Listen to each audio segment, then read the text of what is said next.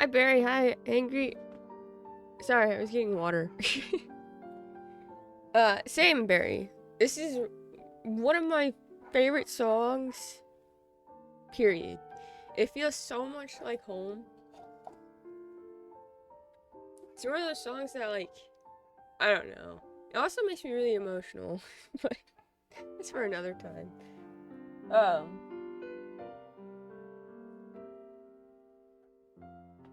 but when I listen to it, I've talked about this before, but it used to be my PS4 uh home screen. I can put this on now. It used to be my PS4 home screen, Tifa's theme, and so every time I'd log on to my PS4, um, I'd be hit with her song, and sometimes I'd just put on my PS4 just so I could hear it. Or I'd be going to go into Kingdom Hearts because that's what I was playing at the time. And there's a piece of fuzz on my shirt. Don't know where that came from. Um, and if Kingdom Hearts is stressing me out, I just go to my main menu screen. Uh, and that was during lockdown, so it was really like that's what I remember the most. Is like when I was playing games or just feeling a lot, I'd start up my PS4, and sometimes all I needed was to hear like the first few notes of Tifa's theme. I'd let it play, of course, but I'm just like breathe.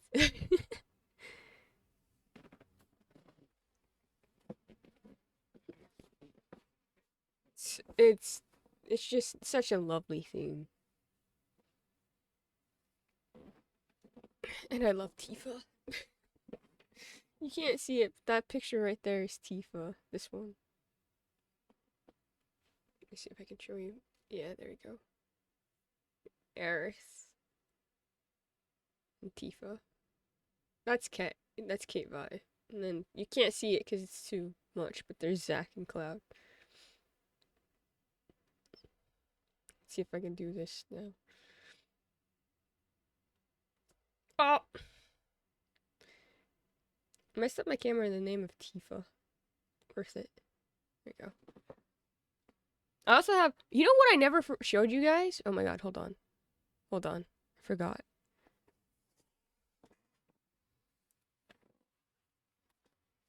Hold on.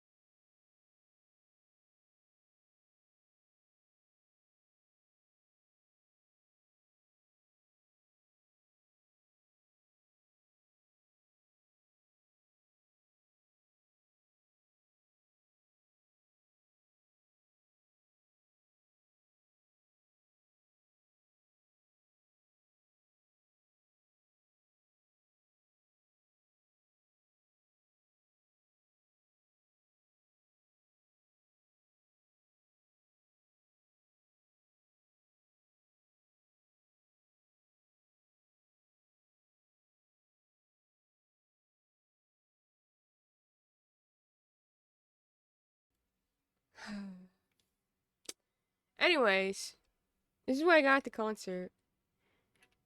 I thought it was broken because you have to hold down the button to turn it on and off. The glow stick, but I know it's more than a glow stick.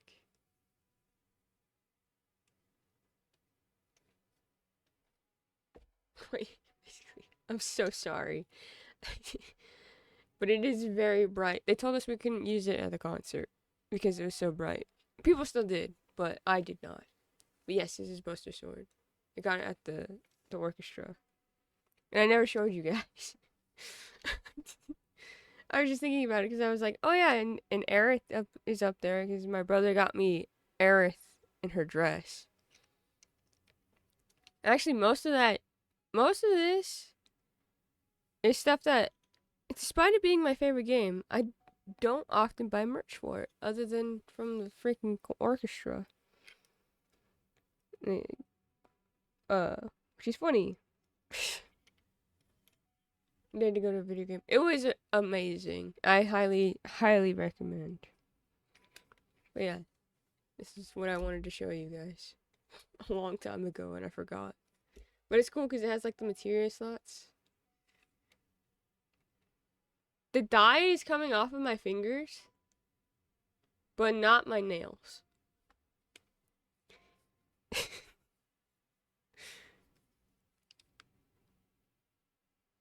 I wish it wasn't as bright so I could show you like how the materia slots change colors as well, but it's like it's way too much.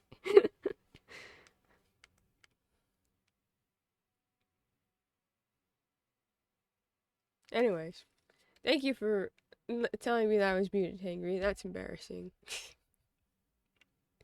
Morning, Buster Sword. Yeah, Buster Sword. From the orchestra. Hi, Patchy. With Alexander. Anyways, yeah. I'm gonna go put this back.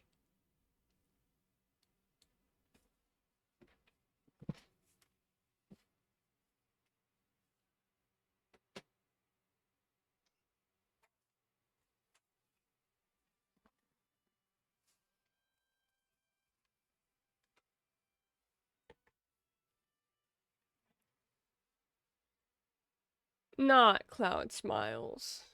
No. Did I make this playlist? Yes. Did I put this song on there? Yes. Do I need to hear it right now?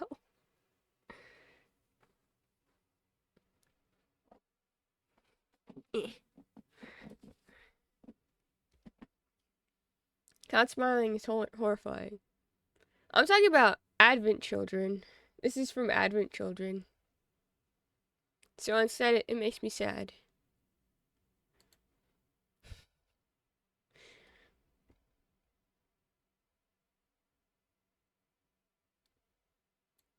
Do do do do do do do do. Anyways, hello my friends. I hope you are all having a good day. I did not do anything yesterday in terms of grinding. I can tell you that forward to the moment Cloud Smiles precedes something good. I mean, I don't want to get into Rebirth spoilers here because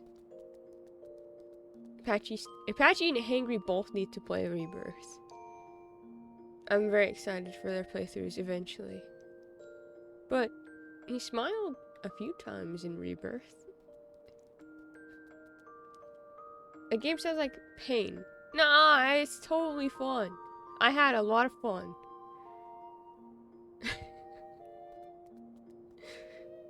You kidding? My favorite game I played this year. Please drop on PC before the PS5 Pro. Hear from them about it. You're good. It's fine. Oh, Funger. Funger is so much pain. Oh. Funger. Patchy and I were in Lux stream last night. She got to sort of... I forgot Lux was streaming last night. Oh, I missed it. I fell asleep.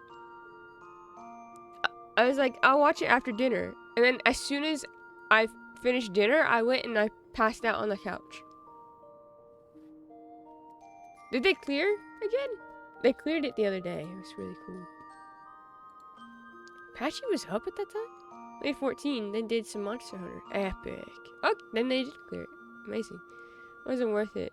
But I don't know. I don't want full price reboots because of it.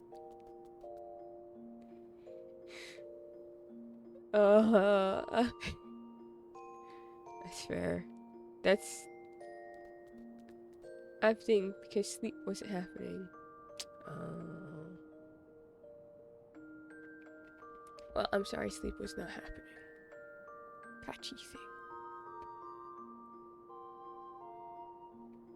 I hope you get to have some rest soon, though. Yeah.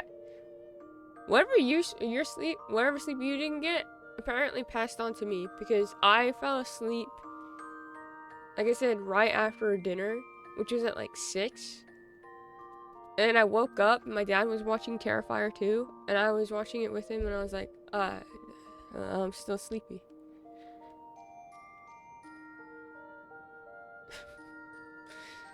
Also, I don't think I like Terrifier, the Terrifier series. I think it's not for me. Might be a bit too much for me.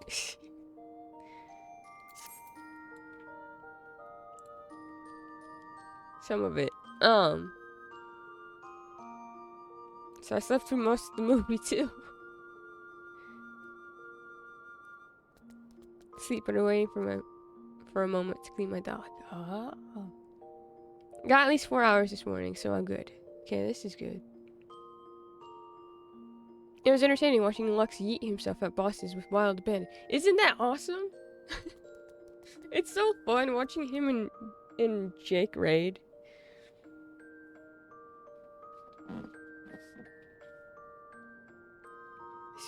Books for sleep is usually evasive. It is. That's why I was like, oh, whoa, that happened. I know there's a reason for it, but I was also just really confused that it was happening last night. I'll probably end up passing out today, too. Terrifier is a good example of people testing what's allowed in horror movies. Yeah, and I don't know if I necessarily love that. I'm good without seeing it. I think I was pretty good without seeing it, too, but one of my dad's students told him to watch it. And when he told me that, I was like, a kid should not be watching Terrifier. Why is she watching Terrifier? He's like, I don't know. That's why I'm watching it. And I'm like, no. Small child, do not watch Terrifier, please. Lux's voice is so nice, very comforting and good. So true. Whenever they're doing raid, I don't know what they're doing. I get confused. I like watching them raid, don't get me wrong. But I'm usually confused, so I usually have them on my second monitor as I'm raiding. And it's just nice hearing them talk, even though it's just like call-outs and telling each other like,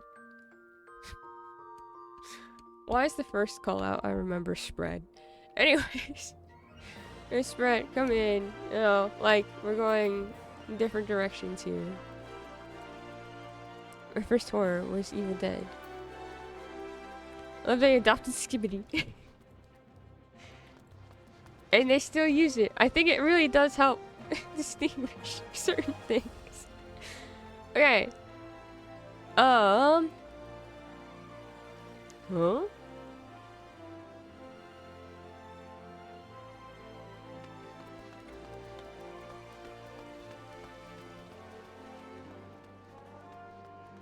I don't remember that little Lollapel being there.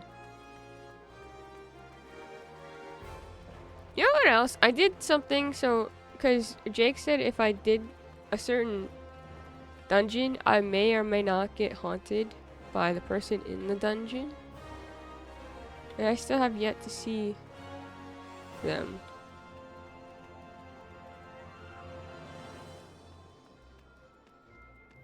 Anywhere. Talk about the fact we're getting a Skibidi Toilet movie directed by Michael Bay. Huh? No. I was trying to explain raid mechanics in Monster Hunter. Me with insomnia disassociating with the sparkly effects. Pretty.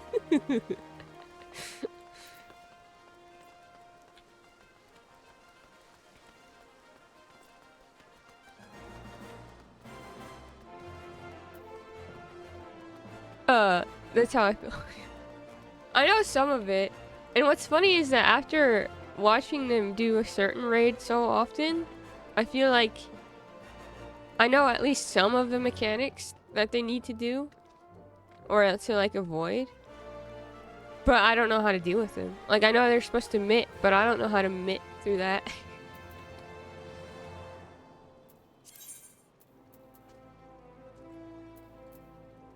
Oh, you know what I wanted to do? We're gonna go really quick to Dr. Vanya. I need to go get my wondrous tails. Just vibing to his voice, unable to understand what he's saying. No. To back boss fights. We also talk about Michael Bay being anti-AI, while James Cameron threw every VFX artist and actor under the bus.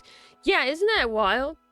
Didn't you also make a movie against AI, James Cameron?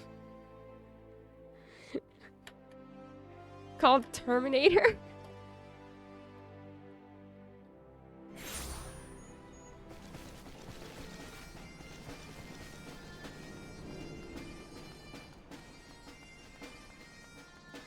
You're not joking? You're... what? Okay, where is the child? I'll go and grab a book from her. So she can cause me pain later. Nothing, like everyone who watches Star Wars and misses the Vietnam War references.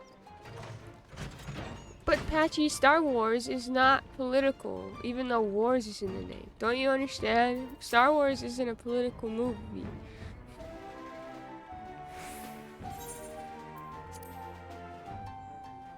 Can you say pretty please with a rolling berry on top?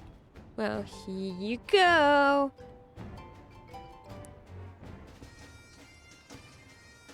The journal is just waiting to be filled with such support. Yeah. So this is the thing. I don't know if any of you are in. You go and check out Hannah's Final Fantasy 14.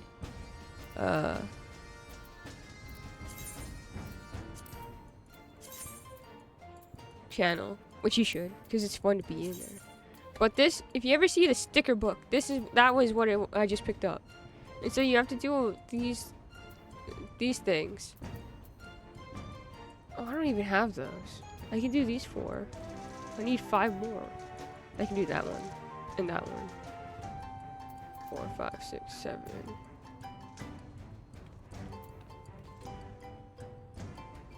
8. 9. Okay, I can do enough. I can do Crystalline Conflict too, that would be hard. But anyways, you do 9 of these and then you get stickers. But the stickers randomly place. So you want 3 lines. So Chloe will give you these so you can turn them in for different stuff. Midichlorians. Not quite, the rebels were inspired by the Vietcong and their guerrilla warfare tactics. Oh yeah, yeah. I just realized October is that. How dare you remind us of time? But this is where you can exchange like the gold ones for. So like these are mounts. I can't show you the mounts. Ixion. I can get Ixion. Flapjack? We can get Flapjack, everyone? That'd be rad. We can get Flapjack. And I have one of these, but I have it stored. And I like, where is it? I like this. But it's for level 90. So I can't even wear it right now. Just messed up. Anyways. Yeah, anyways. That's what you can do with the sticker book. Star Wars was World War II. Honestly, I'm good at understanding Star Wars though, to be honest. I just like Phantom.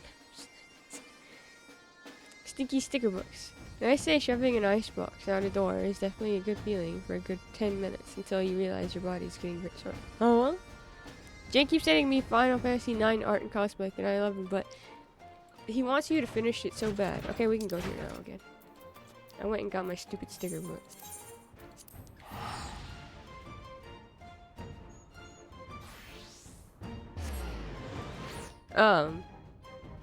He wants you to finish it so bad. I love Jake. Jake's wonderful.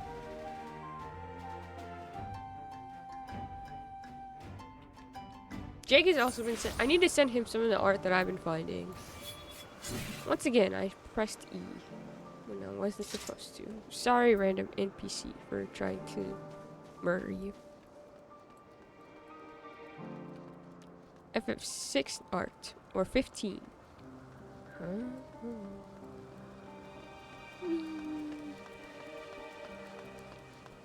Also, I made this into a glam, so we do not need to worry. Twitch is borking again? No. About me dying on accident. I could play 15. Should play 15. For the boys. For the boys. I think you would really love the boys. I apparently am the only person who likes Gladio.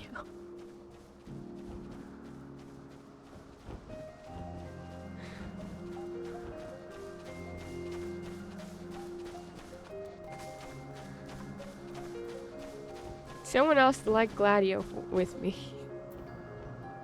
No, I understand why.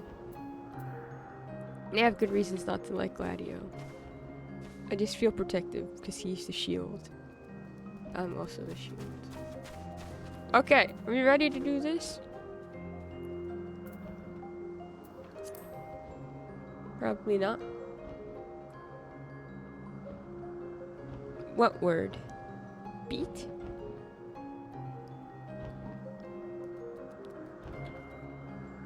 Beat? I mostly love. Yeah, it's mostly chapter 12. Well, yeah. And that's fair. Because he is a dick during chapter 12. Like, out of everyone, he's the meanest, and you're frustrated with him the most, I think. I remember being insanely frustrated with Gladio, chapter 12.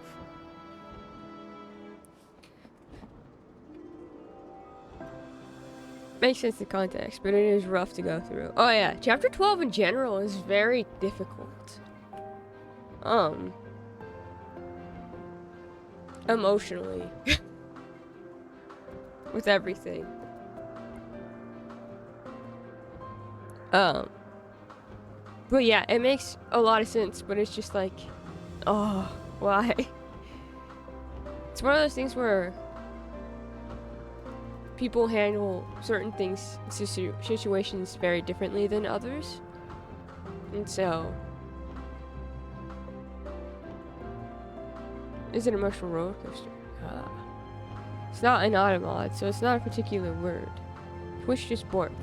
It could just be Twitch. Twitch has been breaking and going through things recently, so having issues.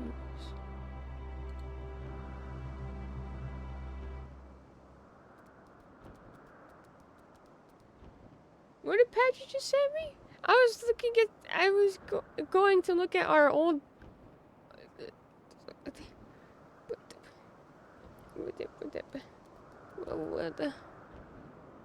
Patchy. Oh my god, Jake also sent me a thing. I said earlier thing. You were working on that?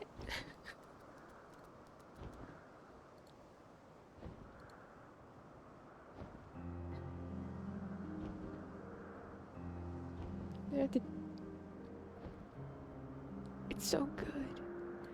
Why is Patchy the best? I just want to know how Patchy continues to be the best person ever. And Mud, no sleep, makes me self-conscious. It's so good, Patchy.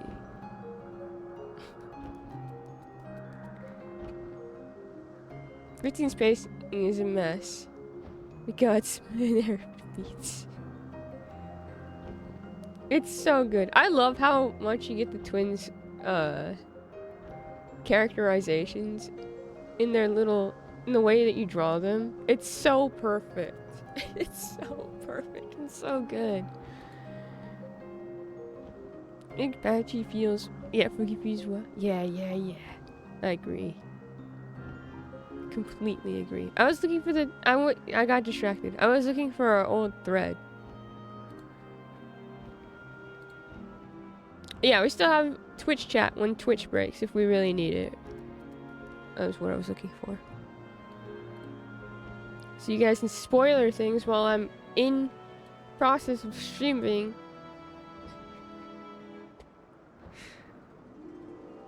Isn't too worked. I'm just saying we still have that option. It's that scene at the end. The game denied you both twins. What if both got to slumber party and sleep in bed?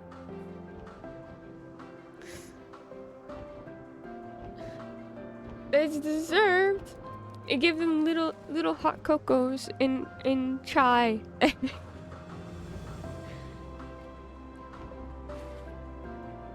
And they get to yell as they deserve. I feel like they don't keep much, and they keep so much inside, and I'm like, you can tell me anything, you know? I think there's things that you need to yell about a little more often.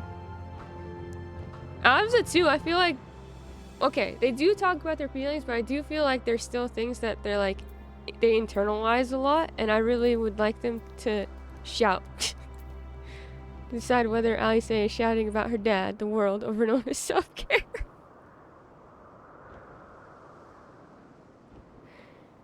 All of it. She's doing all of it. It's just like, my dad, and then it goes into the world, and then she's like, and also you.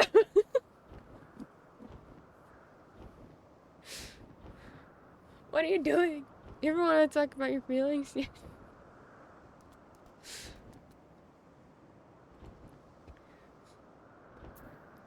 How am I supposed to move on from this moment?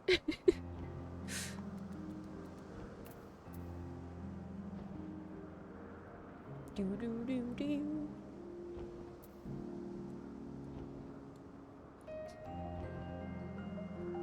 What were we doing?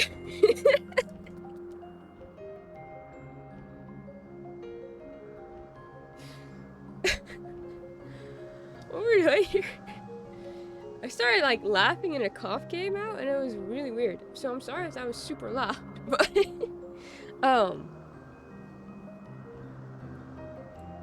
feelings are subjective. It depends on the person's interpretation, like a painting. We're talking to Hermes. We're also, there's this little guy. That was what was happening yesterday when I started losing my mind. God, runaway science project, and you have to run errands in past men. Yeah, that's it. Thank you, Patchy. We're in a memory. Hythlodaeus remembers us. Remembers us. Okay, we ready? We're seeing the Asians world before the fall. Yeah. Epic. Be right back. We are in Endwalker, by the way, Barry. Just so you know. Right. This is Elidibussy's memory in the Crystal Tower. His last action before he returns to the ethereal sea. It's correct. Ponder, warrant, cherish, welcome. Gear. And we're about to hit major spoilers in 10 quests. Yeah. Having found the wayward Amistoma, Hermes is the picture of relief. And Elidibusy. That was Danny? That was Danny-ish. Which, I want to say, I feel bad for saying what I did about the eating raids. But the way my brain works is so, like, irritating. In that, for whatever reason, if you, like, find a way to say, hey, I think you should do this, my brain's like, okay, maybe I should continue that. But as soon as you tell me what to do, my brain goes, no. It's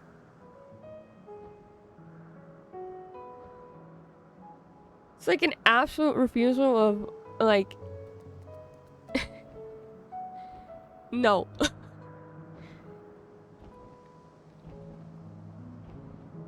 And people are, it's not even like, people say it in a mean way or like in a demanding way, but for whatever reason, my brain processes it that way anyways. And and my brain just instantly goes, no. So I apologize for that, for yesterday.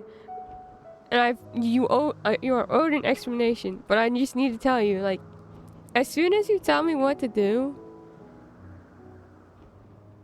it's like telling Penguin to do things, and he does the opposite on purpose.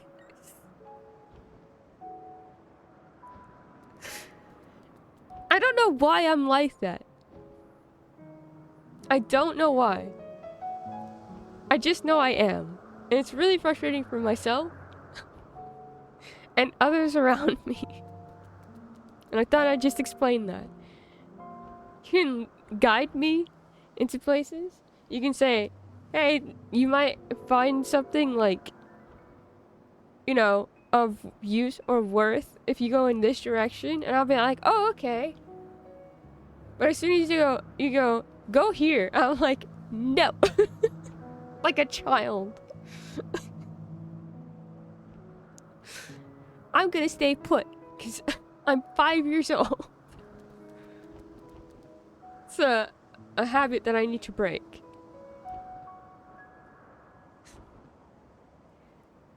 So I'm letting you know. If I ever come up like, no, I'm not gonna do that. I'm really abrasive. It's because, yeah, which is a rebel at heart. I'm not a real rebel. It's just this one thing where people were like telling me what to do. Well, we mustn't keep the others waiting. Well, let's turn to go do the MSQ bookstore. No, told me to do MSQ right now. I will literally go and find something else to do.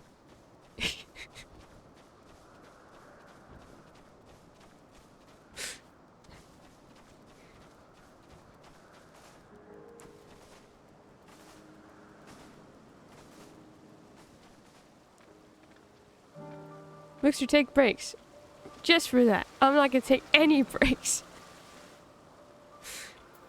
He looks like he's commanding an army of axolotls. Perhaps it's only your imagination, but something in this creature's demeanor bespeaks proud defiance for having gone on an adventure. Don't kill the butterflies. Those butterflies, the mighty statue.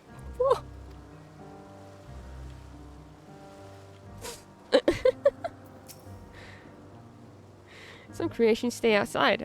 Others stay at the Catissus, like the Admistabus. Admistabus. So explicitly uneventful in your absence, the little ones were on their best behavior. No more errant creations to distract us from matters of actual import, I trust. Emmett is so grumpy. My apologies for the trouble. Owing to your kind assistance, all the Ambistomas are safe and well. I will presently send them back to their space. If you go on ahead to the main building. Upon entering, you will see a table and chairs, a meeting area. We may speak there. Very well. Take care not to let this creature slip away again. Here, Hermes, you seem like a dork. You say that, but I have points and bits saved specifically to bother you with alerts till you do things. And if that doesn't work, I'll draw all I say, berating your lack of self-care. The first one is a threat. The second one, I'm like, isn't that more work for you? Some creations stay outside. Yeah. Will you be attending as well? If so, you should join the others at the building. Yeah, okay. You're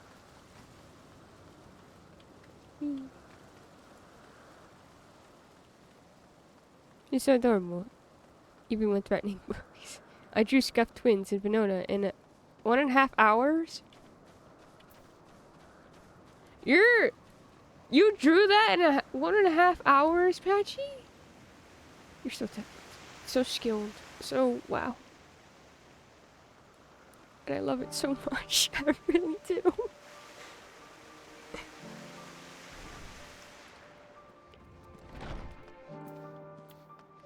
If I didn't color, I'm insane. If I don't color, I'm insanely fast. Coloring. But my current profile picture is colored very well. I love when you color stuff. But that makes sense, considering I don't know how color works. So when I go on YouTube and get a Devil May Cry official animated trailer teaser, it's calling to you. Find this one clip because it's literally me and Patchy. What clip?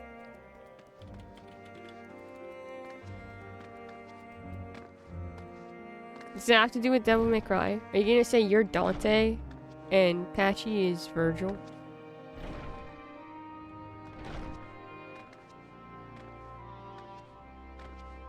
I don't think Patchy would love to be called Virgil. I'm sorry, Patchy. You do have the coolest theme song of every character in Devil May Cry that way, though. It's a movie. Well, yeah, but I didn't know if that had anything to do with the thing that you said before. It just takes me forever to do. Clean, flat colors, and then adjusting the right shades. You make it look super good. That's all I know.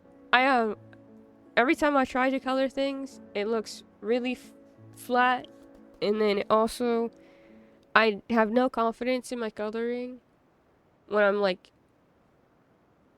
it used to be like this. So I took an art class in college, and my coloring was always so light that whenever I got critiques on it, everyone said, the coloring reminds me of nostalgia or something like that. Like, it gives a nostalgic feeling to whatever I was drawing. And so, I'm like, thank you. It's just because I have no confidence. I know artists do those insane backgrounds and light colors with hue shift shading. I have no idea. But, I'm sure you would be able to do it, Patchy. Yeah, the washed out look, because you're not used to saturation. Uh-huh. I wonder if I still have that. I could show you. If I still have it. It's in my closet. I put all my art supplies in my closet because I didn't want to think about how I couldn't be an artist.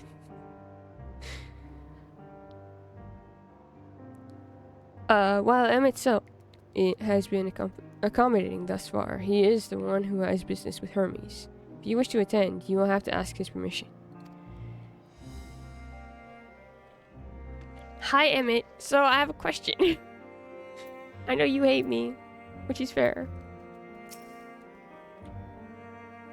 Look, I'm Virgil, because spoiler character, but I don't hate all of him. This appears to be the place. That is so depressing.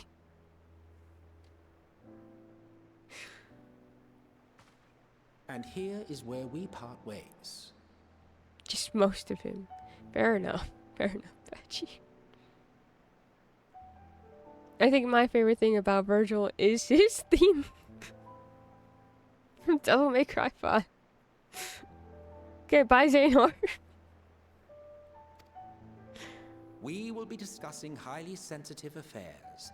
Only a select few may be privy to such knowledge, and that does not include someone who cannot or will not divulge their origins. I can tell you where I'm from.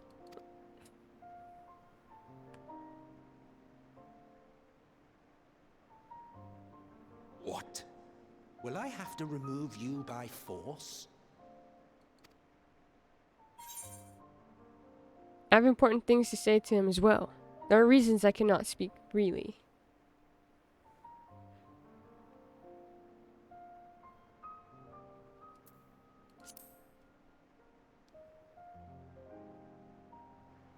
Let's hear them then, these reasons of yours. Who knows? If I deem your mysterious cause worthy, I may even be inclined to offer my assistance.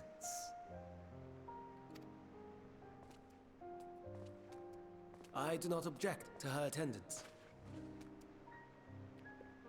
Hermes in Hermes, this is highly irregular. 213 to bestie. Perhaps, but I believe she can be trusted. Meteon would not have taken to her so quickly otherwise. Why does he say everything like Disney? If I could tell you, Patchy, if I could give you, he even like has the sassiness of a Disney villain. You didn't see it because by the time we're in post SHB, I had killed him, but by the time,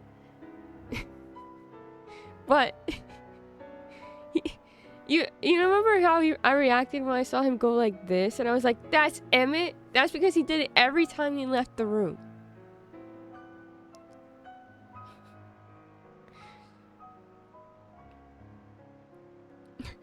Every time he was leaving, he'd go, and I was just like, for whatever reason, that makes me want want to punch you even more than I did like 2 seconds ago.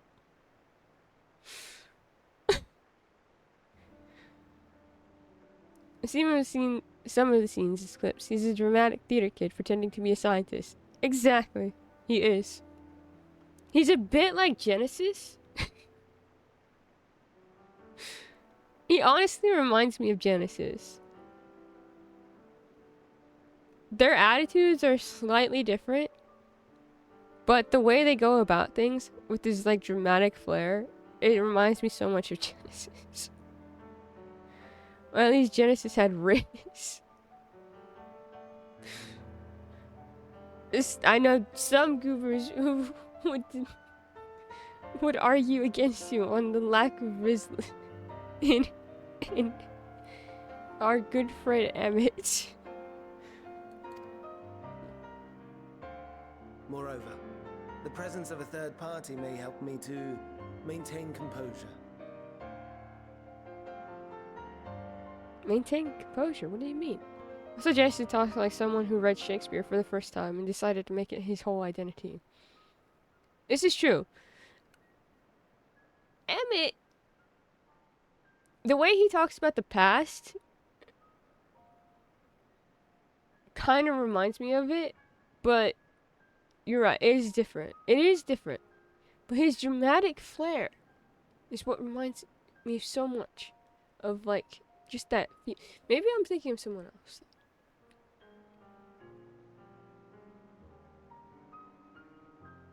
No, I think I'm thinking of Genesis.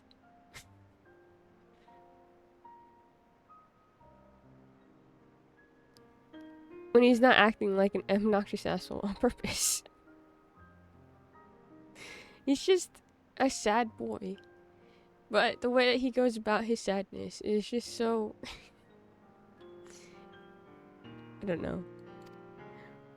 Good characters. I love both of them. I need this to be known. They just both irritate me in different ways. As you wish, then. Different but similar ways. Behave yourself. Do you hear?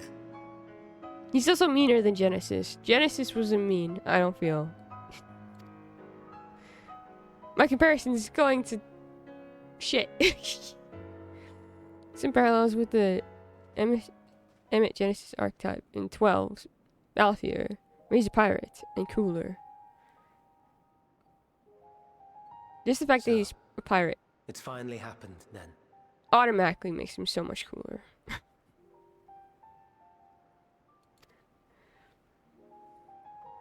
Aye. Van Daniels declared his intention to step down and named you as his preferred successor.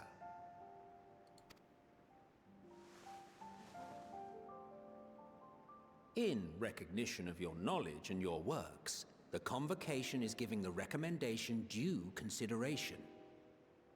As one who does not know you personally, I am to use my impartial eye to take your measure. Can't stop thinking about Scaramouche when they say Fandaniel. It's a disease. Mood say. I have a question before I go into this. Further into this. Thank you. I also was waiting for Creative Cloud to do its ding ding because it started. Because it's 8 o'clock. Anyways. What is Scaramouche's like attitude? Did Fandaniel really like remind you of him? Other than his haircut. He's a bitch. Scaramouche is a little shit. It's more the name? Fandaniel?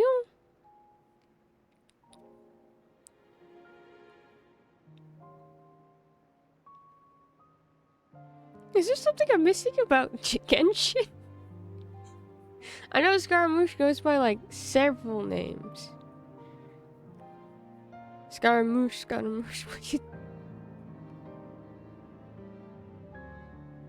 I see.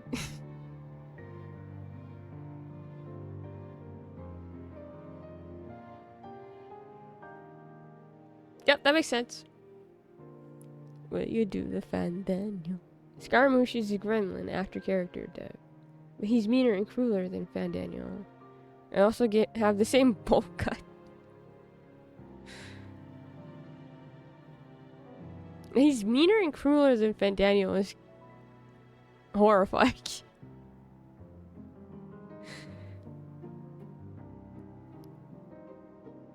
Considering Fandaniel wanted to kill himself and kill us with him. But I guess he does have like that dramatic flair to it all.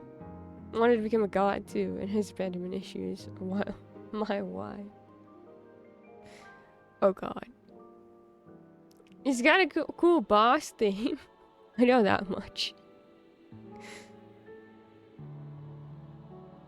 What about Fandaniel? But Scaramouche is in his... It's not a phase bomb phase, but also has incredible power and a high position in the Genshin Mafia. So, the Genshin Mafia? Scaramouche wanted to take over the world by ascending to godhood in his Gundam. He learns from it.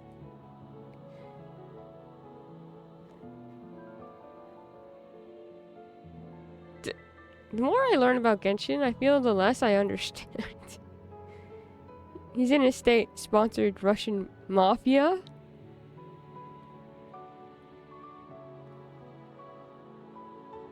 Truly, the more I learn about Genshin, the less I understand. Patch-related, but unrelated to Scaramouche or... Narita? Narita. Scaramouche is Soda Core. That means he's not a person. He just looks like a person. Soda's on vacation, doesn't come to the stream, and is catching strays in it anyways. I'm so sorry, Soda.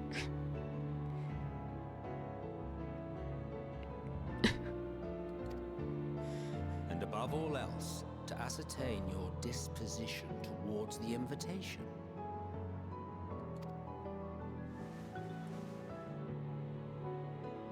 I understand that you and Fandaniel are close. He himself was once chief overseer of Elpis after all. I should not be surprised if you knew before anyone else that he wished to relinquish his office. I did. He told me that when he fulfilled his purpose, he wished to pass the torch to me. A torch you seem none too pleased to accept. Are you so averse to serving on the convocation? No, it's not that. For a humble researcher like myself to even be considered is an honor beyond words. No. What troubles me, what I struggle to come to terms with, is the very fact that Fandaniel is stepping down. Does this not mean that he will return to the star?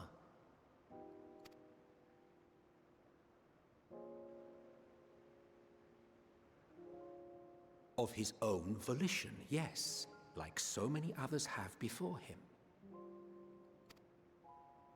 Return to the star?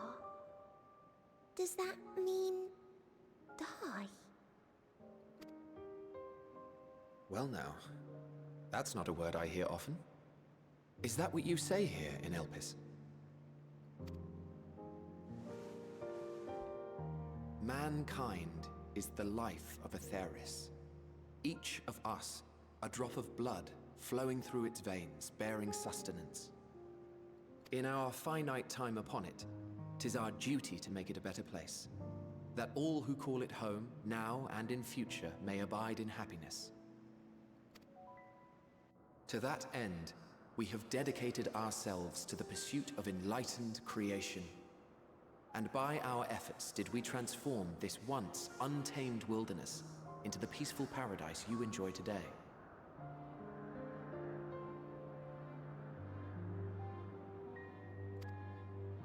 To return to the star whence we came is a privilege afforded to we who have so loved and nurtured it. A choice embraced by those who have lived their lives to the fullest, in service to our world. And when they depart upon this journey, it is beautiful, always. The 14 are no exception. 'Tis believed no occasion is more felicitous than the fulfillment of one's duty. Our office becomes our lives, and to retire is to return, or so the majority of us hold. Some few have elected to eschew custom.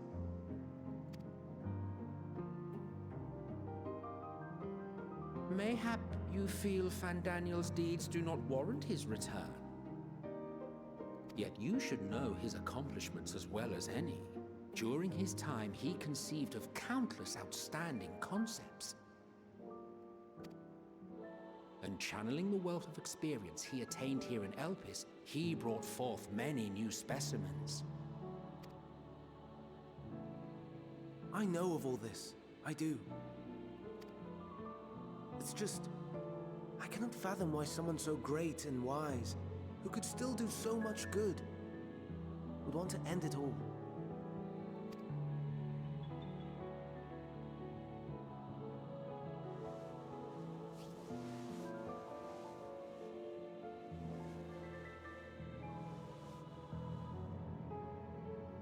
Oh no, I've made her upset. Forgive me. I know I requested your presence. Might I trouble you to take Meteion outside? A change of scenery would do her good.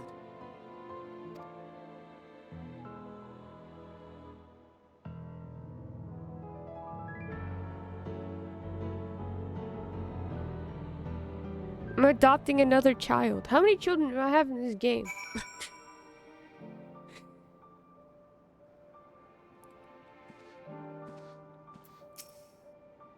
Us would jump at the chance to serve the convocation, and yet... Don't mind us, friend. Please send to Meteion. Me. I'll make it up to you, I promise. It's okay. Come on, little one. I'm sorry, Venona. I didn't want to... Didn't mean... No, you're fine. A walk? Perhaps we can go for a walk? Okay, how do I leave? The door wasn't a door? Okay. Let's go for a walk. That look was worrying. It was, truly. Also, wait, hold on, I missed something. The small baby that wants to save her country, even though everyone hates her and looks down on her for being a small being. Protect. Piano isn't helping, so please. How do the keys have feelings? It's the same leitmotif. Soken really loves his leitmotifs, I have to say. It's like, she is good. It's Kave. How do you say some of these names? I'll hate them? I'll hate them? Trying to hand in his pink slip. Like, please let me retire. Makes a paper fortune teller out of it. That sounds rad. Get back into Genshin, if only to finish the Sumeru story and actually learn that in-game Kave and Alhaitham. Alhaitham.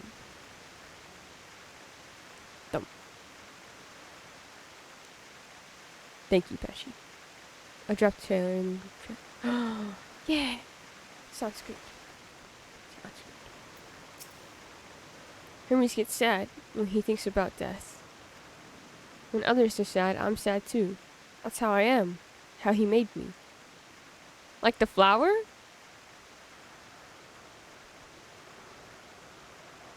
Do you have something to do with the flowers? Being able to talk, like, know about feelings? Or does Hermes?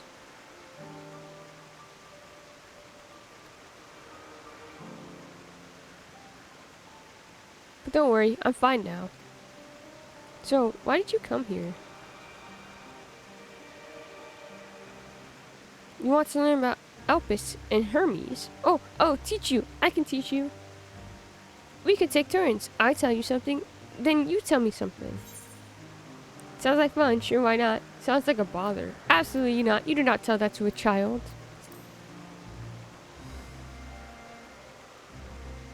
It will be. It will be. Where to start? Oh, yes. Let's talk to Memnon. Memnon? You should be near the Aetheryte. I'm not good at explaining, but Memnon is. So I'll have him explain it instead. Okay. We have a new friend to follow us around. The child is following us around. The only thing you need to know, books, is they made Atheum and XIV so incredibly homosexual. I'm surprised they got away with it.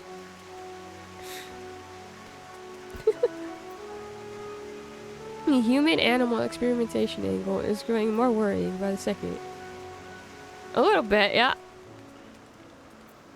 You know? Ah, the Aetheryte. Anyone can use it to teleport anywhere. Well, maybe not anywhere. Not to the ground or other isles. For that, you need teleporters. Oh, and permission. Okay, well, I attuned to this Aetheryte without permission. Don't tell anyone, okay? If you keep this a secret between you and me about attuning to the Aetheryte so I can go different places. Back from cleaning my dog.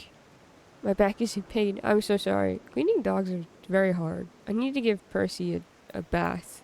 And I know he won't like it. And they were roommates, but also divorced, but also a bickering old couple. So, the creations magics that they talked about in Amarot in Shadowbringers was also very worrying to me. Like, at one point I think it was for an ether current. Pretty sure it was for an ether current. You go up to this shade, and the shade gives you something and says, this is meant to be like a toy for little ones such as yourself, because they all thought I was a child because of my size in comparison to them, because they're so tall. But go out and test it. And I went to test it, and I was attacked by like these slime balls, which was sort of meant to happen. But then when we got back, we tell the shade this, and they're like, oh, but it was egging you on and doing stuff like that the entire time you were meant to be playing? Oh, that's not how that was supposed to go. I'll destroy this at once. Or I'll, like, need to tweak it or something like that, you know? And it's just like, why did you create it in the first place? I felt like I was killing things. Huh? Yeah.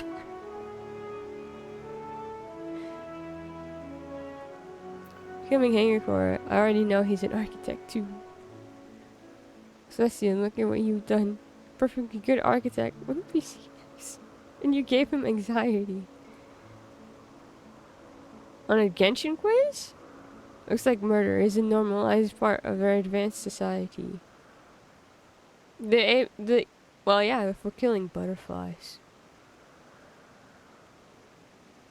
Because we had to make one of these as well in Amarot. And, it also involved going and killing or capturing beasts. It's so weird. And it's really interesting. But it is that idea of, like, life needs to create new life. Or, like, life is used to create different life. That we, ourselves, are in charge of. And that feels weird. To fair, the killing part was on your end. They said, okay, but you still have to, there's something, you know, something here happened. Going on a murder rampage. It's not. Talk to me. Doesn't just kill them, she murders them.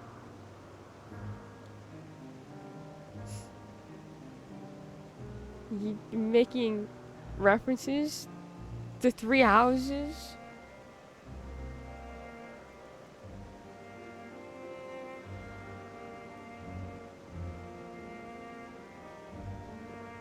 Maybe so. What have we have here? Though you look like a person, you have a remarkably large and robust physique. I assume you are familiar with like Metion. Is there something you need? This is Venona. Could you teach her about Elpis? Ah, newly arrived familiar, is she? Very well. I should be glad to introduce our air facility to her. As you know, it is mankind's duty to make the star a better place. As part of this duty, we employ creation magics to bring forth new life. However, we cannot simply release our works into the world, or it would lead to chaos. No, any and all life forms must undergo extensive testing to determine their fitness to exist, testing which is conducted here in Elpis. Every candidate is subjected to rigorous study, in which we identify their properties, surmise what habits might be suitable, and speculate as to the effects they may have on the environment and other species. Should it be judged a beneficial addition to the star, it will be allowed to take its place in the world. The two of you, too, were created with the hope of making the star a better place. So heed your masters well and be good. Do you hear? We will, Memnon. We will. Thanks for the lesson. You had a turn. Now I get a turn. Where did you come from? From a place far, far away. From a place facing a great threat. From the Gristarium, I guess. Well, it's true, we did come from the Gristarium. Did we breakfast today? I had a protein shake and a piece of bread because I needed to take painkillers.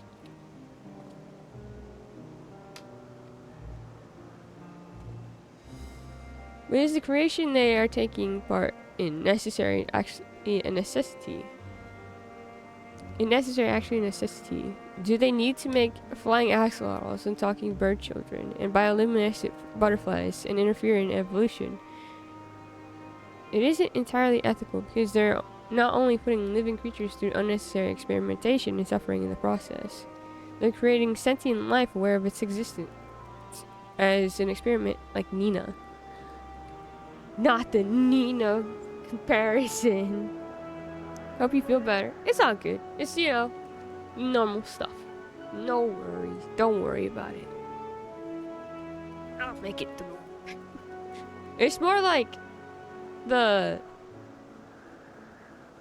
beginnings of pain, and so I took painkillers to make sure to step it down. Just one of those things.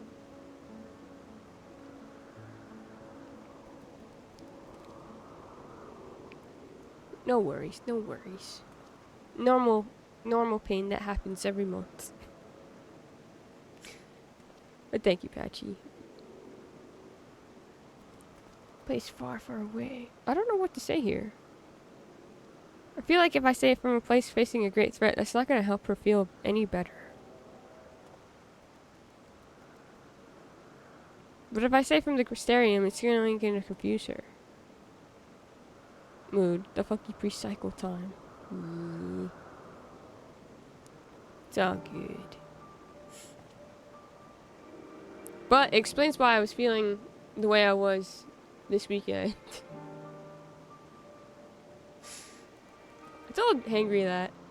Because Hangry was really concerned. And I was just like, I'm pretty sure there's a reason for it.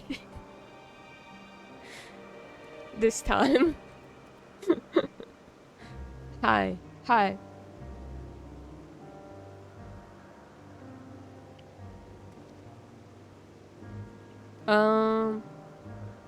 What's funny is I actually looked up why that happens.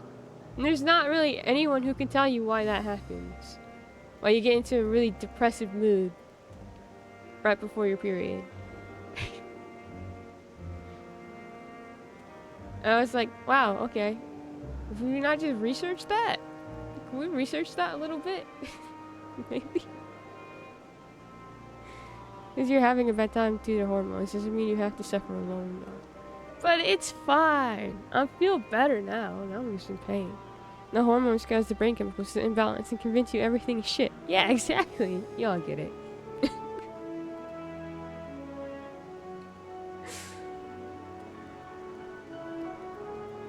Imbalance, and then you feel empty inside. You're like, what's going on? I didn't feel like this yesterday. I thought my moods were getting better. Like, oh, never mind. I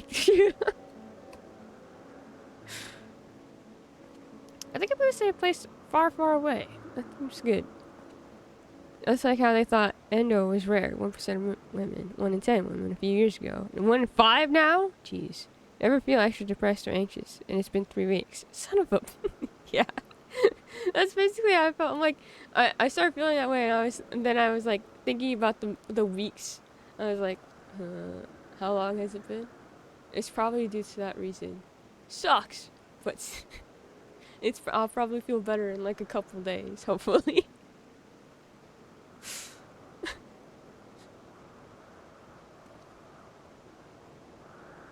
Here, I'm gonna do this. And I probably don't know it. I don't know much about other places. But this place is important to you. I can feel it. Oh, my power. I haven't told you about it. A creation. Let's find a creation. One not being watched. Then I'll explain my power. Okay. Hormones change so much, like it's insane. They impact not only your physical health, but your mental health too. It's incredible. It really is.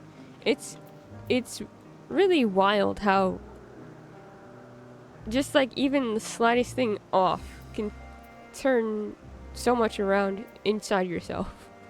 Well, I thought I had lunch for today, but I can't find it. Guess it's pizza day.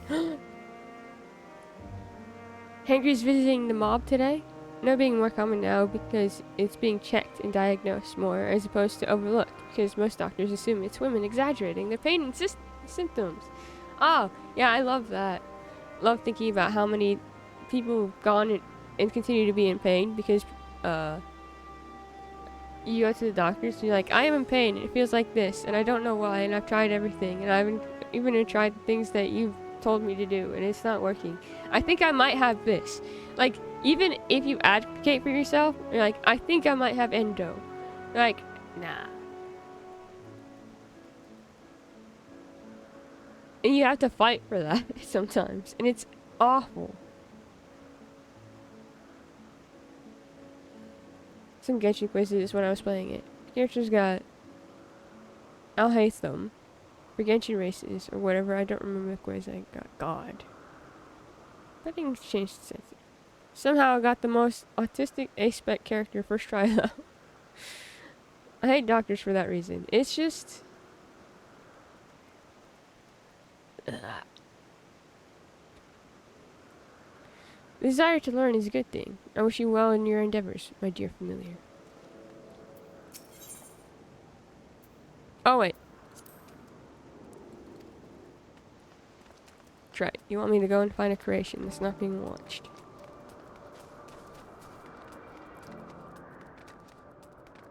Motionless bird.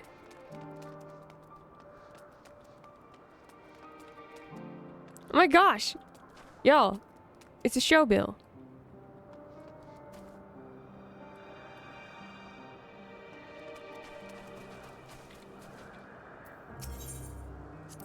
Spriggans. Spriggans? What are Spriggans? Oh no, we call them Aurorai. If there's many, if there's many. If it's just one, they're Orias. Okay. Though they're cute, they can be naughty. Sometimes they run off concept crystals, and Hermes has to run after them. Oh no! Reen's favorite. Yeah, Dino Bird. Yeah. Okay, what are we doing to the show bill? Any Reen memes? Huh? Xenoblade Reen?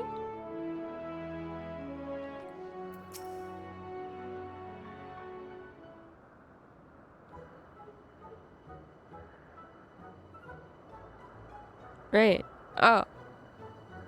I was like, Reans and Xenoblade? Oh, this creation is perfect. But I don't remember seeing it before. Perhaps it's new?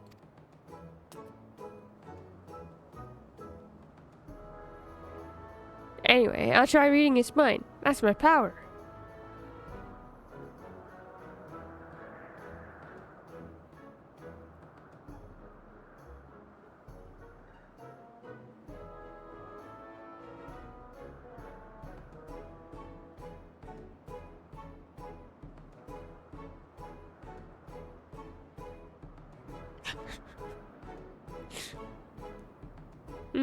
I can't read it. Maybe there's nothing to read?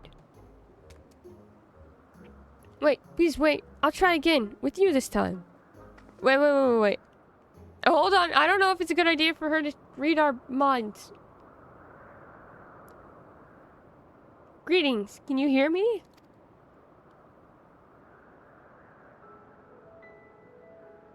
This is my power. I can read the emotions of those around me and project my emotions to others in return. Are you supposed to be a connection to the flower? I'm so serious right now. You need to tell me right now. I'm not actually speaking to you in your mind. Rather, you're converting my emotions into words and intention. A process performed subconsciously by intelligent life forms. This ability is vital to my mission, for it allows me to interact with intelligent beings even should they communicate via unknown languages or other nonverbal means. As a consequence, I am clumsy at speaking. I think you're doing really well. Yet, though I struggle to express myself in this fashion, Hermes wants me to speak as much as possible, for everyone has thoughts and feelings that they may wish to hide. I harbor an affection for you, one that is difficult to define. Aside from the fact that you share common traits with us, your thoughts are complex, prismatic. They draw me in and leave me wanting to know more. Out of respect for your privacy, I will refrain from using my power when speaking with you. Nevertheless, I want you to know that I wish to be your friend. We are already friends. You are my friend now. I expect this. In fact, I have adopted you. I have 3 children now. 2 twins that will be like, I already have a mom.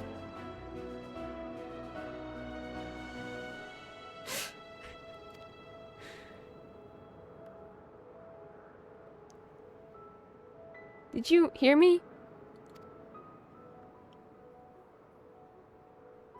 Good. Now it's my turn again. So, what are you good at? Fighting, crafting, gathering, playing. It's a secret. As someone who's been on both gender hormones, I feel so different on both of them. It's a lot. They had like opposite effects, if that makes sense. At least to me, hormones of weird bodies are weird. Really. Truly. It's actually weird thinking that any amount of extra hormones in your body is unhealthy, but we're fine with when it's birth control, but throw a fit when it's HRT. This is a good point. But yeah, it is weird thinking about any amount of extra hormones in your body is unhealthy, but also the lack of hormones. Certain, like, times, what I'm talking specifically is, like, I was thinking about this earlier. Like, as much as I hate having a period, I'd rather have it than not, because there was a point in my life where I didn't have it a couple years ago, and I didn't have it for, like, 8 months. And that was unhealthy.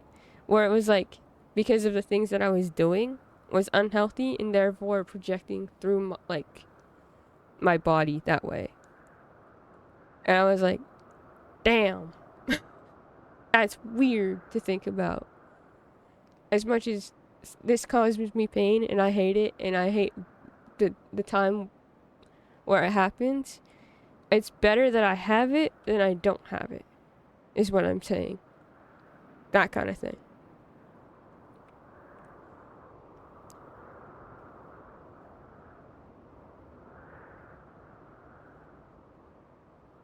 What we're talking about? Shadowbringer's ring. Yeah. Sometimes I think about the clinical trial I held for ovarian cancer, but only had assigned at-birth male patients taking part. Huh? Intersex? You mean cis men? Huh? What? How is that supposed to... It was like the 80s, 90s, and mainly highlights the weird disparity between health and the genders involved. Like how psychologists overlooked men's mental health and normalizing behaviors that were unhealthy. Or is a single mom who works sous chefs and loves her kids and never stops.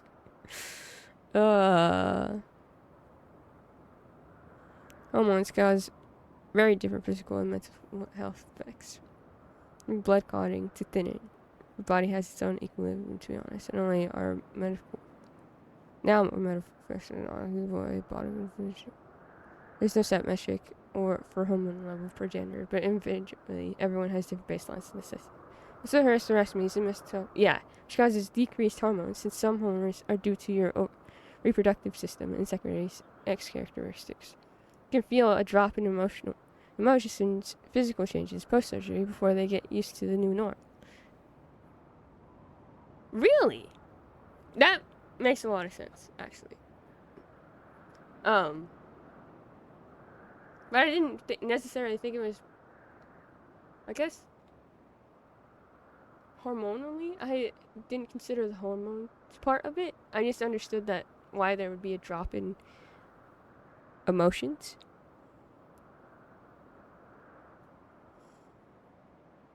Since I wasn't friends with y'all, I wouldn't be learning this, so I'm appreciative of the experience. Yeah, but that is... I didn't consider the hormones part of hysterectomies or mastectomies. That's so true.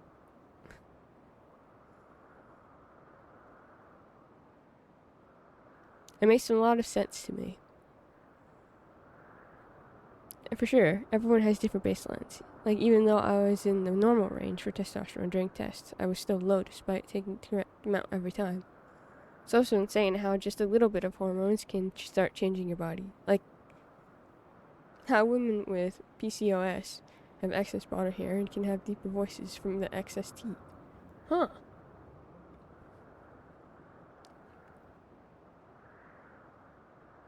Bodies are such an interesting thing. I wish I was better at my anatomy class, so I'd know a little more about them than I do. But I also don't feel like we went too into it. We did things that, like, I don't know. We dissected things in anatomy. Come for the 14, stay for the lectures and chat. We learned some new stuff in here. I learned stuff from you guys every day, and I'm very thankful for it. There's very interesting conversations happening constantly in there. And sometimes I miss it because I'm usually, like, distracted from dying.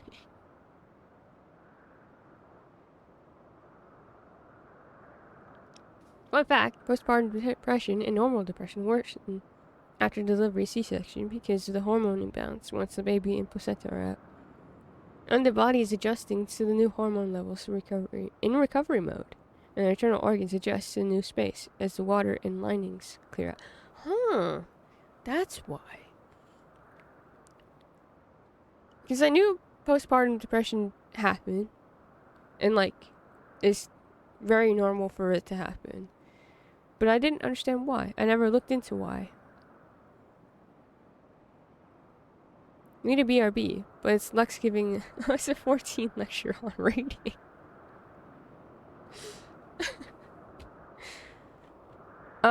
What am I good at? I'm not good at crafting, gathering. Playing? Maybe. I started, my body felt like I was on menopause because I had higher testosterone, estrogen, progesterone, which is typical of menopause. I had hot flashes and lethargy as my body was adjusting to the new normal. Once my T levels were high enough, then I started getting more male puberty symptoms. Oh. Does playing count as playing the guitar? I don't know. I think playing... I think in terms of, like, 14. You know, I would think of 14. Playing would be like PvP. playing mini games, going into the gold saucer and doing the stupid jumps. Leap of faith. Professor in Luxury Arc? Meteon might mean hide and seek. I would think so. Like for Meteon, I would think that playing would mean hide and seek and doing like chase and stuff. But since we have like fighting, crafting, and gathering, that's why I would think playing would be to in Venona's brain. Like Venona's brain being like, huh, playing? While Meteon has child brain. They're both thinking of different things.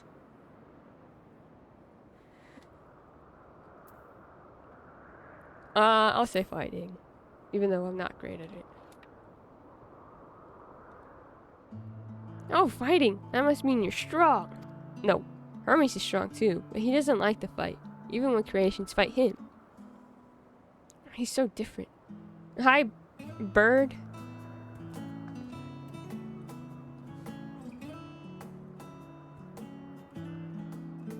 I think we might be bothering it. Doesn't his face, his angry eyes remind me of Emmett. Let's keep going. We'll go and see Uint next. She's usually in a small building. One on the west row.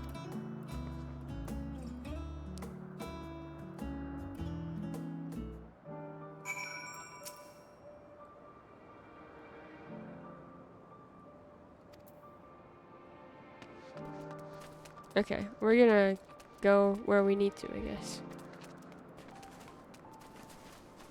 Horsey. I love Burb. Burb is pretty cool.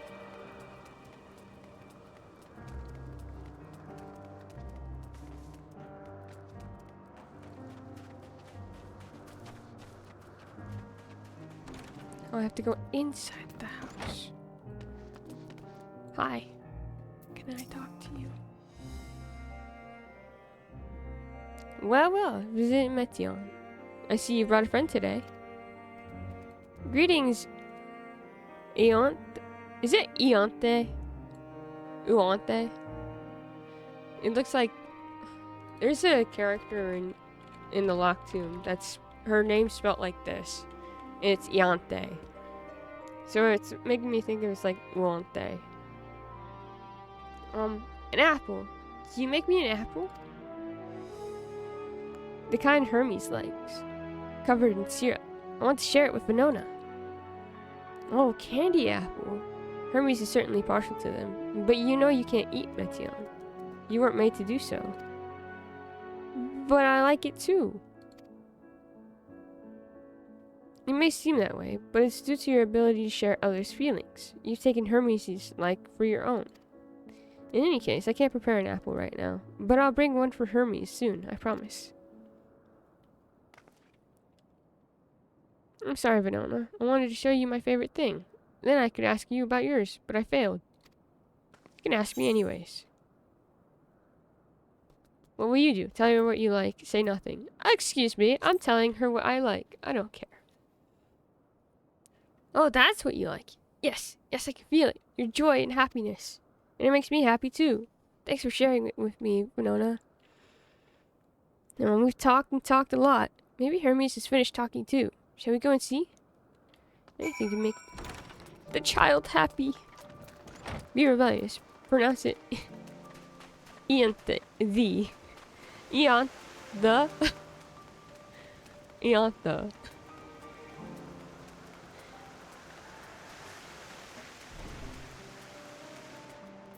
Oh, they're standing now. Standing in a circle. An excellent timing. It was a refreshing constitutional, I hope. What, back already? Pity. A bit longer and we might have snuck away without you. You're a dick. Should be Eonti, since it's Greek. It could be the, like, well, I am. So I and the.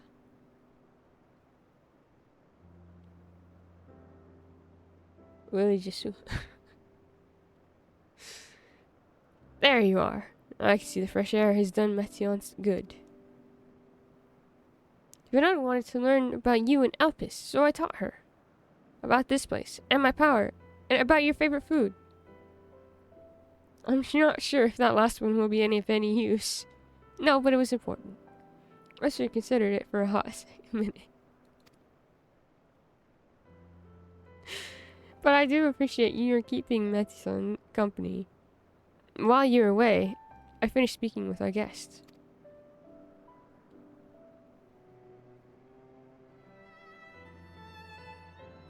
Finished? Hardly.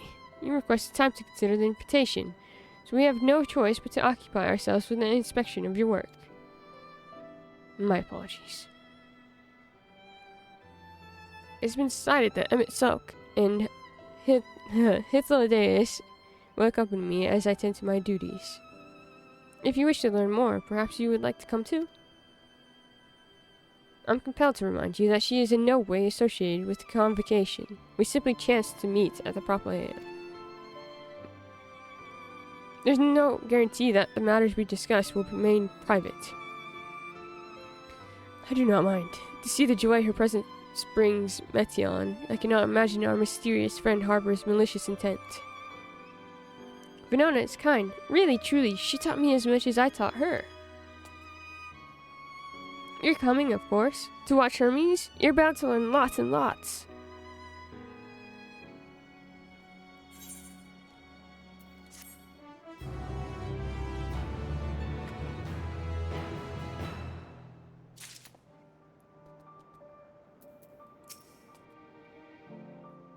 This time we all get to go for a walk. Isn't it exciting? I love walks.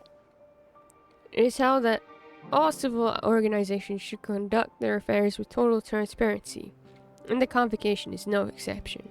But that doesn't mean we are obligated to show our work to unknown entities such as you. Consider yourself privileged, and behave accordingly. Yes, Emmett, whatever. Though I see new creations on a daily basis, here they look at them with a different eye. It will be interesting to observe Hermes at work. Lives apart. Composure regained. Hermes is ready to return to his duties. He's so different here compared to how he was as Fandaniel. If everyone is ready, there are a few creations I need to check on. First, we shall return to the spot where we found our wayward Ambistoma. Have care when you step outside the hub, for there may be more unruly creatures about.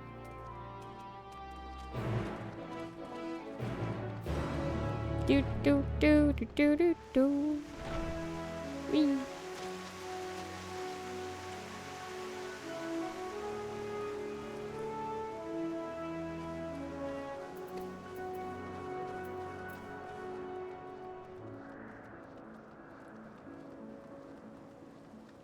Wee.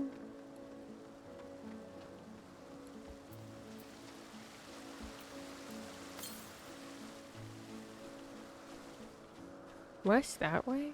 Huh.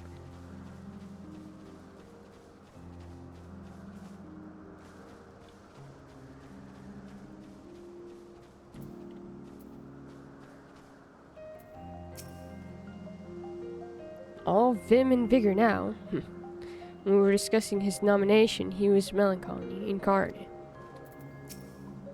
Ah, yes. Hey! The on thing. What? Eontine petulata. One of the newest species of the ever-popular butterfly. You're still bothered about your robe, don't be. The few specimens we repurposed won't be missed. So beautiful, petulata. I hope they make it into the world.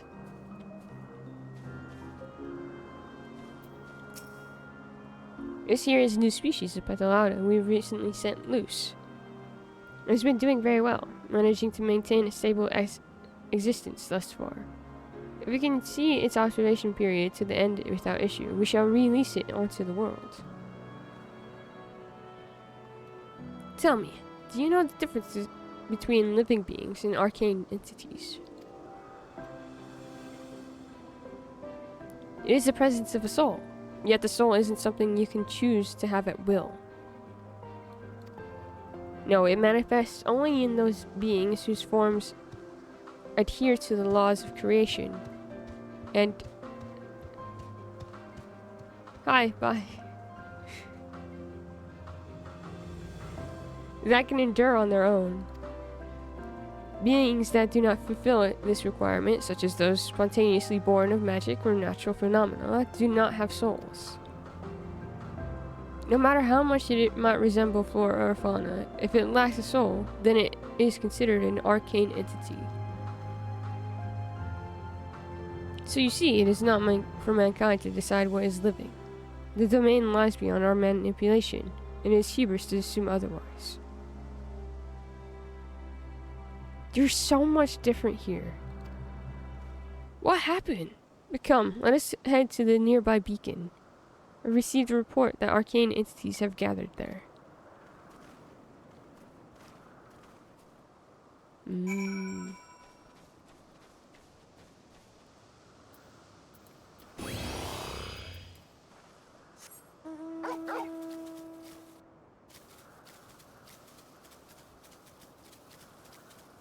Burb.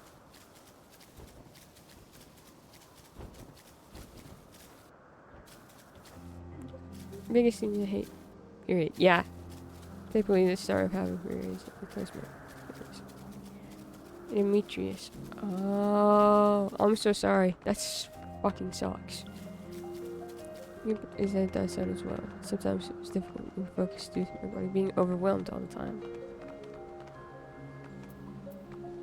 Fucking puberty. We're meant to be observing Hermes, but instead of we're stuck with Metion. How dare you apologize to her right now? You apologize to Metion right now. You do it. I'll kick you in the shins until you do. I suppose she herself serves as proof of his prowess as a researcher and creator both.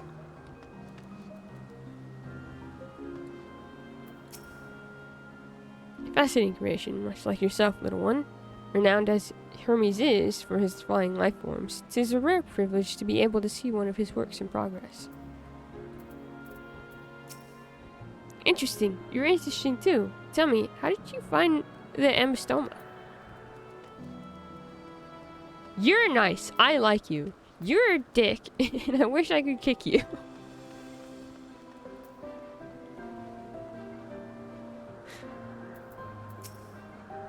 Yes, lightning Numa, just as the report said. Although we call this structure a beacon due to its form, it's in fact a magical device. By manipulating the balance of elements, it keeps the isle airborne and maintains the climate thereupon.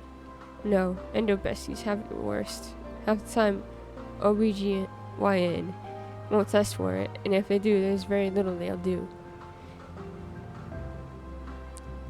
Truly, it sucks, and I'm really, really sorry to everyone who has to deal with it.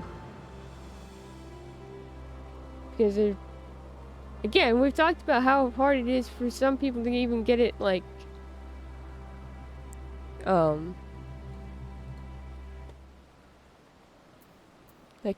get the doctor to say, oh yeah, you have this for you. Pass out in school and throw up from pain, and the nurse wouldn't do anything.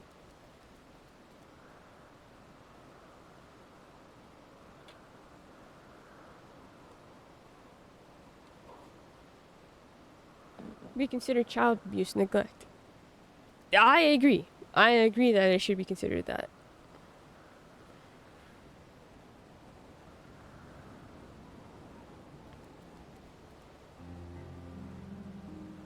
I understand that, like, legally you cannot give children, like, painkillers. But there is, like, a way to at least give them some kind of comfort. I think I've hit quota for Hangry Lord today. That's fair. Yeah. Can't give Kingpin. No! You can't give him any kind of drugs. I would have to, like,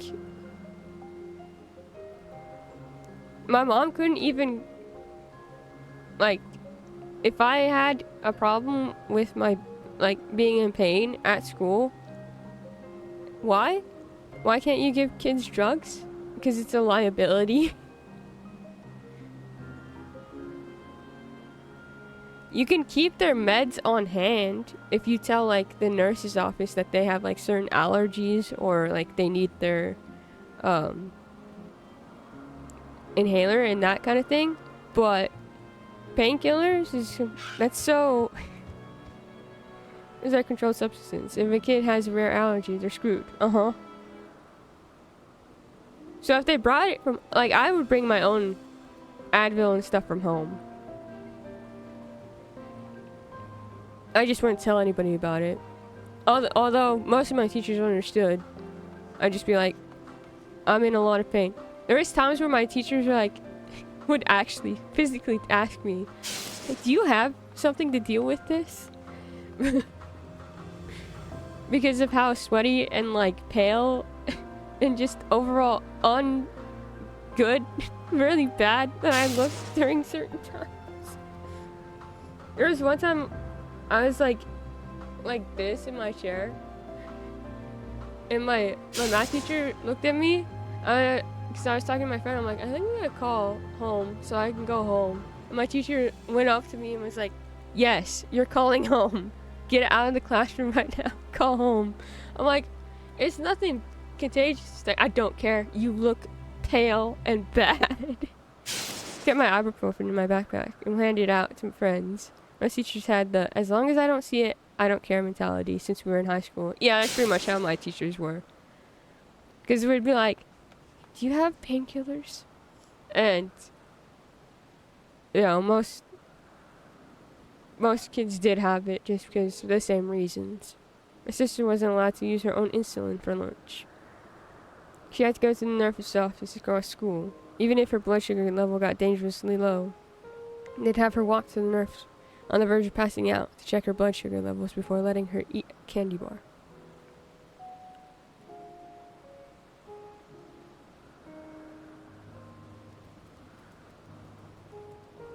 I care a little at our school for some shenanigans because I saw kids snort Smarties and that definitely wasn't healthy.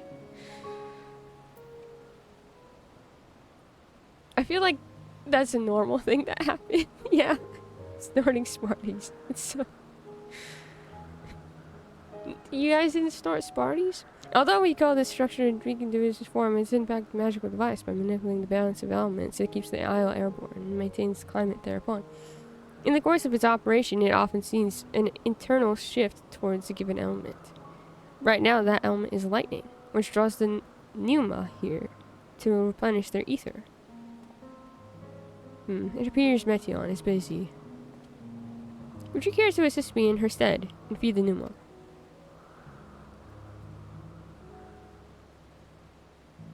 By using this lightning converter, you can harness ambient lightning and focus it into a ball. A veritable feast for our dazzling friends. Go on, give it a try. Use the lightning converter for your Luma. It will harness ambient lightning and focus it into a ball. Okay.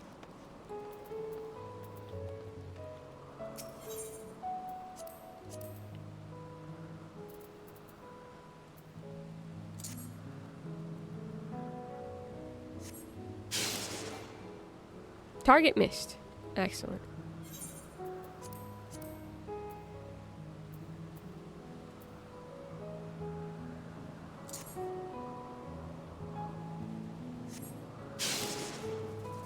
There we go.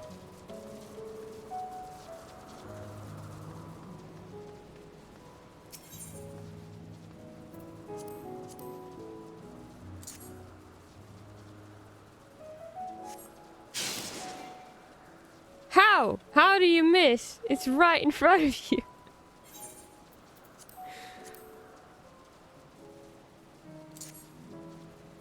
I missed it again, watch. I didn't miss it that time? Or was I supposed to put it... Oh, I see. I was doing it wrong. It's fine. Grounds and glue and good old sniffing markers shown are dangerous in new ways every generation. Yup. I just chugged mints and watched alkaline metals explode in water and made a dodgeball launcher. I also possibly got a kid to look up Pornhub unwillingly for a joke that went home. Barry! Kids are exploring the world. Let them have kid-safe things to lick, play with, and otherwise ingest.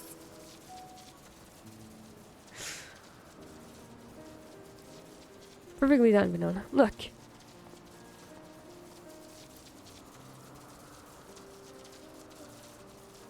See how they gather to feed? How they express themselves through their actions despite their lack of words? Speech is not the sole defining characteristic of thinking, feeling creature. Nor is silence an indication that they do not possess these qualities. Be it a soulless arcane entity such as the Pneuma, or an ephemeral life form such as the Petalauda, all seek to perpetuate their existence, to survive. Is Meteion an arcane entity? Is Meteion a living being?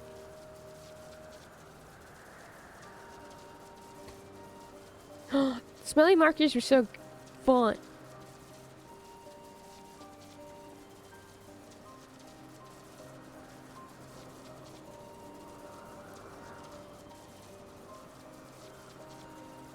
There's iPad kids who lack motor skills because they don't have space or interest in actual play when they're left alone all the time. Contacts, I put the computer screen on the screenshot of Kiryu from Yakuza saying what I'm doing with my life, and he is looking up. I typed in Pornhub and didn't hit enter. The idea was they'd be like, what's he looking at? It's Pornhub. Someone told the next person to just hit enter, so that it just happened. Smelly markers and chapstick. They didn't make candy that smelled that good. It's true.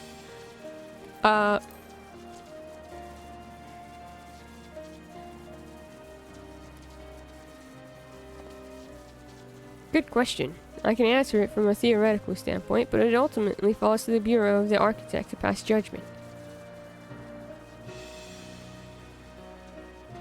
Those with exceptional vision, such as Hythlodeus, may be able to ascertain her true nature.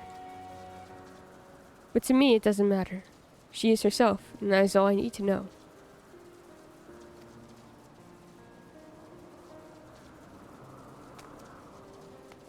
Oh, you finished already? I'm sorry, I was in the way. Not to worry, my dear. They missed nothing of note, and we still have plenty of work for them to observe. Next, we'll head east to the Morning Dew. I need to speak with some observers there. I like Hermes. I like Hythlodeus. I love Meteion. Everything's so different here.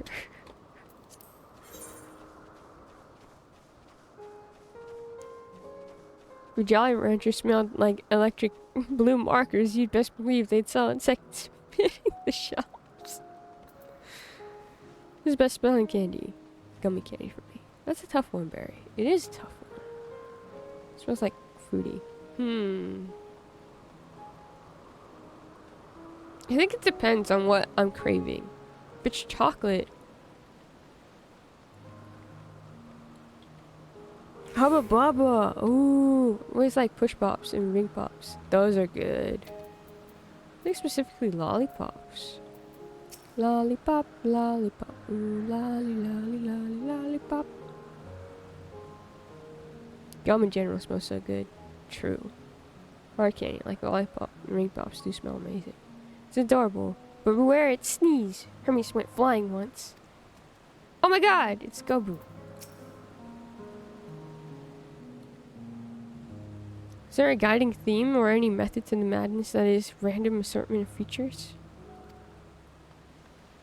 I feel bad. I'm standing in front of this guy. This fellow has been in the talk of the Bureau. The combination of a carefree aspect and endless rows of fangs is strangely charming. This is from creation magic?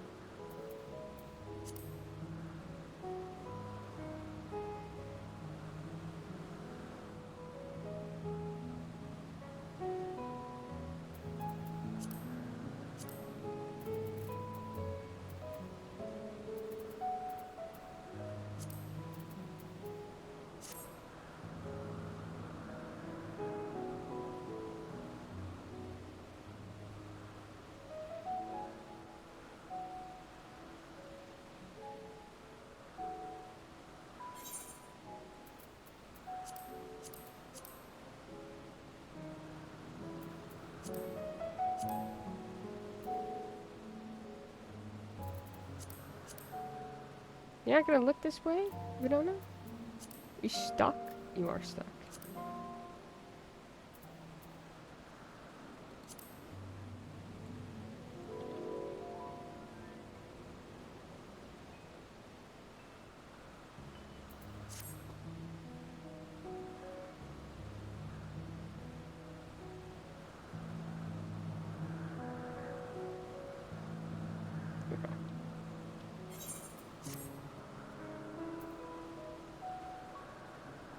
We beg to disagree. What? There's a test tube, baby! Smurfs, how angry, how many Smurf sauces do you have? Juicy fruity or zebra gum? I was gonna ask about the zebra gum. Did I tell you guys about how I proposed with ring pops? Of course you did. Of course you did. Of course you did. You wanted until you say yeah. And why is me and my girlfriend watch Trolls 3 and Little Diamond with a ring pop? Angry wife would disagree. You haven't met Angry wife. An attempt? I've seen her and I don't want to mess with her energy. She could probably take me out in one punch.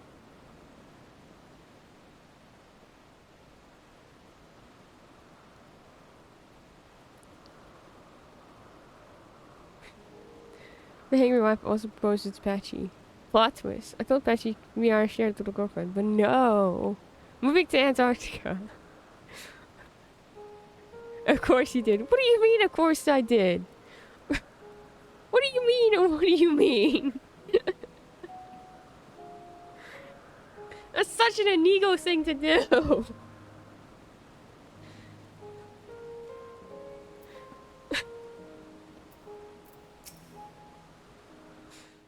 Maybe you could become more like your favorite character in passing time.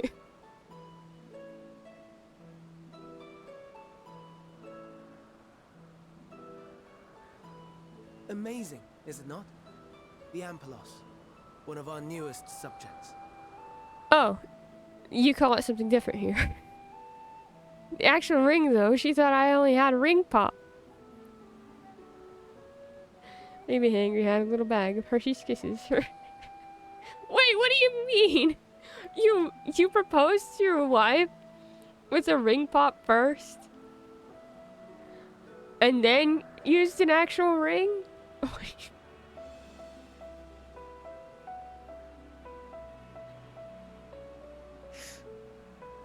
Okay.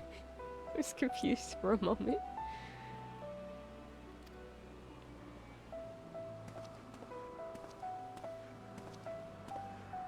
So, how are we coming along? Henry going up to all his classmates saying, "You want a kiss?" And then giving a Hershey's kiss like a little shit. To have it told, to love, to Candy Crush. I had asked her if it was okay if I only proposed with a ring pop. She told me what flavor she likes because she's particular. That's the way.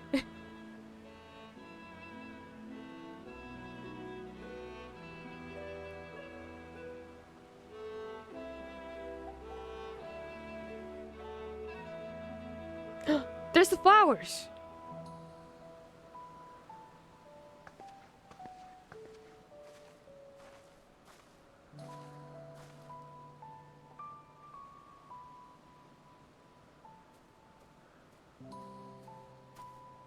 This place is Elpis. Those flowers. Elpis. Entelekis. Like me.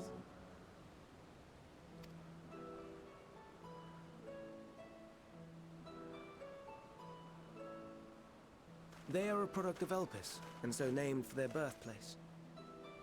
A happy accident, born of the hands of a former researcher who loved beautiful blossoms. Unique for how they change color, to reflect the emotional state of those nearby. Though be it here or elsewhere, they are seldom seen in any hue save purest white.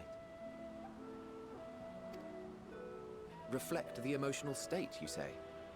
By what means do they achieve this? In creation, there exists an energy wholly apart from ether, one driven by emotions. Gotcha. In like manner to how we manipulate ether, this flower is subject to the influence of said energy.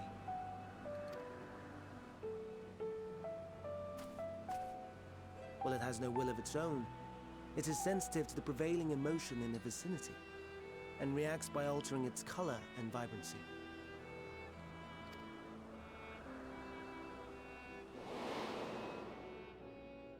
Akasha? It is one of the unseen energies defined by Harnish alchemical theory. Though a gross oversimplification, some describe it as an essence influenced by feelings.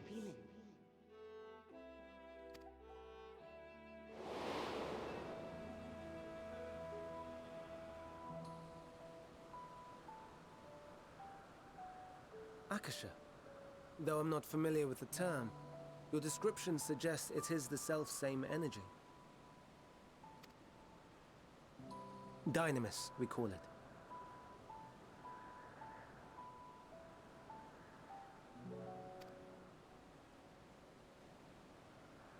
And those entities like the Elpis flower that have the ability to interact with this energy, converting emotions into tangible phenomena, are Entelekis. That's me! That's me! An Enteleki! That you are, my dear. And no ordinary one at that, but the first possessed of free will.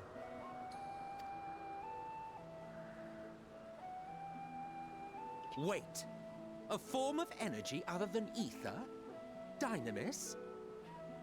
I've never heard of such a thing. Hardly surprising. Dynamis cannot be seen, much less felt.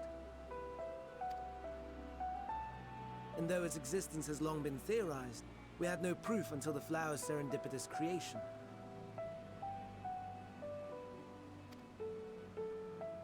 What's more, Dynamis is far weaker than ether. Under normal circumstances, its effects are drowned out by the latter. On account of which, beings comprised of and reliant upon the ether, like you and I, are unable to make practical use of Dynamis. 'Tis a truly esoteric thing, known to but a select few scholars. Intriguing. Then, given the limitations you described, why create Meteon?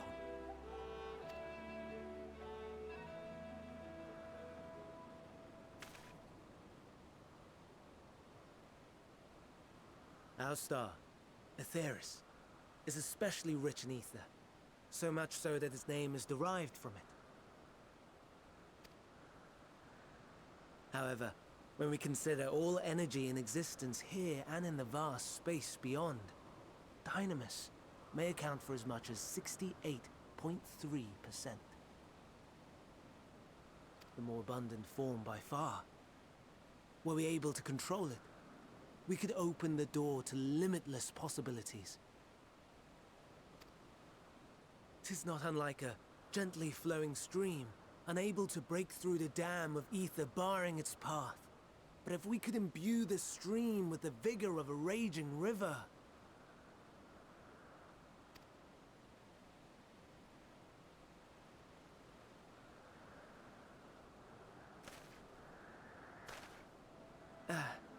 Not that I have such grand ambitions.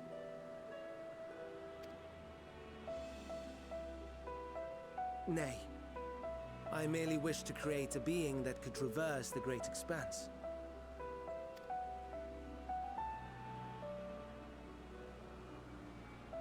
The relative scarcity of ether beyond the bounds of this star was a concern. And so, I looked to another source of energy by necessity.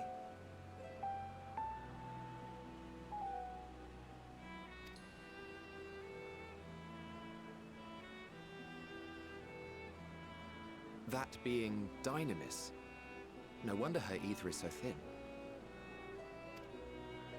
Precisely. Yours is thin too. Like an Endwalker. Like me. But I don't think I'm an Endwalker. So... are we the same? Endwalkers.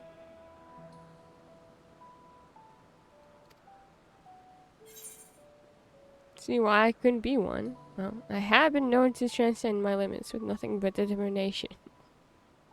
Right then, it's because Emmett Selk didn't do a proper job.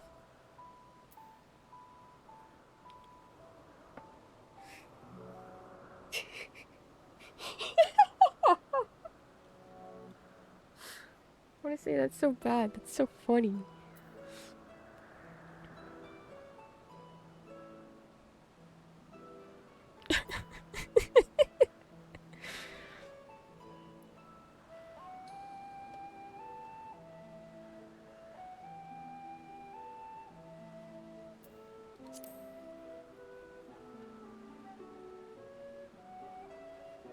I think not. Your nature remains a mystery, but ere I reinforced you, you appeared to be little more than a common familiar, and a faded one at that.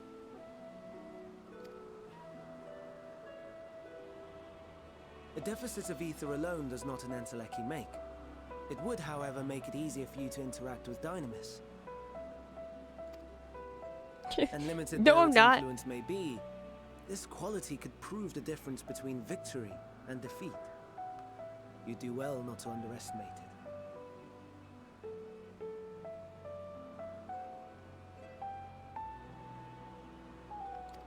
Hi, Zion.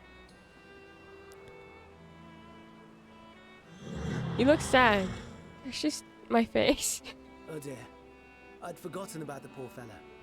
You must excuse me a moment while I go and verify a few more things.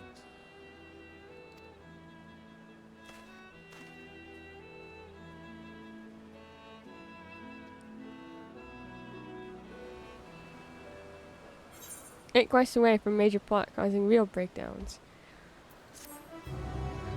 Thank you, Patchy. Alright, what were we talking about while I was going through Dynamis? Have a good one, Barry.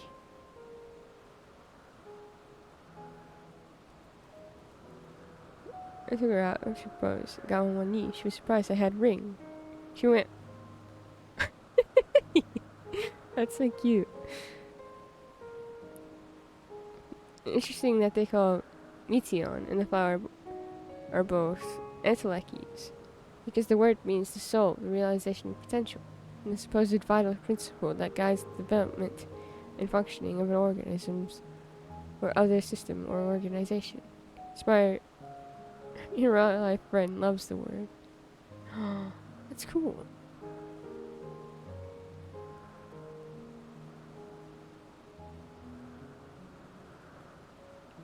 You have to be, yeah, you have to be exact on it.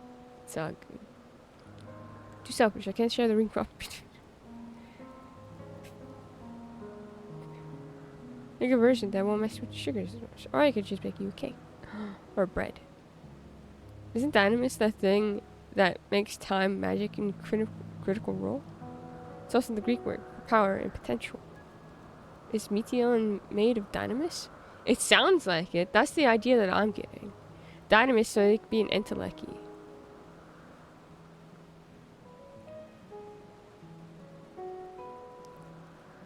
You're even allowed to have as a treat glucose tablets. Damn.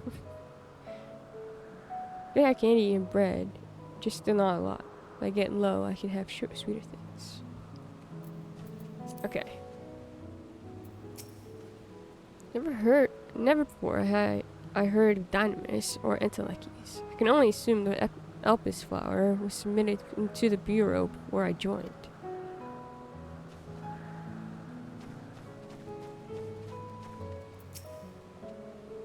All appears to be well. This shouldn't take long. Entelechy or no, we're friends. In thinness. I should have said you didn't do a good enough job.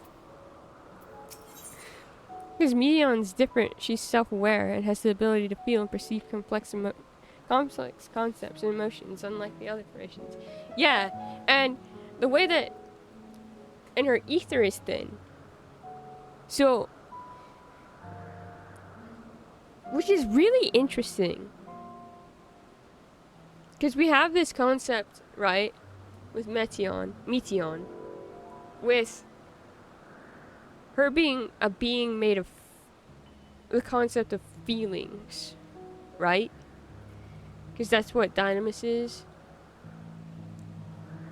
It's not ether, but rather like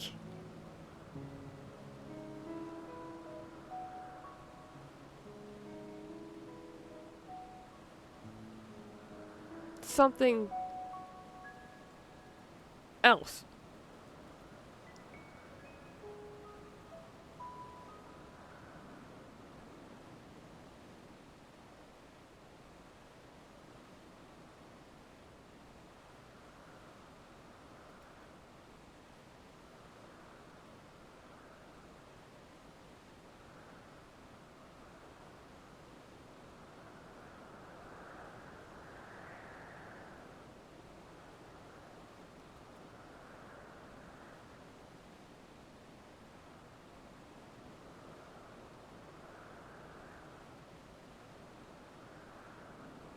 See, Banana is Entelechy too. Sharded.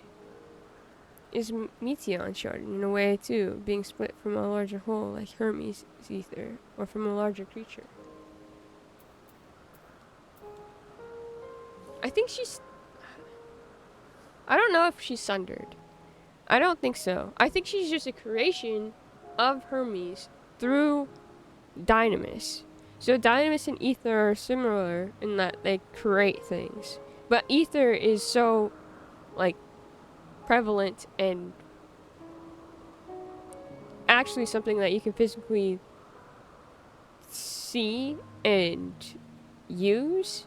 While Dynamis seems like it's very hard as a concept and idea. Because there wasn't any known way of knowing that it existed until the flowers. So what if he used the flowers to make Meteon? Because they interact and use like their Entelecchies, right?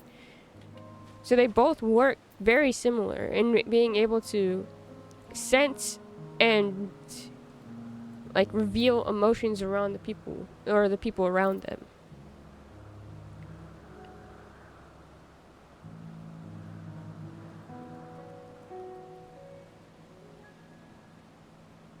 Is Dynamis the other energy the Charlian mage lady was sensing? Dynamis is the Akasha that we were talking to Nidhana about in whatchamacallit? What is it called? Is it Ilsabar? At Radzahan, that's it.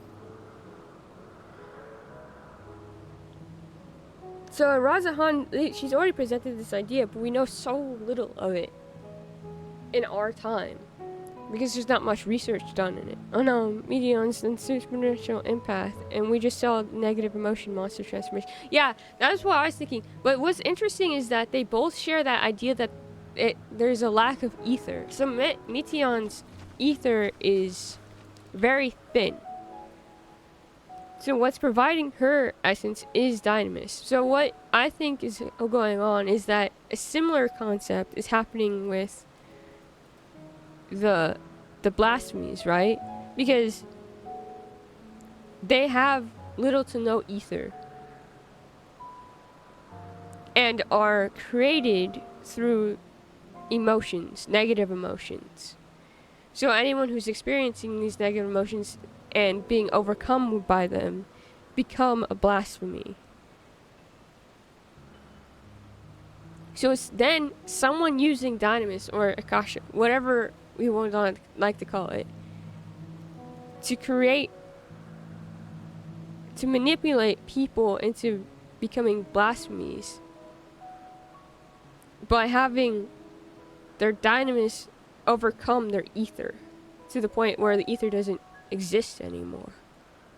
Ether is replaced with Dynamis and overtaken by it. That's my theory. If we're basing it off of this idea that and concept of entelechies and Dynamis being this force with using emotions, and that Hermes has created Medion through Dynamis rather than ether, and she's able to sense our emotions and like have her own, or at least kind of reflect emotions that she sees.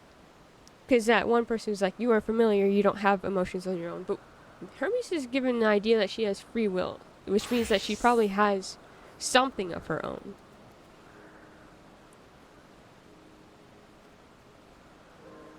And someone can use this concept as a way of doing that, right? So does that mean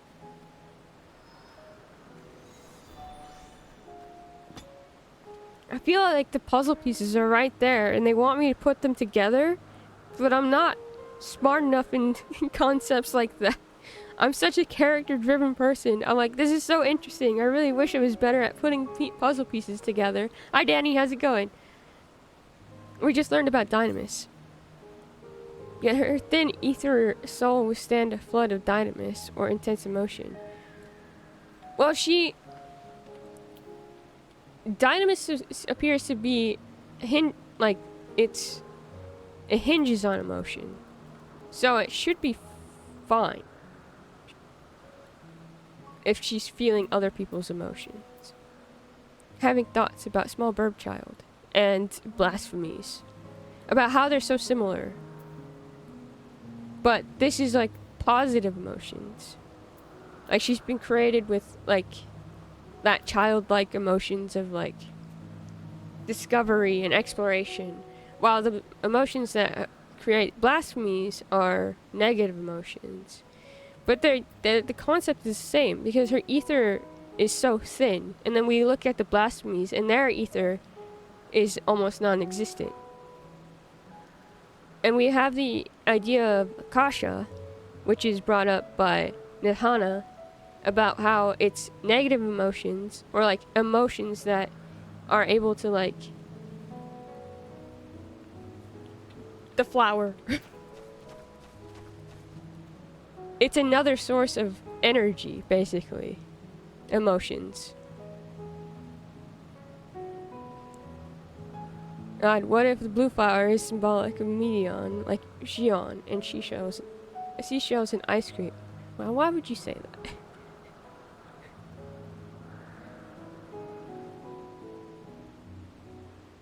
Permanent sin for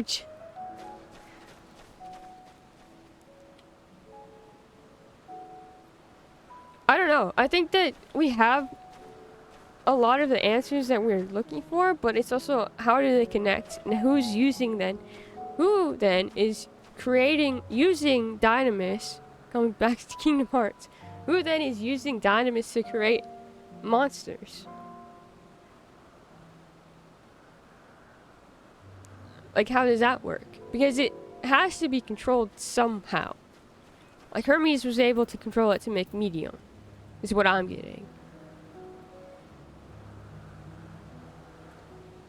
And if it was Hermes who did this, was that Fandaniel's plan all along, since Hermes is a part of Fandaniel?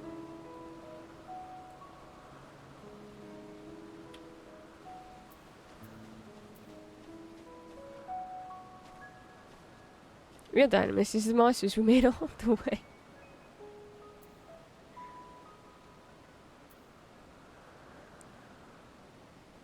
Real.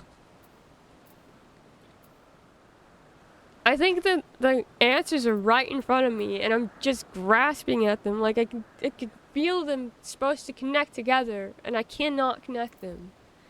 Nina Tuckers everywhere. And it makes me feel stupid.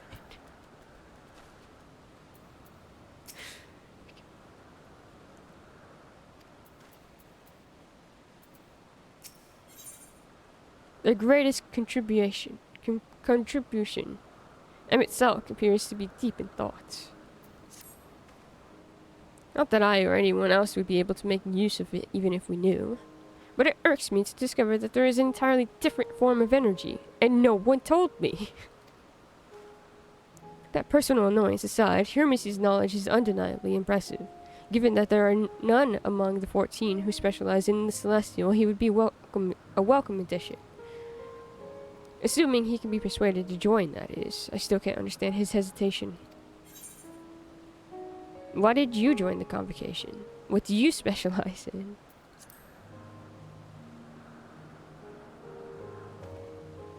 Oh, you wish to know why Emmett Salk was chosen for the convocation. I should be glad to share this tale. Began when... Not another word. Lest you've forgotten, we're here to learn about Hermes, not me. My misspent youth is not your concern. Misspent youth? Huh? What does that mean? What now? I want to learn about the convocation. If you would accompany us, I suppose you should at least know that much. The Convocation of 14 is a governing body that determines myriad policies. Our goal is to ensure that it is all is right in creation, that Asar may know a brighter future. As the name suggests, the council is comprised of 14 offices, each of which is led by an individual chosen by their surpassing abilities. Depending on the office, one is required to either be an authority in a certain field or possess skills that would facilitate the performance of their stipulated duties. The former category includes Mitron, specialist in aquatic life, Logrif, specialist in terrestrial life and husbandry, Halmarot, specialist in fungal and plant life, Emeraloth, Loth, specialist in medicine and healing, and Lahabrea, specialist in creation magics, who has brought forth phantom beings of the highest complexity. I recognize one of those names. As for the latter category, there is Ultima, advocate of the arts, Isrorum, champion of enlightenment and rhetoric, Pashtarot, preserver of discipline and order. That's interesting. Can I just call them Pash? Am I referring to another Locked Tomb character? Perhaps. Emmett Selk. You could have just said me, but you said Emmett Selk, keeper of the ethereal realm, or underworld in the vernacular. Van Daniel, pursuer of extant phenomenon. And Azim, traveler of the world and counselor to the people. What? Should I be revealing such details to you? Don't be silly. Even children know this much, and you would do well to remember it all. Okay, well, you seem nice. I'll tell you to tell when we're away from sensitive ears. I like you. I can't wait for you to hurt me in some kind of way, but I like you. Ijoram was the one from the Heavensward Final Dungeon? can't even remember the final dungeon. We just watched. Oh, wait. No, no, no. I do remember.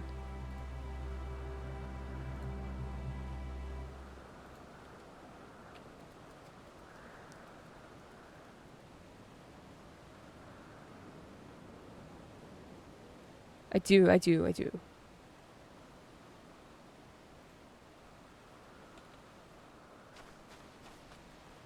Probably saying their name wrong, but do we expect me to say names correctly at this point? Friend. You are friend. My apologies for the wait. I've inspected the Ampelos to my satisfaction. All is well with the creature, and I dare say it won't be long ere it is released unto the world. Another creation, however, reportedly isn't faring so well. The Charybdis? That is what we shall tend to next. There are others featured in optional content you haven't done yet. So like Omega and Boja. Oh, if you would follow me, my friends, we shall return to the main aisle and head north. This is the third time I've done this today, and I hardly ever do it ever. That was great.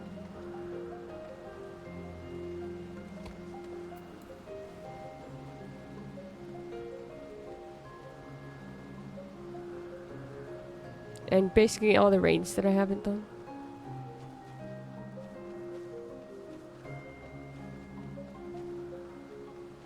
Perhaps one of the others.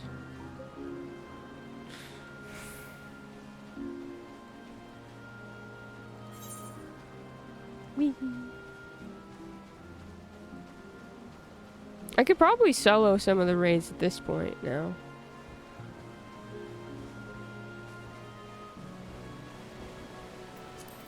Go and do that.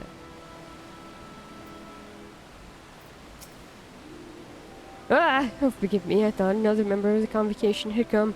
This is turning out to be an eventful day.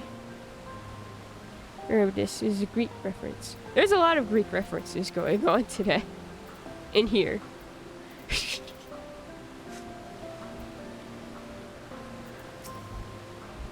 Why is this one blue and shiny? I don't know, it looks pretty cool though. I like it.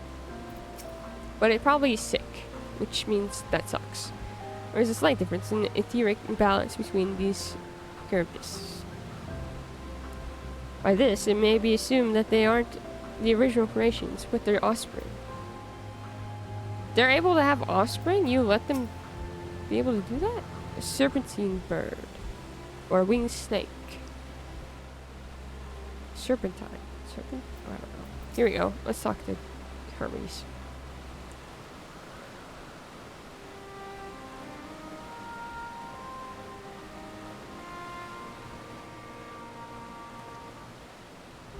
Dear as fuck.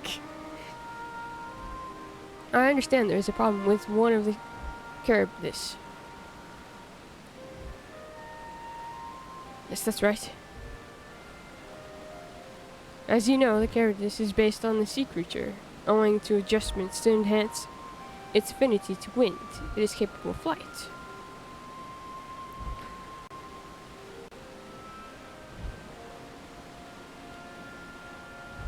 You didn't hear that. But I did. Thank you, Azim, for scaring the shit out of me. What is that? It's a sound redeem. I can show you after I go through this. The specimens created from the concept could all fly without issue, but a problem arose in subsequent generations. I'm realizing I should put scare alerts when I do spooky games in the next couple weeks.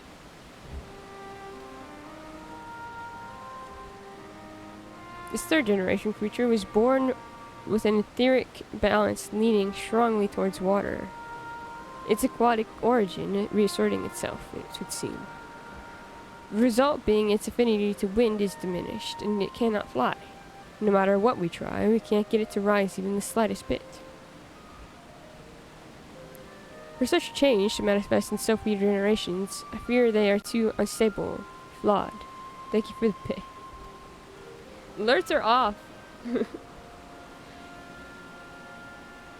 With your permission, I will revert the creatures and recommend to the Bureau that the concept be revised. With its etheric balance leaning towards water, the Carabidus would indeed struggle to manipulate wind.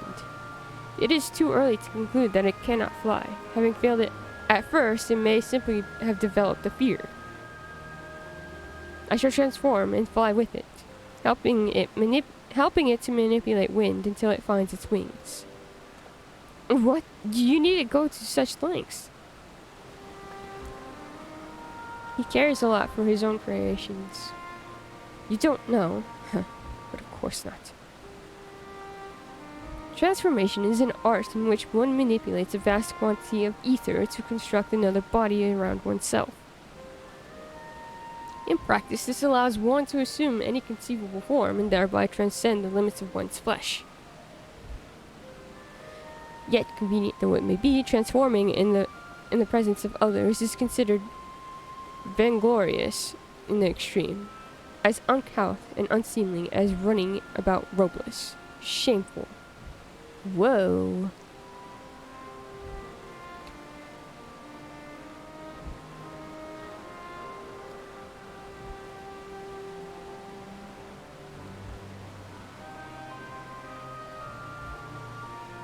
It's gonna record stuff.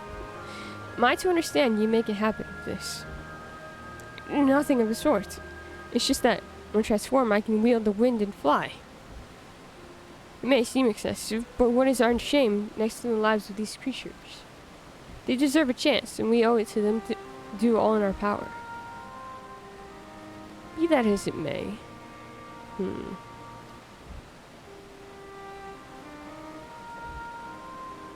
Yes, I believe I have a solution. Silk, may I trouble you to move that Carabidus away from its fellows, somewhere out of sight?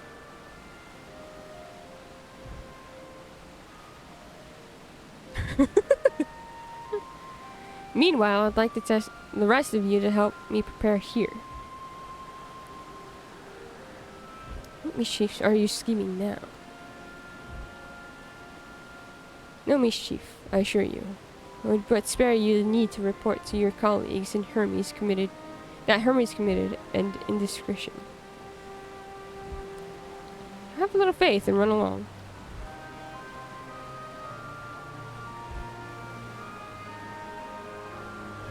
I trust you don't mind.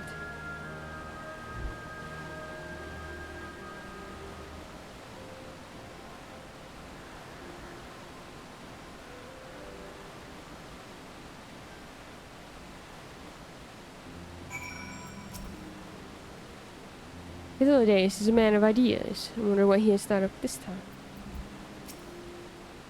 Such bother when we could simply begin anew. I shall defer to the chief overseer.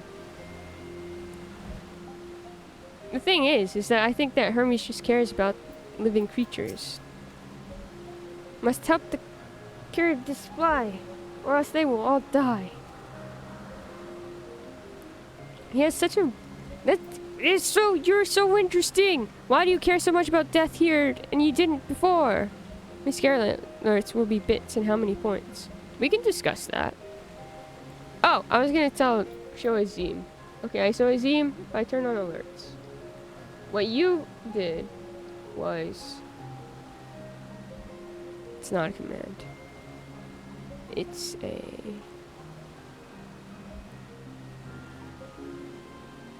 It's not an event.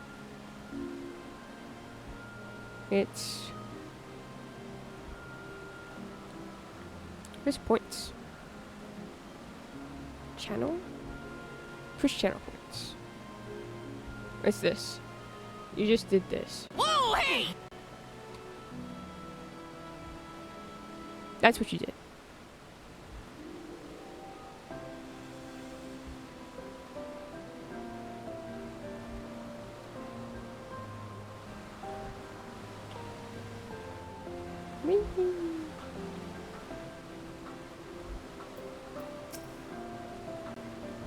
It sucks out of sight.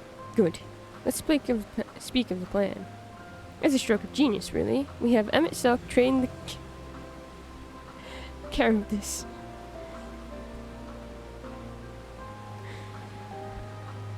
Aside from being able to fly untransformed, he can readily see ether currents. And with his adept spellcraft, he can also employ suitable wind magics to guide the creature along. While he is indeed capable of all you've described, it is not his duty. I'm loath to trouble him with it. Don't be. As I mentioned, it would be also be for his own sake. With that settled, let's begin at once. Venona, I want you to go to Emmett Selk. Tell him that you have a favor to ask. You'll be disinclined to cooperate at first, but you mustn't be discouraged. With our friend, the trick is to be unflaggingly persistent. Up you go now, and good luck. I have a favor to ask to indicate to Emmett Selk that you have a request. Emmett, I know you hate me. For a lot of reasons. I would say they're good, except for the fact that you hate me for reasons you don't even know yet. So there is that. No. Please leave me alone.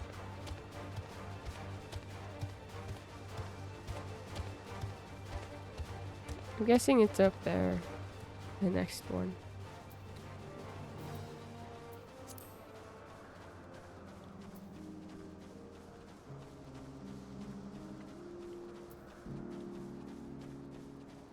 The casual animal experimentation.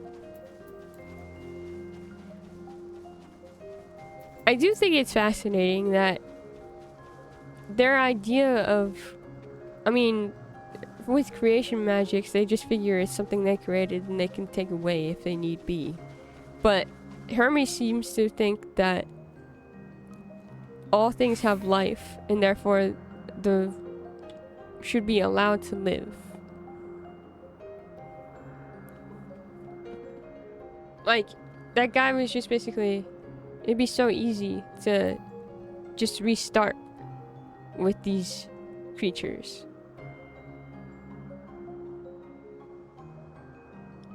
Hello, the mob was quick today. The guy who knows me was there this time. Yeah! I don't mind that you hate me, but give me time to really make it obvious why you should hate me and why I hate you. Well, are your preparations for the scheme that is clearly not a scheme complete? Okay, well I have to switch out of party mode. I have to click on you. I have to say I have a favorite dog.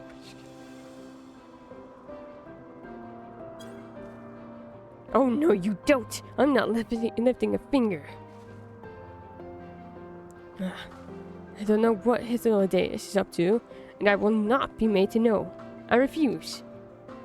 If Hythlodaeus is to believe, relentless insistence may serve to wear down the ever-weary Emmett Selk. Please, Emmett Selk. Okay.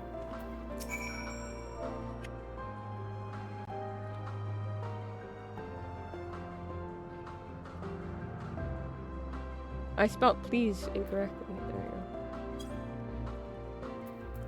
What the? Do I have to put it exactly the way that... Okay.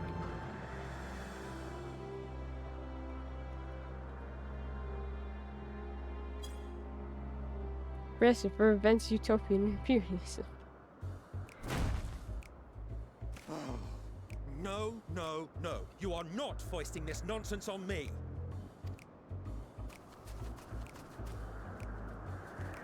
I'm given to understand you have the power to help the Charybdis, and should be quite willing to do so.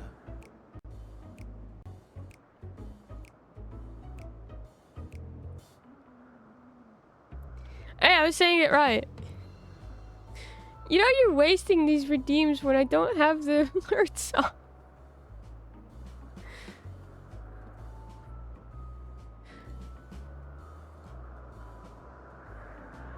I gotta keep my energy up.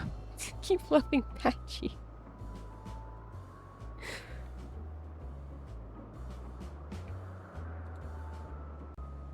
The goal is to bother you. What do you want me to do right now? What did I do wrong, Patchy? What would you like me to do?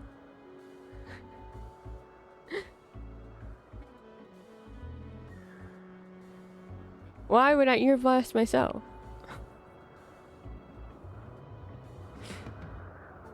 Hydrate, I guess. Thank you. Hydrate.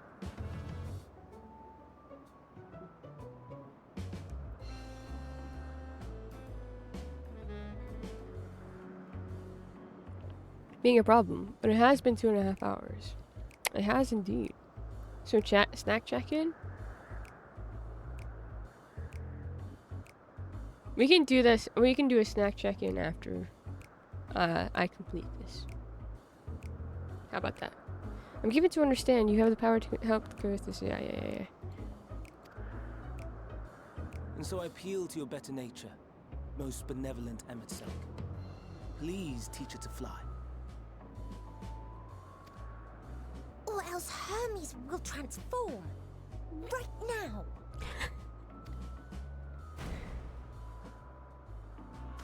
Now, there's no need to go quite that far. Altruism is its own reward, as I'm sure he would agree.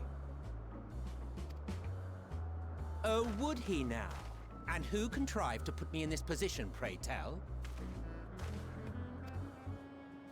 Nothing so devious. I merely suggested a possible course of action.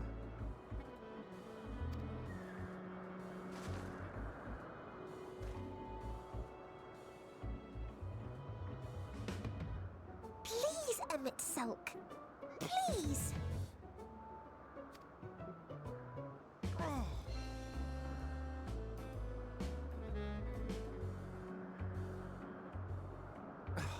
I did not come all this way to play nursemaid to your creations.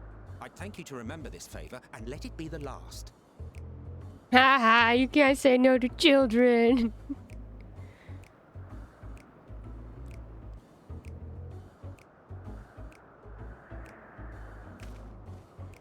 Softy.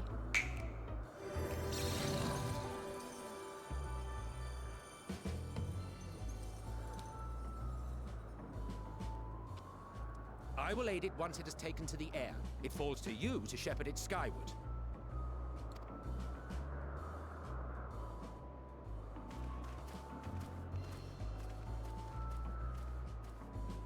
Xion. Well, let's relax and enjoy the spectacle, shall we?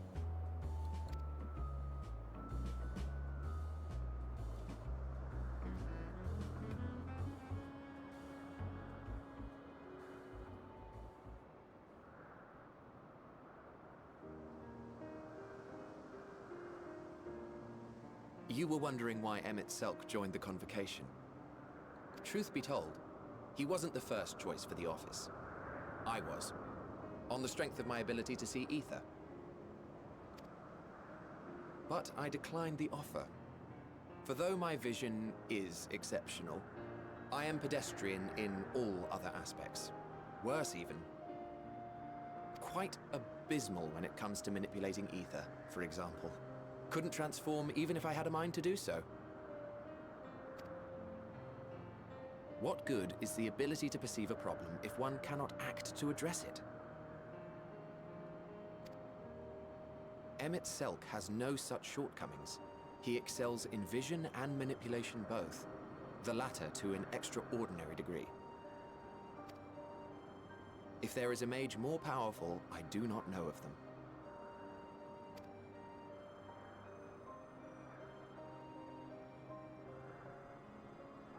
Thus did I recommend him for the office in my stead. And I wasn't the only one. Far from it. Countless others vouched for his skill and character. People the world over, to whom he had previously lent a helping hand. Oh, how surprised he was. Claimed he hadn't done anything remarkable for anyone. Modest to a fault. He deserved every bit of acclaim he received. Yet he may well have gone unappreciated were it not for a mutual friend. A singular soul who can't help but involve herself in the business of others. Where she walks, excitement is certain to follow. Azum. Her antics irritate Emmett Selk to no end. But much of his grumbling stems from genuine concern.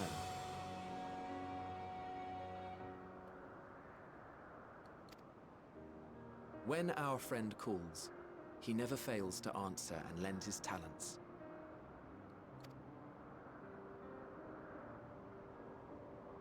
And in the course of doing so, he himself came to be recognized and respected by those around him.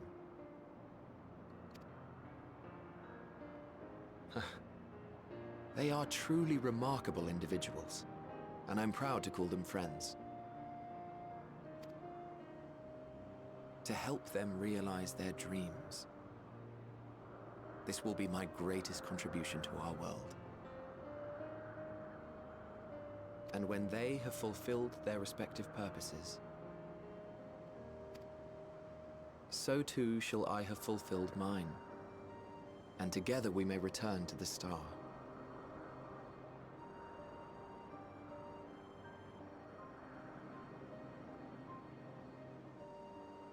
It's bad here, man. Why does his face and voice have to be so soft? The dead mom side, like, it's not helping. Look at It's me, not helping spilling at my all. innermost secrets. I can't seem to help it with you. I can only assume it is due to the color of your soul. I just don't understand how you can be so alike and yet so different. Well done, my pet. Well done.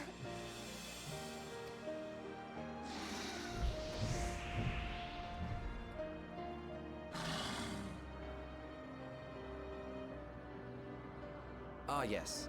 I dare say the Charybdis will be fine here on. Why don't you go and signal to Emmett Selk? Let him know that his arduous task is at an end.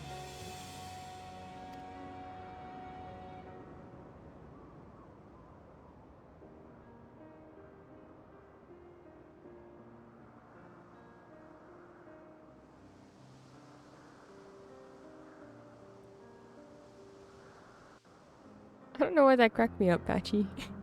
This looks like if a man and a woman had a baby.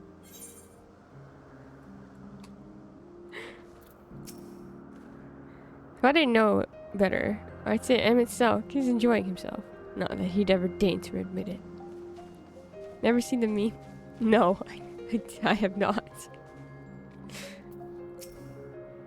It's flying. It's really flying, as if it were born to do so. Thank goodness. Look, Winona, look how well the Charybdis flies.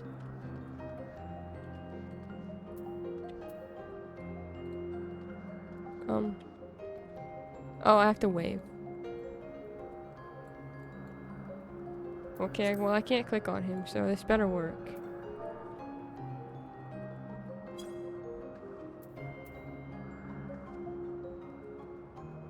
Emerging from his reverie,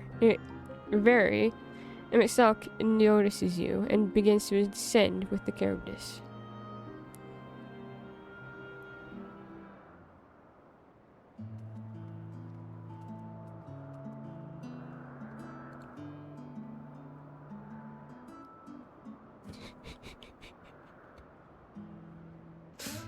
So androgynous, like if a man and a woman had a baby.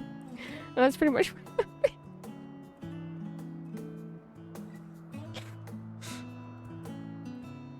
I have no words to express my gratitude. Thanks to you, the Charybdis has learned to fly.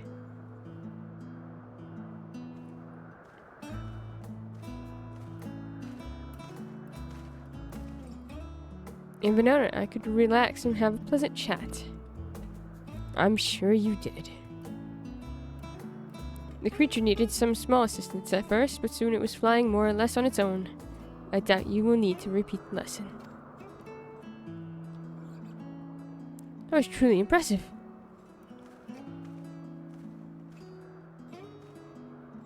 I witnessed it all from afar. The Charybdis flies.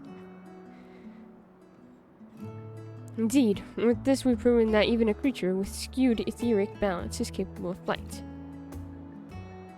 Though we have helped it to achieve this, the Charybdis is a herd animal. They may well aid their struggling kin in like fashion if and when the need arises. Keeping this in mind, I bid you continue observing them. If that is what you want. But if I may say so, rather than hoping an idealistic possibility comes to pass, would it not be simpler to have the concept adjusted That way, we could guarantee that anomalies, such as this specimen, are never born in the first place. This man wants eugenics. No. These creatures are already here. We will spare no effort in giving them a chance to survive. As you wish, Chief. As you wish. The meme spread to anime characters.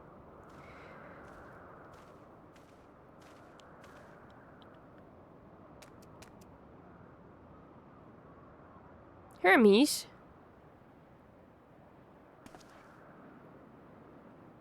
I'm fine. Don't worry. Well, that concludes all my present tasks. Let's return to Agnoris now, for now. A little bit.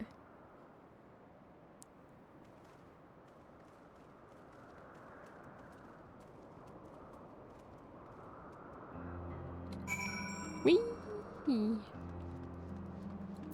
Speak with Emmett Soak. Yante!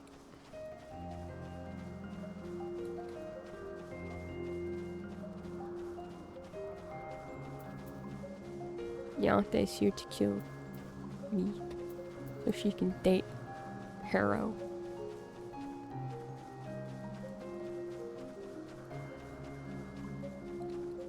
He wants nothing to do with her.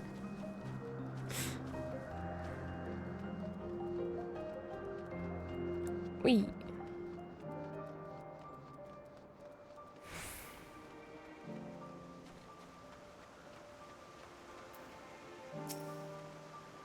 I thoroughly enjoyed myself. The end, most of all.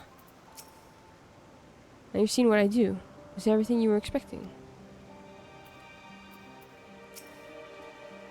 All the creations are happy. That makes me happy too. I'm so happy that you're happy. What? Want to apologize for forcing me to help, do you? Save your breath. You didn't force me to do anything. I merely chose the most expeditious way to have done with an impediment to our business. Blah blah blah blah. Ah, sick. I'm level 87. And I'm still on 86 quest. Okay. So I've been asked to go get a snack. I finished the quest that I said I was going to, and then I will go get a snack.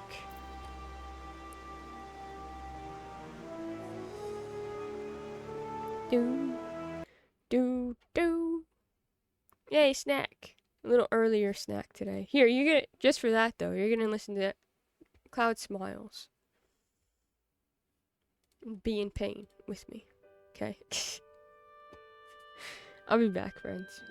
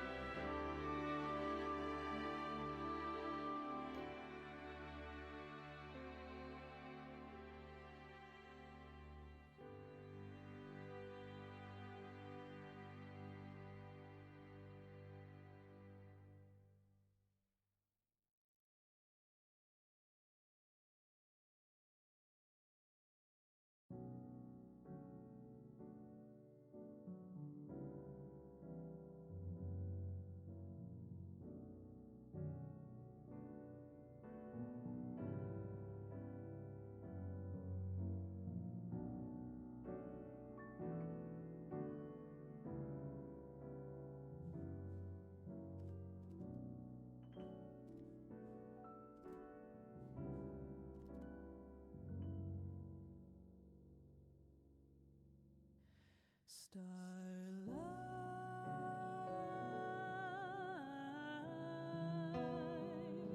say goodnight.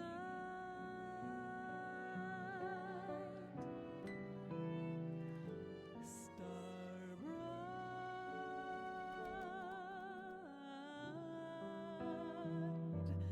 where have you fallen?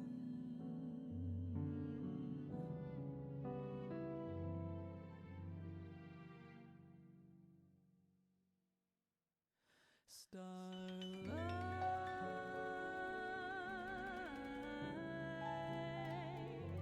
say goodnight.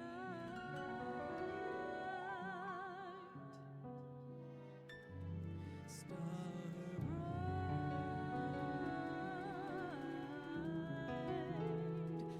I hear you calling.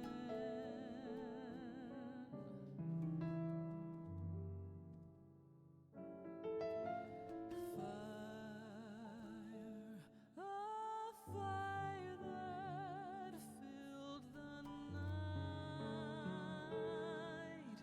Fire that warmed and brightened my life, my guiding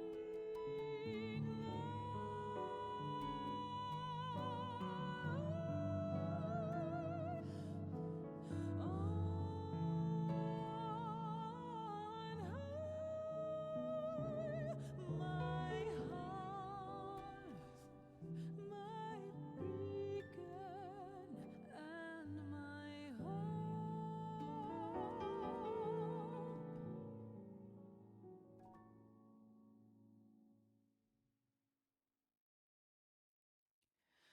A sky of scattered tears, 1,000 years apart.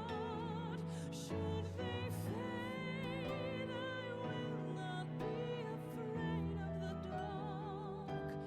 For your flame still burns inside me, deep within my heart, showing me a new tomorrow, never too far.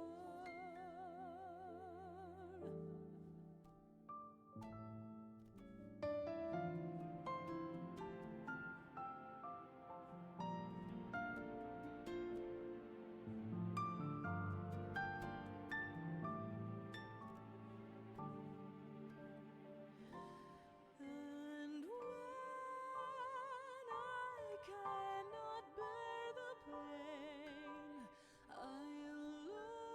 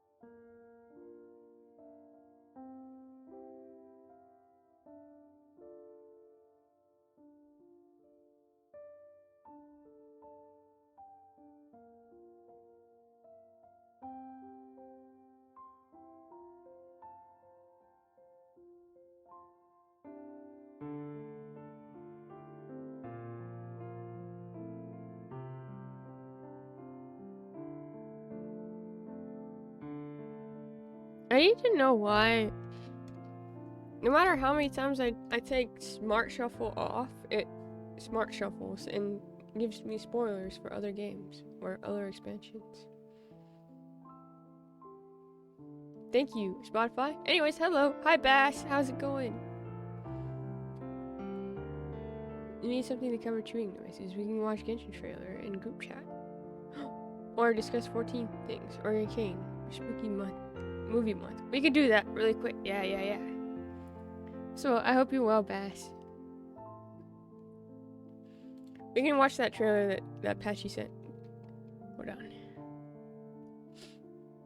To understand Patchy core.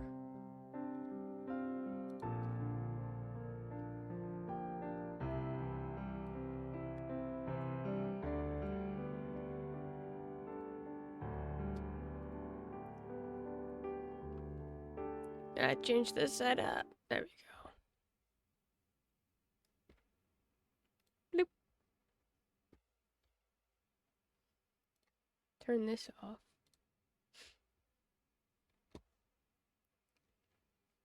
It's that song from Endwalker that I haven't reached yet. Thanks, Spotify. Long day. We're probably going out with friends later, so that should be fun. Aw, nice. I hope you have a lovely time with your friends. Times with friends is always the best. Okay, let's put this on. Hold on. It might not go through.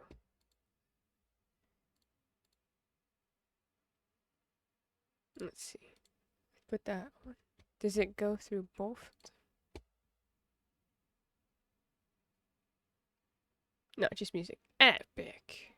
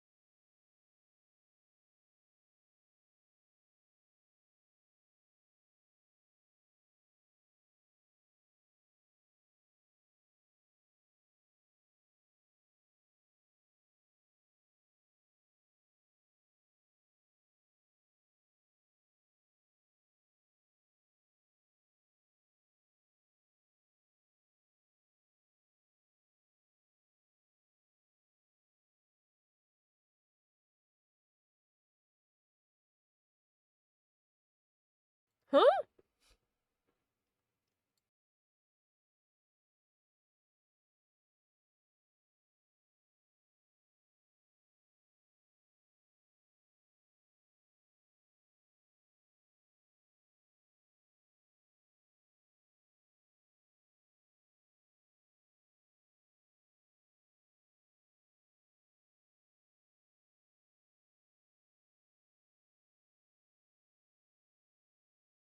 What is going on?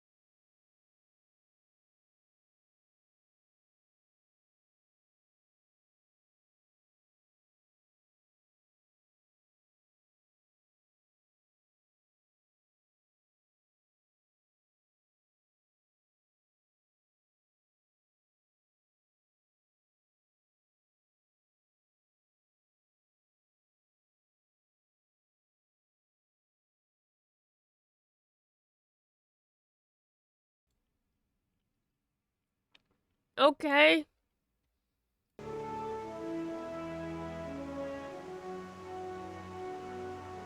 What on earth was that?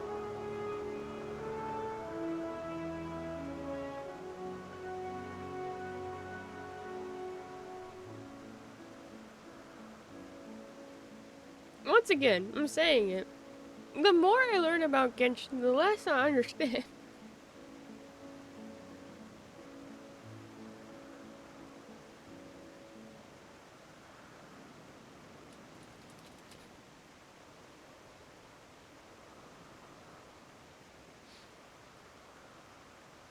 No, I missed Genshin discussion. It literally just happened. I just watched the trailer this Patchy sent in DMs. That's all that happened. I'm massively confused.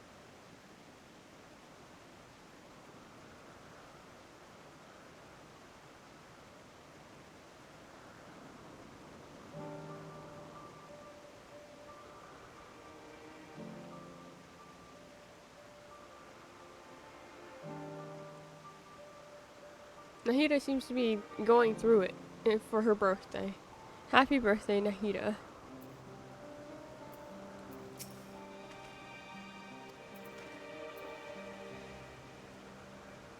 Okay, with that.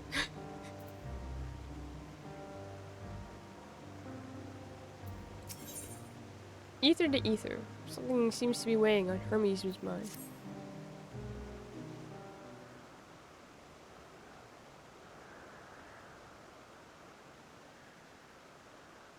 Tell me, Venona, in the course of watching me, have you learned aught of value?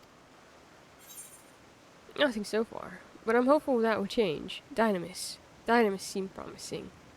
I'm not sure what I'm looking for. I don't think I found it yet. Dynamis did seem promising. I went on to like a little spiel about Dynamis. Dynamis, you say? Curious that such an obscure phenomenon should be of interest to you.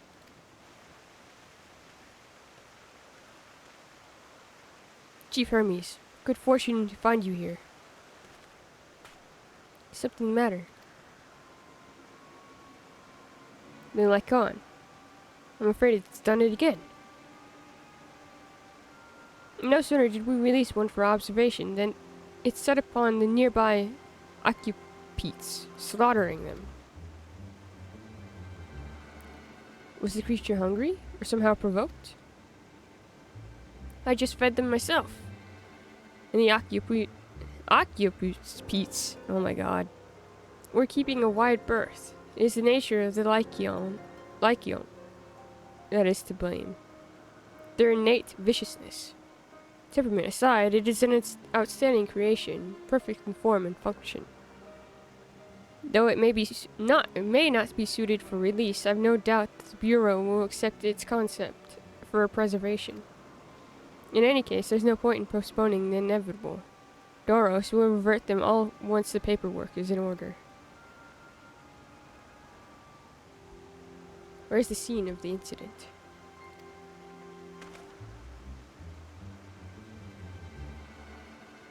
Just off the path to the 12 Wonders. As you make your way, you should see it on the left. Don't know if Doros is still there, however. Hermes, wait! Oh, that was the little child. Hermes, wait! There we go. My bad. If this is part of his work, then I would observe. We will follow. Run!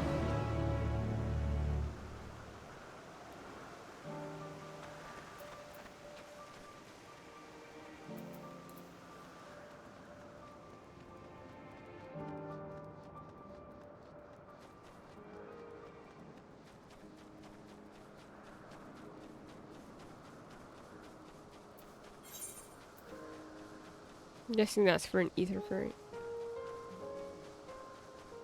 I miss Genshin too, getting dinner. Oh no! Patchy. Patchy, is the child okay? It seems like she's having a birthday. And then retainers grab her. And like, everybody's so happy to see you. And then they throw her in the carriage. And then she falls asleep. And when she wakes up, she's in her flower carriage. And it's her birthday. And it says happy birthday. Define okay. It seems that she's stuck in a loop, like Happy Death Day.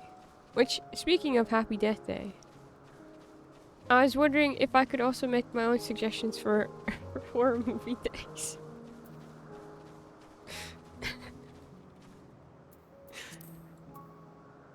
Or Groundhog Day. It's heavy. Hermes' pain. Also, it's a birthday and a literal nightmare of the day she was born after an apocalypse. Huh?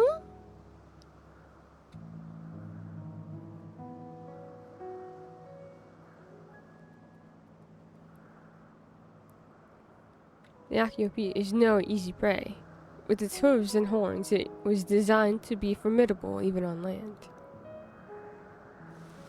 Yet this didn't stand a chance against the Lycon. Rooster, it's your server. You can suggest any movie you want. But you see, I still like asking.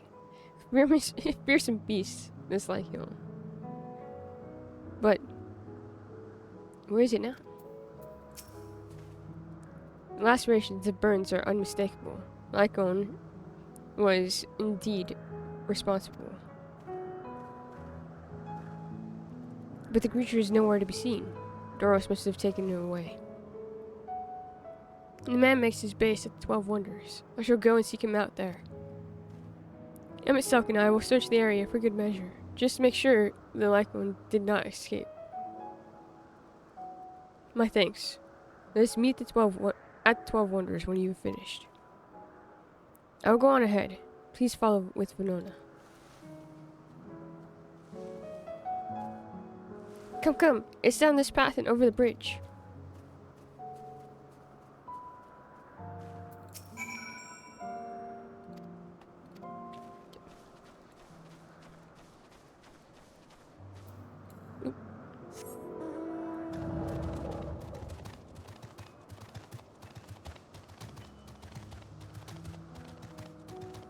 Movies.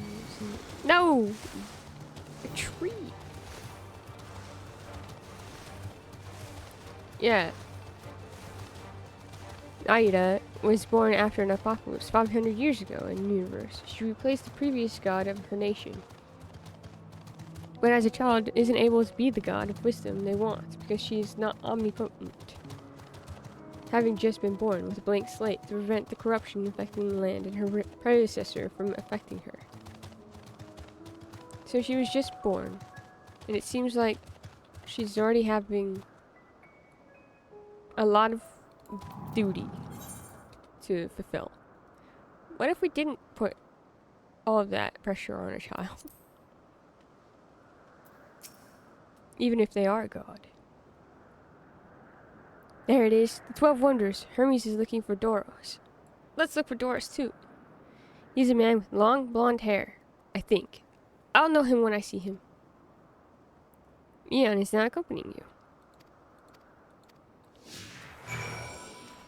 Child by my side. They dragged her away and locked her up for not meeting their expectations. And her childlike brain has decided to put this trauma into a perspective that she can understand. With having her relive her birthday over and over again.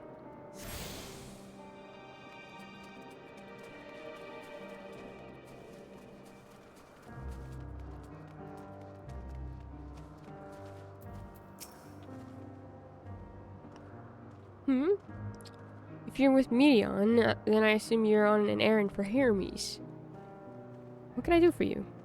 Sorry, wrong person. We're looking for Doros. And I see. We do have similar hair, so people often mistake us from afar. Hope you find him soon. You're not going to be him.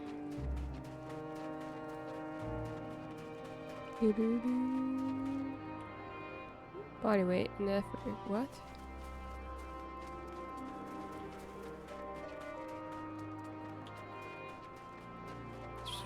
Doros.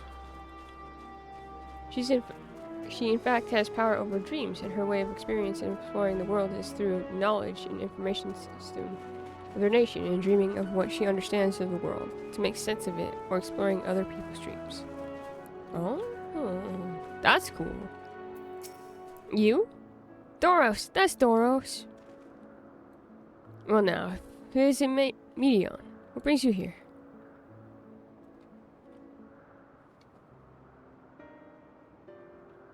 I thought I heard familiar voices. I didn't realize you two had decided to help me search for Doros. Thank you. You're in charge of Lycons, I believe. Where are they now? Out in the fields in restraints. Frenzied as they were, I couldn't well return them to Kittis. Once I've submitted my report, I'll see them reverted without delay. It's as he says, the beasts are indeed quite ferocious. You're one of the 14. What brings you here? Nothing you need to concern yourself with, as you were. We've heard the news that a Lycon slaughtered Occupites. As the observer in charge, you are of the opinion that they are not fit to be released? Aye, I am. Their abnormal aggression and exceptional strength makes for a highly problematic combination. It matters not where they are released. Lycons would threaten other species and upset the natural order. Could it be that the specimens observed are an outlier? Highly unlikely. We've created a good many of them. All exhibit the same tendencies. Even when the Kairos, even when we used Kairos to begin with a fresh slate, their behavior was unchanged. Kairos? A memory reconfiguration system. The chief himself created it. It allows us to erase or alter memories, that we may observe creations in different environmental conditions without needing to remake them from scratch. Quite impressive, and potentially dangerous. Depending on the intensity of the etheric emissions, Pastorat may wish to have words with you. Rest assured I've kept all values within prescribed limits, and to prevent misuse, its applications are limited to those authorized by the Chief Overseer. Do not misunderstand. To manipulate a subject's memories is an intrusive act I deeply abhor, but it is still preferable to execution. Come now, Chief. Let's not be so melodramatic. What was born of ether is simply being reduced to its original state. I know the distinctions concern you, but we mustn't lose sight of the bigger picture, making rational choices for the sake of a more prosperous star. Configuration cannot be properly studied even with the aid of Kairos. We remake it. If a creation is deemed a detrimental existence, we unmake it. 'Tis all for the greater good, and none question the necessity of such routine processes. I understand these things, I do. I would never think to unleash a clear and undeniable threat onto the world.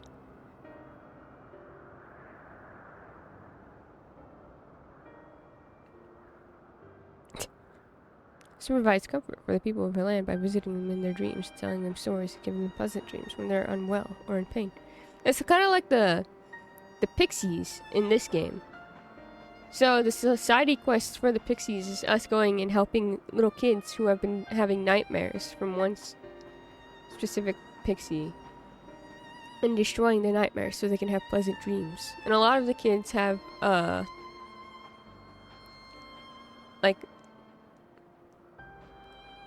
reasons for having those nightmares to begin with, and that this one pixie has been using that and manipulating it because they also feel like this alone feeling.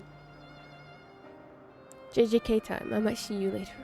Have a great day if not. Have a good one, Angry. Enjoy JJK. Have food. Ooh, Bass has food. Let's go. That's so cute. I like it a lot. I really like the society quests, and it's not just because I get a mass amount of XP from it.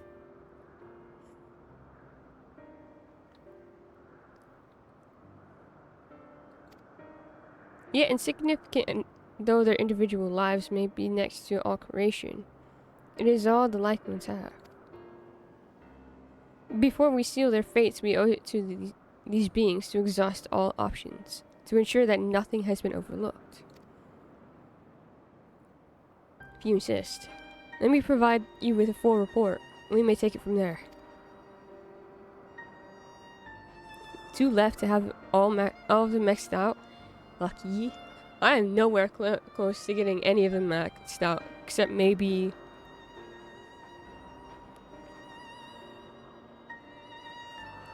Oh my god. The Kojins?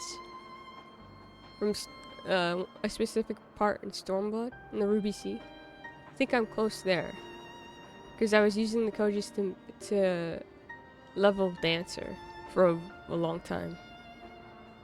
But I probably am not even as close as I think I am to it. Would it be possible for us to attend the discussion that Emmett Selk may better carry out his duties? It would be good to have some of the quests left, so you can level classes faster later. Yeah, I think you can just keep using the society quests even if you've maxed them out. It did take me a while. The Heavensward and the Realm Reborn ones are boring, I think. I also find both, well, at least the Realm Reborn ones really boring.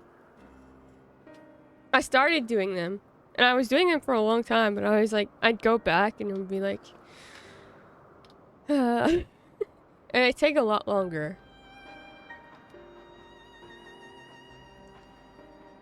Beatable, and they even give bonus XP if you completed the quest line.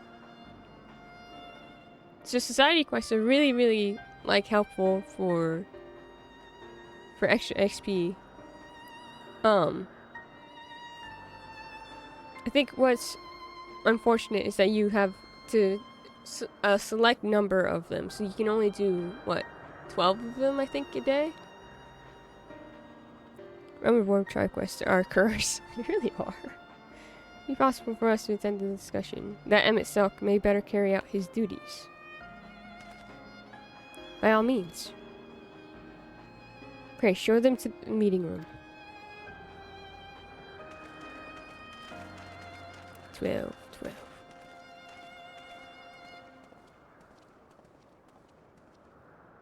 Thank you, friends. They've been good. They don't. They really don't. Medion is concerned. We have a duty to the star, this I know. But it doesn't mean we don't also have a responsibility to the lives we bring into existence here. To man, other beings are just things, to be used and controlled, like magic. That's what Hermes told me once.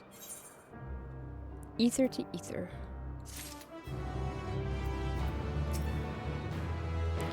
We've upset the child.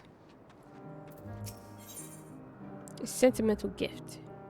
You need be an intellecty to feel the weight bearing down on Hermes.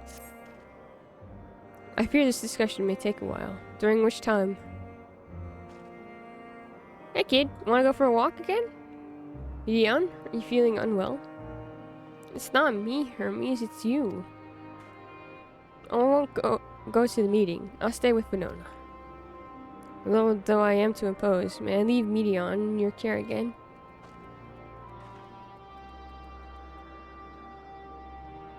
I'm in your debt, if you'll excuse me.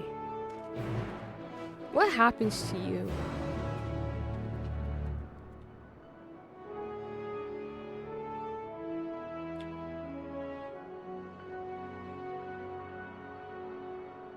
What happens to you, child?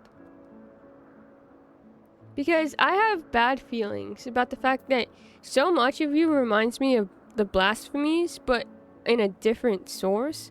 So part of me feels like I'm going to be emotionally just devastated by Medion being like the very first blasphemy, because it's creation magics that get like affected first, right? That get affected in this world. And she's technically made from creation magic. What I'm understanding. Just not with ether. But with dynamis. It scares me that there's a happy child in this pre-apocalypse civilization. Never ends well, huh? It never ends well. Can you help me with something, Winona? The meeting will make Hermes sad. I want to cheer him up with a flower. Hermes likes flowers the most, of all the creations in Elpis. Most creations are expected to be interesting, or beautiful, or strong. Better in some way. But flowers are different. They're designed to suit our emotions, what we feel and want to convey. Hermes likes that. I can't make flowers, so I'll search for one, and I want you to search with me. Let's start here at the 12 Wonders. Mion is now accompanying you. Okay. You know, flower quests never hurt me, ever. Not once. What the? Okay, that's fine. Vibrant purple flowers bigger than your hands adorn the tree. Oh, so big and bright. I love them. But they might be too bright. You have to think of the recipient. That's what Hermes said. I adore Mion with my entire being. She's so cute. She just wants a friend.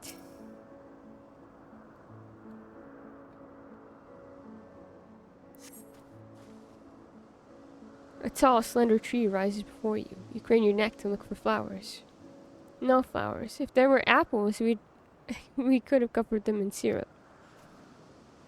Let's head outside next. Don't worry, we won't wander far. Probably for the best we didn't start this yesterday at 7 hours of stream. Even without chat being peak ADHD at the start of stream, this is a lot of build-up. It really is.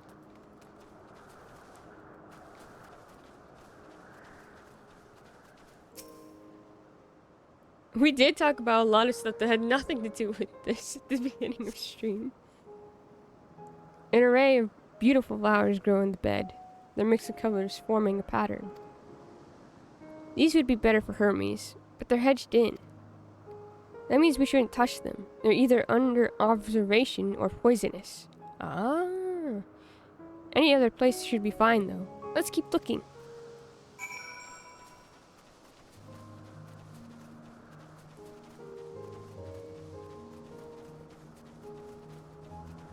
Huh?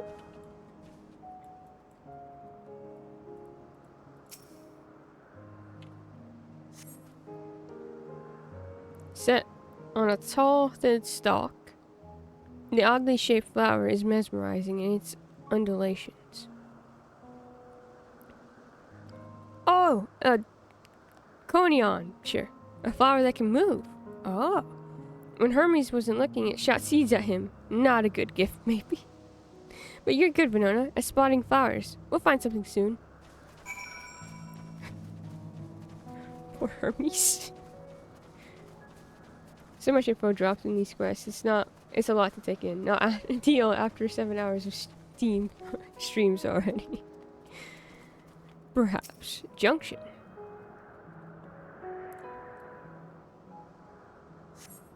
You spot nothing promising nearby. At best, common-looking grasses with some few tiny flowers. Nothing around here. Ah! Over there, Winona. Something big. Huge. Junction? Prophecy A? Oh, do we have to be right in front of this monster? Terrible stench reminiscent of sodden old boots pervades the air. Without a doubt, the culprit is the marble-like creature before you. It's an Adonis! The things around its mouth look like petals, but the flowers are the orbs on its head. When Hermes inspected it, it swallowed him up. He didn't leave his room for days. What do you think, Winona? Would he like it? It's probably not the good sort of memory. I'd rather not go near that thing.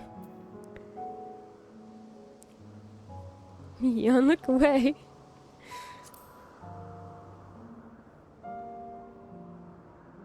It's not this one either. Finding a good flower, it's harder than I thought. Sorry, Winona. Could we search a little more? Maybe as far as the fields over there? I'll pick something after that, I promise.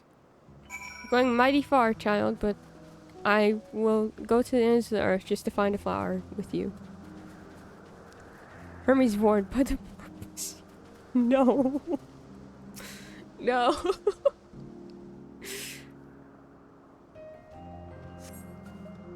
Lush green fields stretch out before you, ending where the sky begins. There's nothing. Shiny thing over there. What could it be? Shiny thing? What shiny thing? Shiny object. Oh! It's Elpis. I knew we'd get Elpis flowers. Torgo, don't run to the flowers. Oh, Elpis flowers. They're here too. Hermes likes and dislikes them at the same time. Like me, they're intellecties. Like me, they feel his pain and turn dark. That's only for Hermes, though. For others, they're always white and bright. Huh.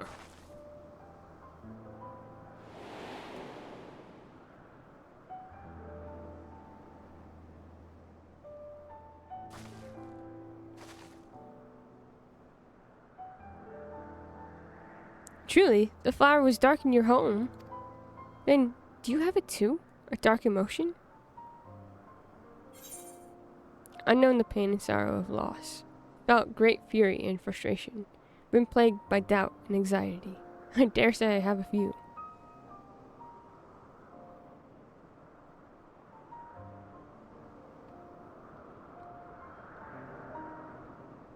All of these are true. My favorite not Alice median. Who's Alice? Don't worry about Payless. No, oh no, bro is depressed. I think there's a lot of reasons why he's contemplating and hesitating about becoming part of the convocation. I mean, we obviously know that he does. But how does that turn into what we see with Van Daniel?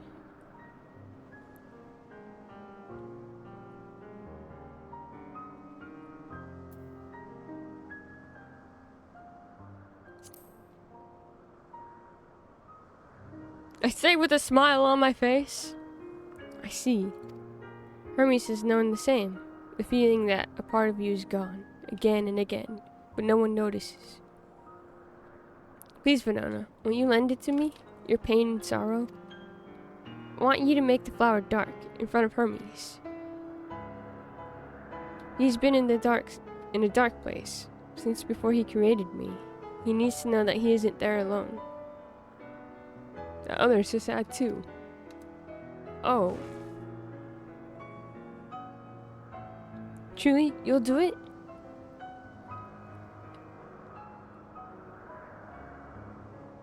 Thank you, Venona. Thank you. It means more to me than I could say. Can't wait to see how Hermes reacts. Let's go back and fetch him.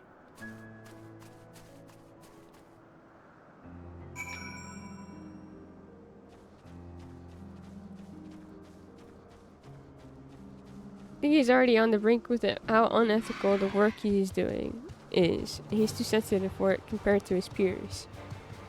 And the extra pressure, plus whatever the apocalypse that hit them pushed him over the edge. Perhaps. I definitely see that him being incredibly different to how he views his creations and the creations of his peers.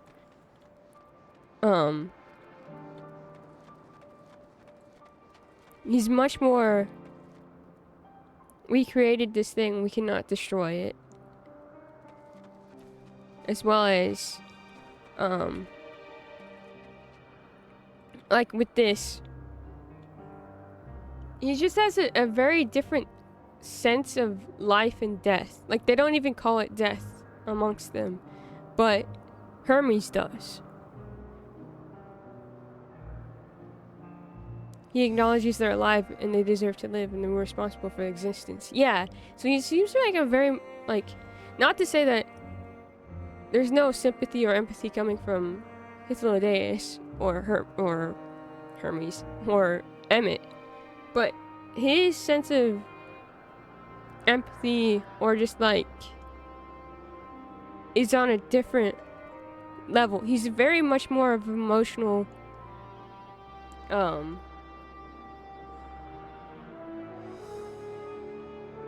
person than the other two, or anyone that we've seen around them. Which makes it so fascinating that he's the one who knows about Dynamis and has created another Entelechy, and he knows all about Entelechys. And it makes complete sense, since he's so involved in his own emotions, that he would recognize the emotions of others and create a being made of emotions and able to understand other people's emotions. He's an empath, but like, it's a joke, but it really is more like. That's why I think it's so fascinating seeing him now and comparing him to Fandaniel, which is the title that he gets and is a part of him. By that point where he's going, I want you all to die, and I want to die too. Like, he already kind of has that, like, that idea of, because he's depressed here. It's obvious that he's like a very sad person. So how does that dive deeper into this idea of letting the apocalypse happen? Kit and Emmett separate themselves from work they do to themselves as a person and other creatures they create, whereas Hermes is desperate for a connection and puts more of himself and sees more of himself in his work. It's not just a job. Yes, exactly. Very well put, Patchy. Like, they see Medion as a creation, while he sees Medion as an extension of himself, as well as like a kid, right? Like, Medion is a part of him and part of something he cares about. Daniel seems mostly pretending in that campiness. It does seem that worst parts of his life depression came into Fandaniel. Eon and the Exolotl are his children. Yes! Alright, Eon. Seems they're still talking. Let's wait until they've finished.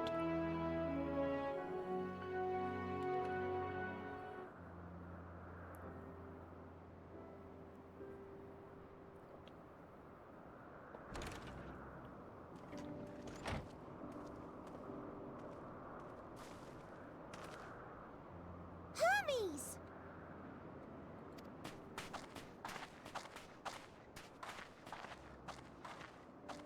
Oh, you were waiting for me. You've finished talking? Yes, we've come to a decision. My thanks for keeping Meteon company. Emmett Selk and Hythlodaeus have already retired to their rooms. There is room for you too, if you would follow me.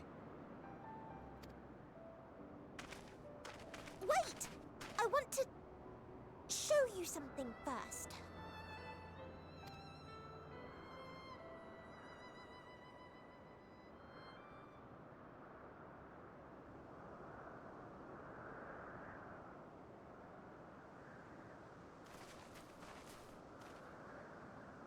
Elpis flowers? Go on.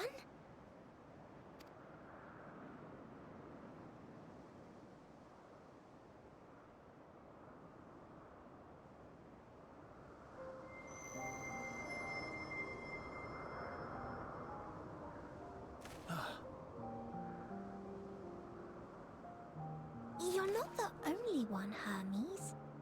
Others feel sad too. You're not alone.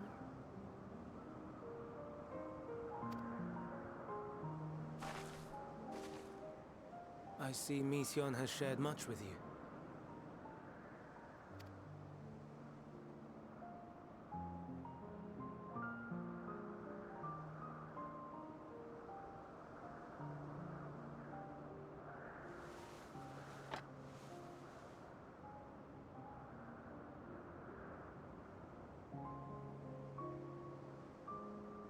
May we talk a moment?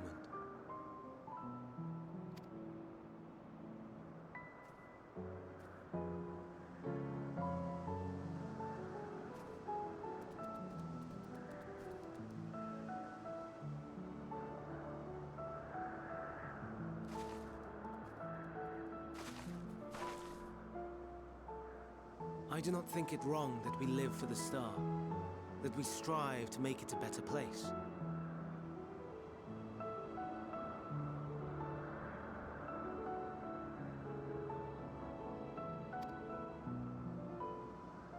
And yet, in carrying out my duties here, there are times when I am plagued by doubt.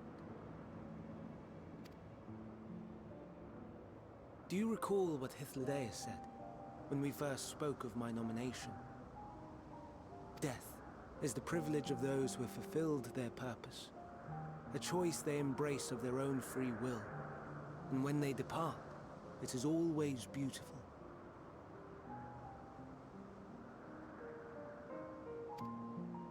Perhaps it is, but only for man. Creations that he deems useless are discarded with nary a second thought. Some scarcely born into the world, afforded a handful of breaths before life and potential are abruptly extinguished. We make an effort to spare them the pain. They sense what awaits. Rage and anguish and cower and fear. And it is not beautiful. Yet no one cares. No one. So fixated are we upon the duty that we do not pause to question the method. Pain and suffering, confusion and despair, writ plain in the eyes of those poor creatures.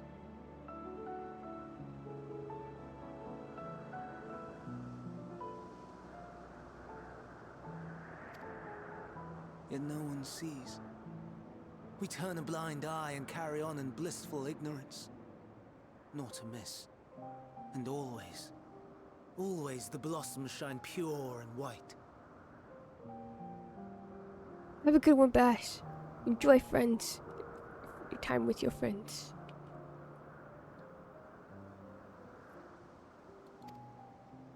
A contradiction so blatant I could scream. Want to scream. How can you all accept this aberration? Then I wonder, am I the aberration for thinking thus? And I am filled with dread. But now I know I'm not alone. Not the only one for whom the flowers weep. I won't ask what you thought as you kneeled beside the Alpes, or if you only did it at Meteon's insistence. Nevertheless, I thank you. To know that you too have experienced suffering is a comfort.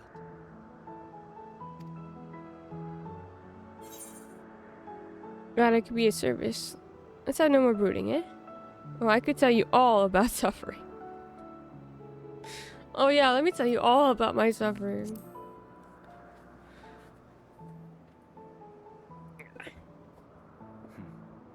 To so willingly lend an ear to ease my burden, you are a strange one.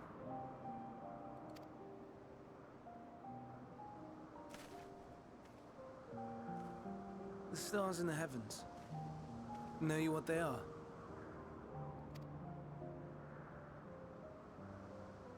Though it is too far to tell, each glittering light could be a world not unlike Aetheris.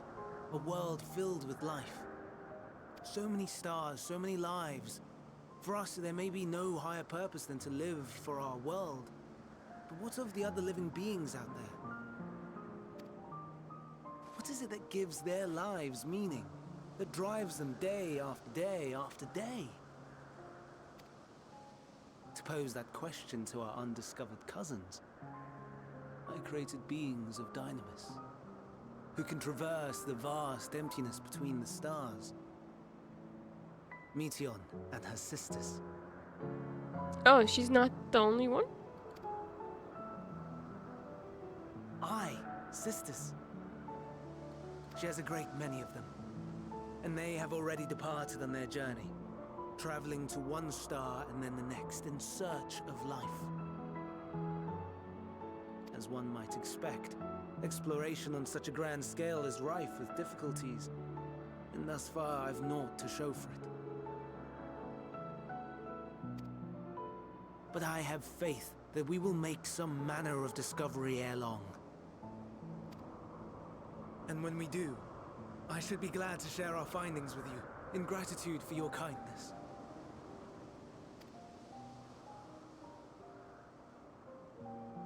It's getting rather late. We had best find our beds. It would not do for both of us to be sleep-deprived on the morrow. Come, Meteion. Let us head back. All right.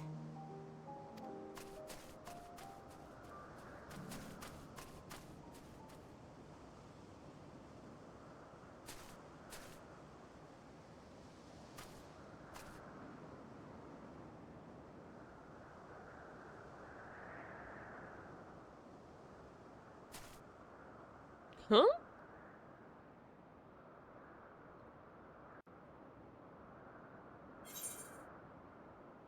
Sentimental. Banana pulling her our Banana pulling out her Wikipedia page like early life or trauma, trauma in exile, trauma with more friends, trauma in another world, trauma depression edition, personal life, adopting twins in a bird.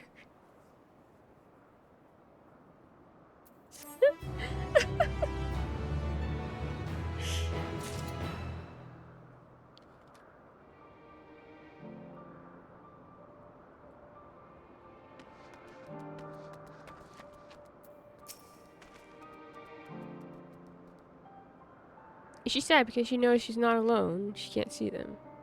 I don't know if she was sad or if she felt something. Prodigal familiar returns, and after causing all manner of trouble while we were in our meeting, I'm sure. I was looking for flowers. Calm down. Calm down. Are you able to get some rest? Please do not hesitate to let us know if you're feeling tired. A worry might exhaust your scarce reserves of ether.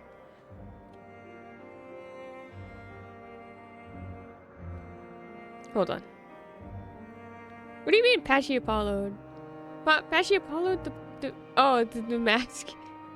It's not helping because everything is just. Another Xehanort. I thought you were talking about who the Hermes is meant to be, and I'm like, I cannot recognize his face at all.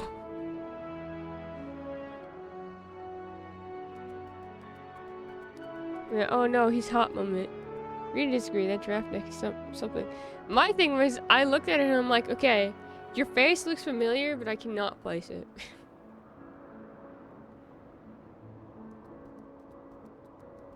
He's not my type either, but I've seen many people act like he is. I feel like this is another Xeno situation. Dude built like pinball. Wait, is her ether thin because she and her sisters are split up like the sundered? She's telepathic. Can she commune with bird sisters? I think her ether is just thin because she's not made of ether. She's made of dynamis.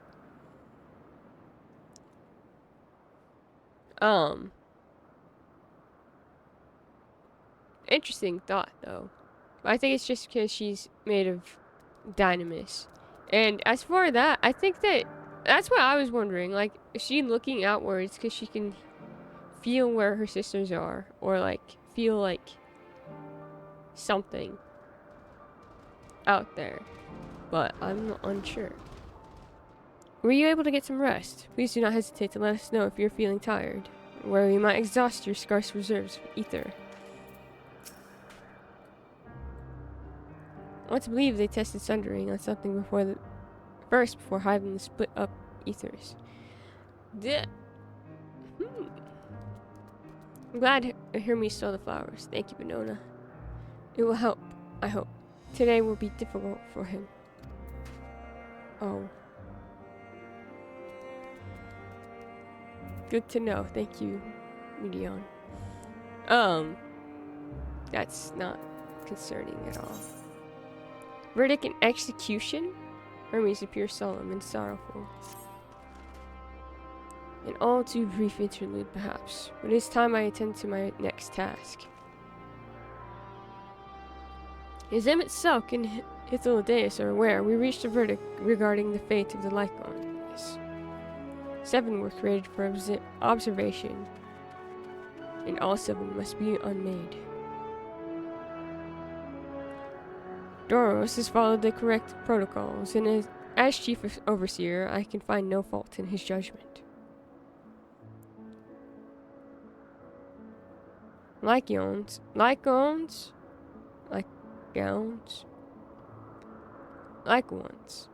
don't know, would disrupt natural order, ravaging and consuming other species until they themselves starve and perish. They cannot be released into the wild, and they cannot be allowed to remain here in Elpis. I intend to petition the Bureau of the Architect to have the concept preserved as a restricted purpose hazarded life form. Hythlodaeus has pledged to support me in this endeavor. Yet, whatever the Bureau decides, the existing Lycons have served their purpose. It's getting hot in my room. Doros has already isolated the creatures and is preparing to carry out the necessary measures. I will join him forthwith. It is my duty to witness the conclusion to this study. If you are resolved, then we have but to accompany you. Of course. Let us be off then. We return to the main aisle. Okay.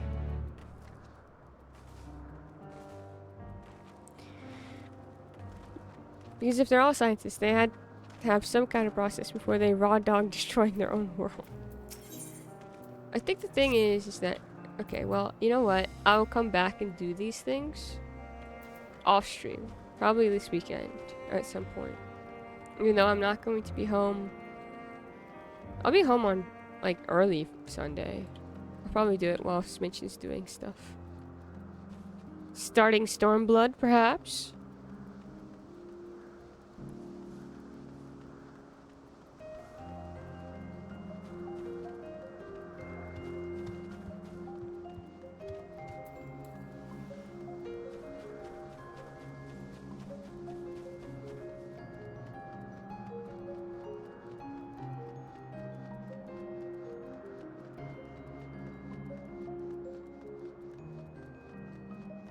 I have too much faith in them, considering how flippant they are with making living things and getting rid of them.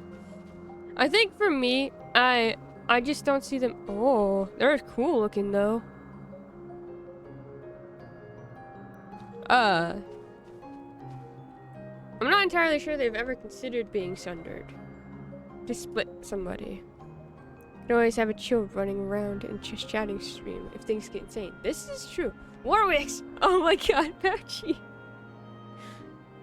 You do look like Warwick.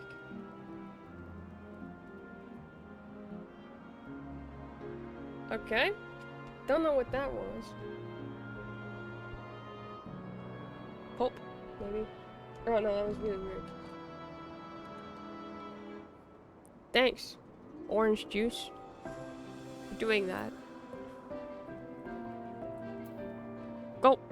Cup. Cup. Oh no, that was gross. Sorry. Warwick. We could do that. We can save it. I just like being able to fly, but we can save it if the plot becomes too much at one point. Doro, sorry you hurt. What happened here? They caught me off guard. I had them bound with ethereal shackles, but became frenzied, even more so than usual, and broke free. I was able to stop 4. The other 3 escaped.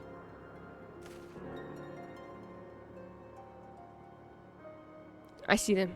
2 have taken to the air above the 12 wonders.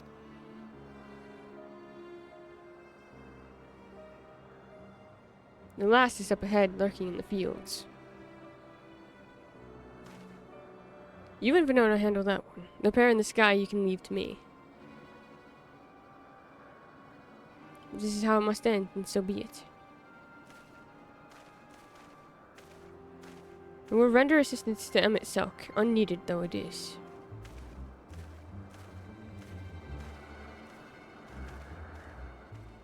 Medion, you are to stay here with Doros. But Hermes, likewise must be reverted. I would spare you their pain, and mine. This is my burden, not yours. If you are intent on helping, then please follow my lead.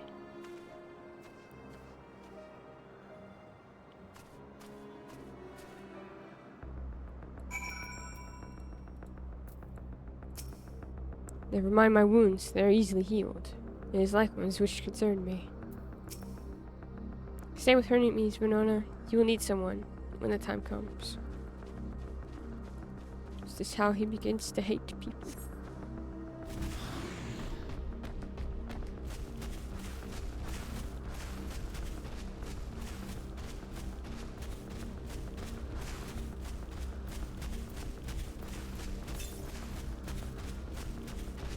Oh, that way? Oh, it was over there. Damn it. It's fine. Oh, you're right here. Duh. Just hovering there. Menacingly. I appreciate your help and lament that it is necessary. There it is, our quarry. It's in striking distance at present, but it feels threatened. It may flee. If it feels threatened, it may flee beyond our reach. Here's my plan. You approach slowly, in full view, and draw the light's attention. Now, I warn you, its abilities are as fiery as its temperament. If it spots you, it will unleash orbs of flame. I'm used to that. Don't worry. Oh. Don't worry. I've battled Ifrit a couple times. It's fine. But fear not. By my measure, you are more than equal to the task. Withstand the onslaught for a few brief moments, and that will give me time to catch it unawares. Battled the mic too, yeah. I hit echo on accident. Final 16 won the award for excellence at the Japan Game Awards. Excellent. Maybe we'll finally get the Dion and Joshua DLCs, since the devs say they had cut content for both of them planned.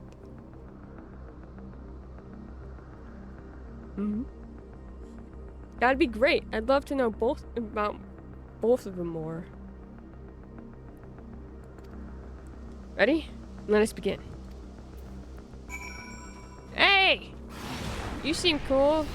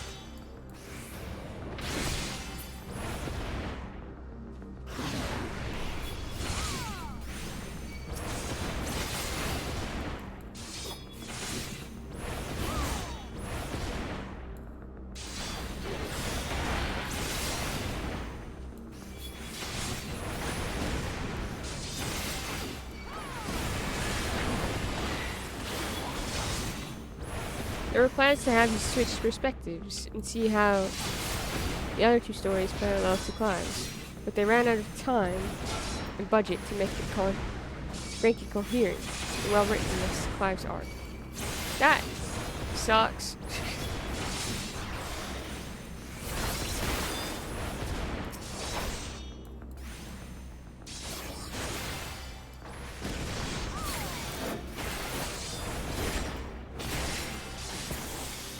Well, I use request.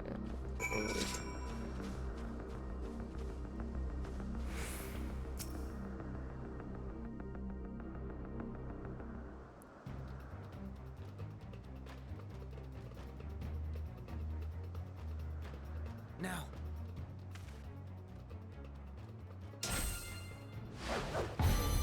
Ha!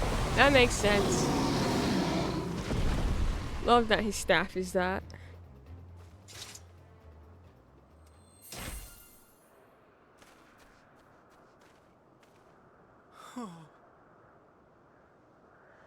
Forgive me. Please, forgive me. May you and your kin find peace. Wherever your souls may drift in the underworld, may you find tranquil seas.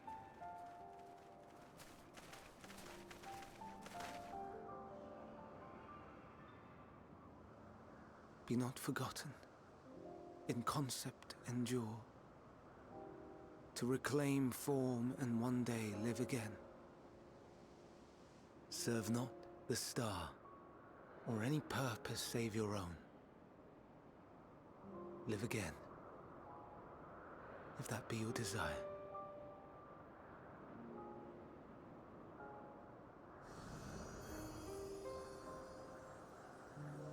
Hate, if that be your want. Ye are worthy, but leave your suffering behind.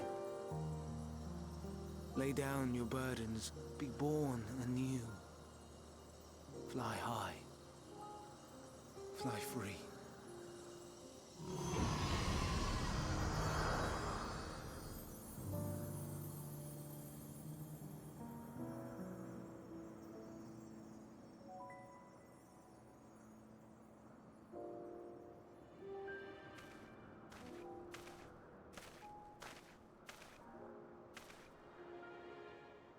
Join the convocation, Hermes.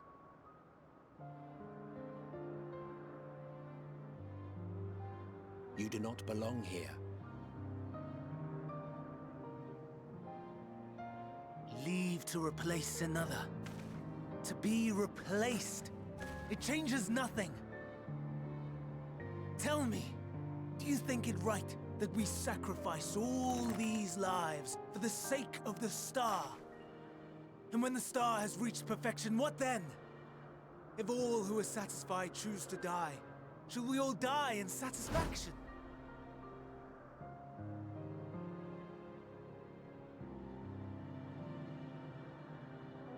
I do not know. Were I to take up the seat of Van Daniel, it would be tantamount to approving my predecessor's death. I do not know if it is right. And to be torn by such thoughts, I do not know if I am fit to represent mankind. Hermes! Please don't be angry. It hurts so.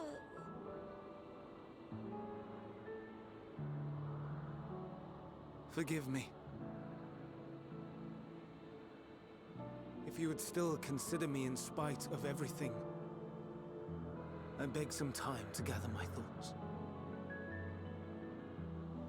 Meanwhile, Hythlodaeus, I fear I must trouble you to attend to the others. 'Tis no trouble at all. Take as long as you require.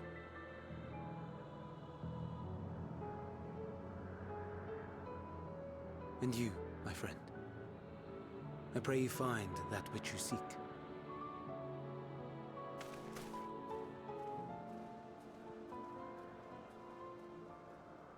I expect we have some few matters to discuss. Shall we return to the 12 Wonders for a time? Aye.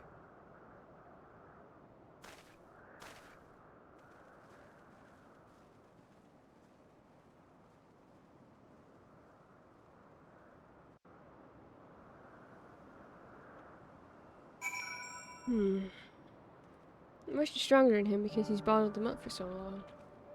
This is what I wonder. It's been quite an exciting visit for you thus far. Oh, you weren't injured, were you? Good, good. I'm completely fine. Although I do have coffers. And I think I need to change them out. Because, yeah.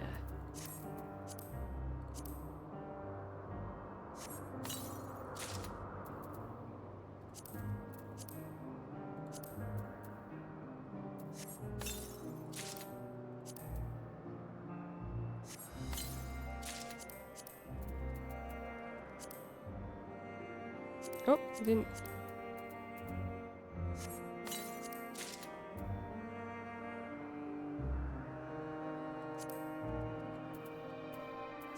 And then we go to here. Oh, whoa, that's pretty sick.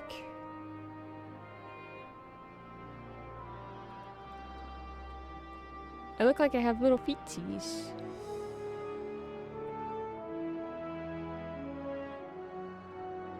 Just a minute, I need to do a fit check.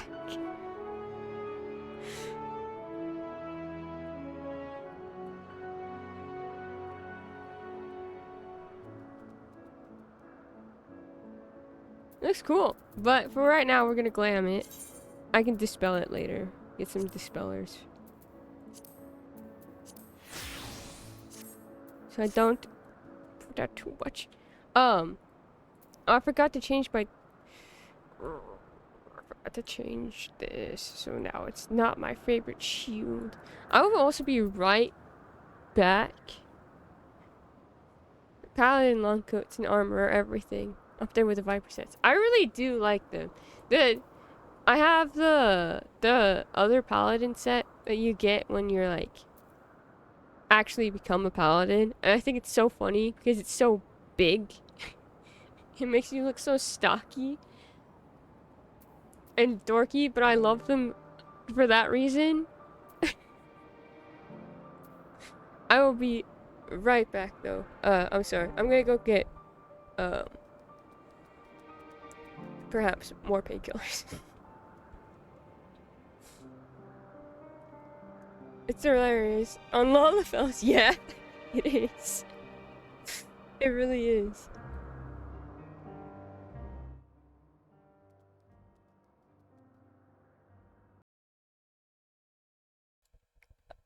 Okay, this playlist that I made is a mistake.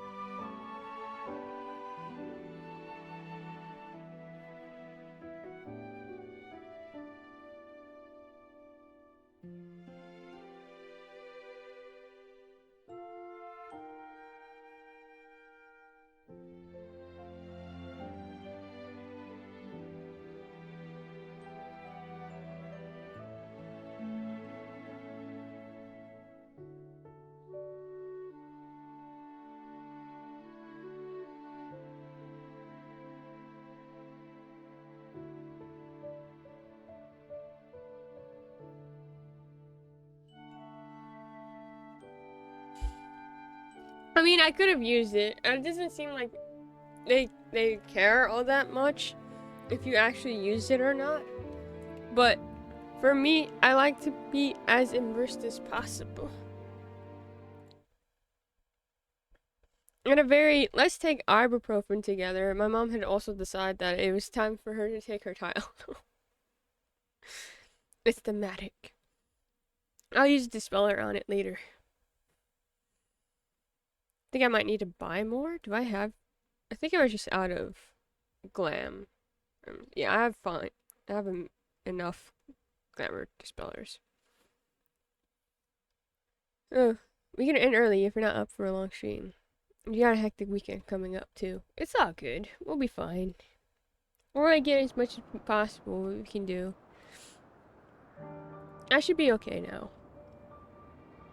It's just that, like, I know that as soon as it starts to wear off, it becomes to I guess to this point where I'm like, I don't even want to. You ever be in so much pain that you don't even feel like laying down? You don't know how you feel, but you don't want to do anything. You just kind of wish that you could like maybe curl into a ball and not exist for a moment. I'm trying to combat that from happening by being on top of it before it happens.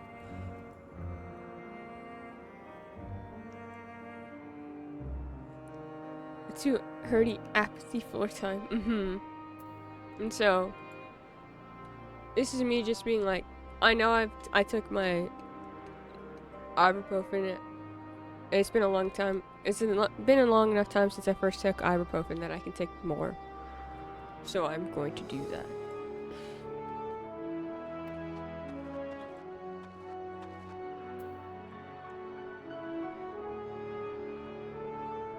Alright, Emmett. What do you have to say, Emmett? The other life wounds have been taken care of. The incident is resolved, and life in Elpis continues as normal. Or ends, as the case may be. Rationally speaking, I understand Hermes' argument. No matter how well deserved the rest, there is a pang of sadness when a colleague leaves us. Yet, never has a departure caused me such grief as Hermes appears to feel. What must it be like to experience such torment? Don't ask that. Emmett, you're going to know. You're going to know. And it's going to rack you so hard that you're going to create ghosts of everyone that you knew.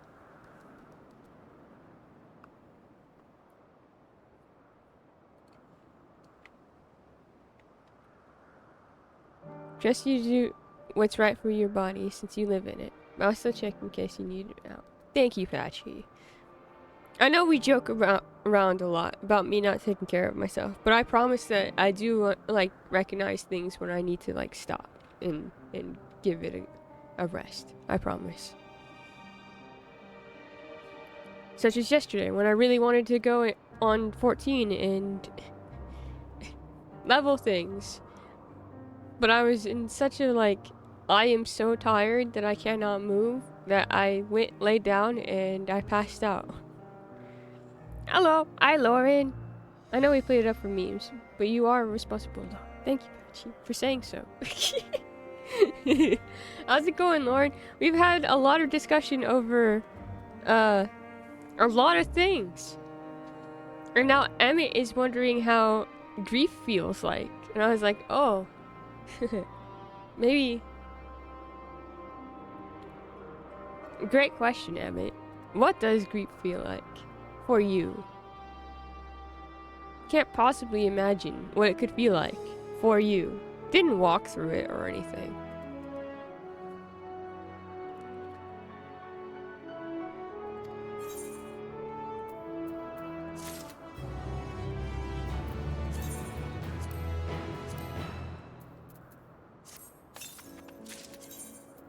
As soon as I finish that, I bet, whoa, that's cool.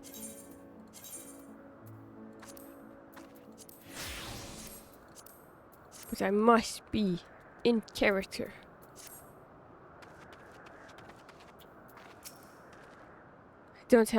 I don't know what answer he's searching for, or if it is within our power to give it.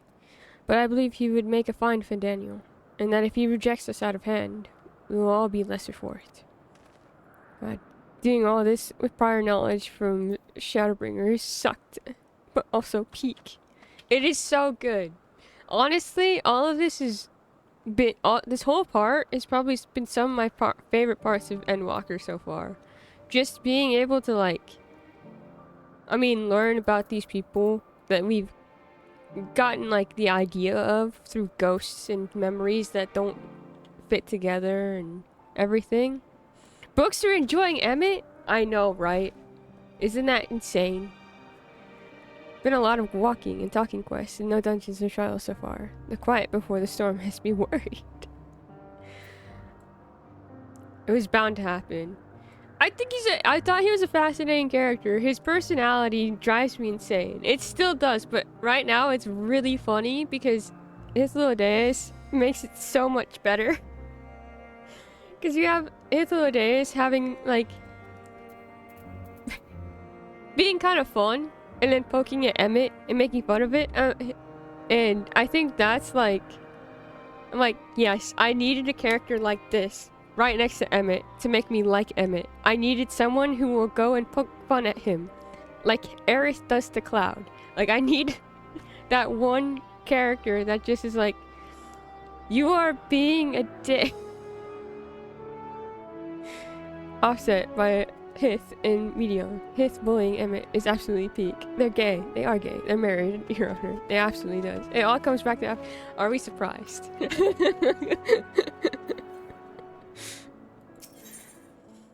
Travelers at the crossroads. Hythlodaeus wishes to discuss plans for the remainder of your visit. Where to now? If there is anywhere you would like to visit before we leave, I should be glad to show you the way. Hermes has not yet outright refused his position with the convocation, merely postponed the decision. As such, I may as well resume my assessment. If we cannot accompany him, then I will content myself with questioning his colleagues. That said, I should say that I did like Cloud before Aerith was poking fun at him. I'm just saying that Aerith poking fun at him makes me like him more. Ever the pragmatist, and allow me to remain your humble guide. And then when Tifa gets in on it, it just makes it even better. And what of you, Venona? Will you continue along with us? Wonderful. Our fellowship travels on unbroken. I say we explore another part of Elpis and see what new encounters there are to be had. If you would follow me, we will first head back to Anignaris. That I never say correctly, but it's fine. Person is very pretty.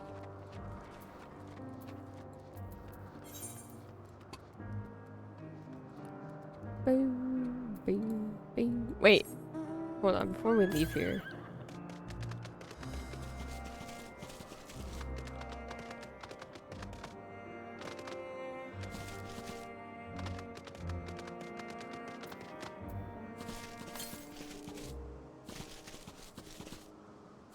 How did I miss it when we were picking flowers?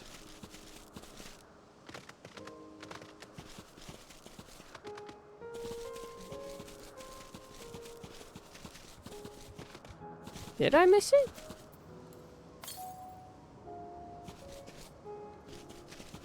Hello? Oh, there it is.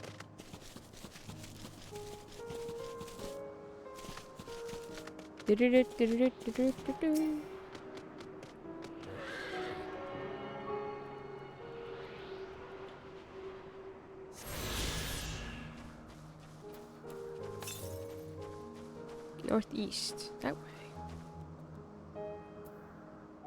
I'm so used to having this up here, but I think it's better down here.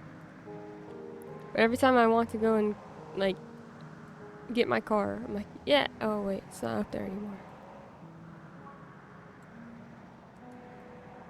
I only put it up there at first because they're like, oh, Jake has it up there, and I like it.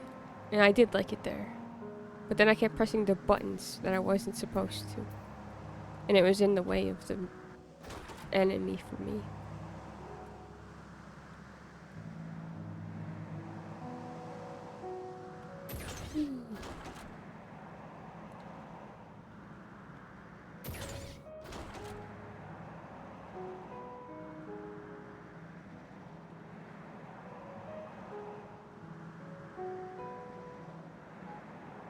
Gotta do what was for you. Yeah. I like stealing from everybody else.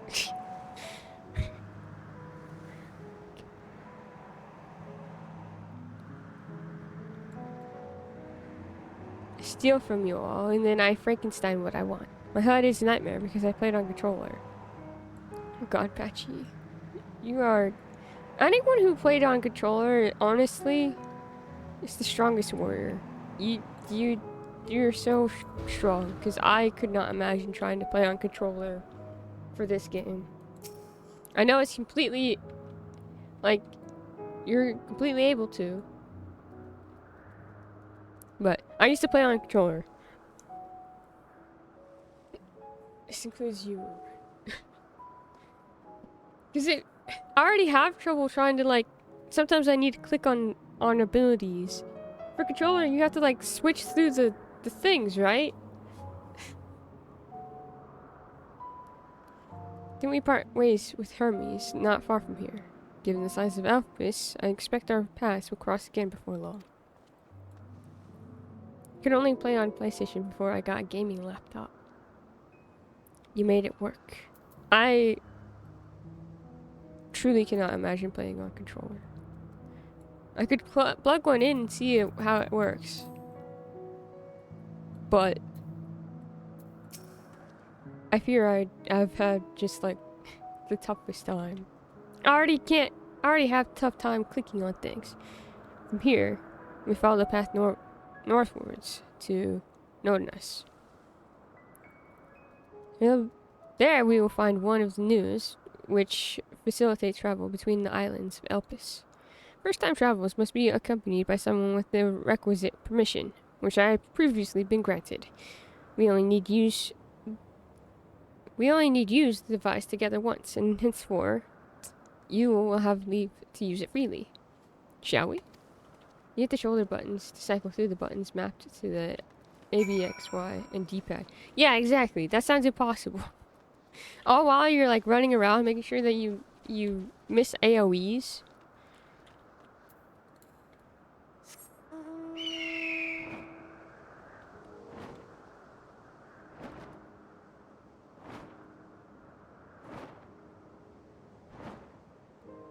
Butterfly. Butterfly in the sky. I can fly twice as high.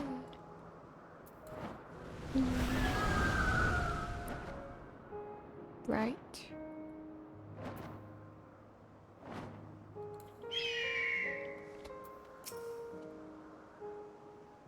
Unless the need is pressing, I won't be tracking Hermes with my ethereal sight.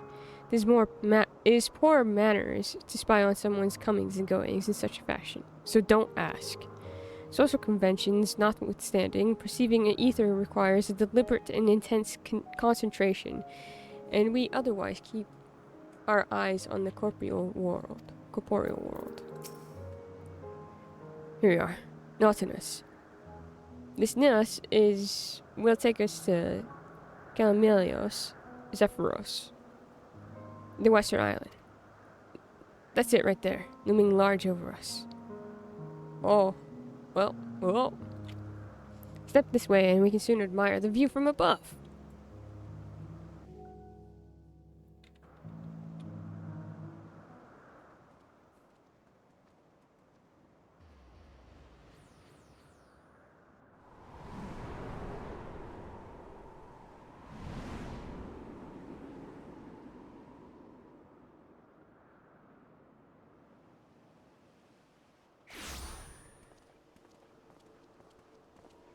I present to you Calamelios Zephyros. Here you will find a number of testing facilities, as well as the observation hub of Poiton Oikos. Right then. Let's begin by...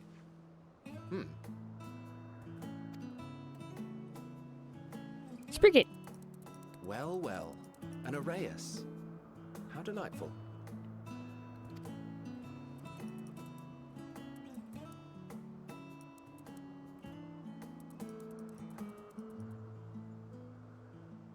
And what, pray tell, is that?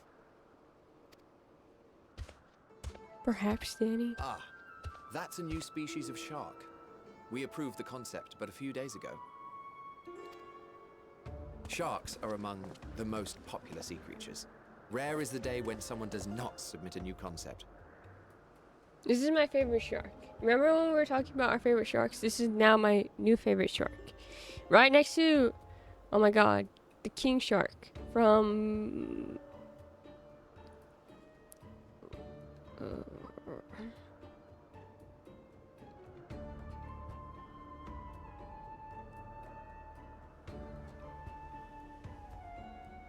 Suicide Squad. That's it. What's his name? I don't know. At first, they were largely orthodox, consideration given to such things as size and environmental impact, and then a whimsical someone thought to bestow it with flight, another superior intelligence. And then the floodgates burst, concepts with multiple heads, or arms and legs, and so on and so forth. It was getting absurd. A part of me wanted to tell them to go away and find something else to create, but in the end, I couldn't deny their passion. And here we are.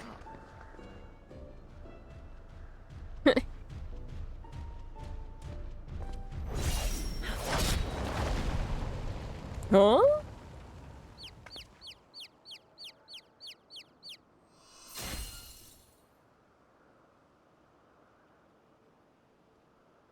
That was too close.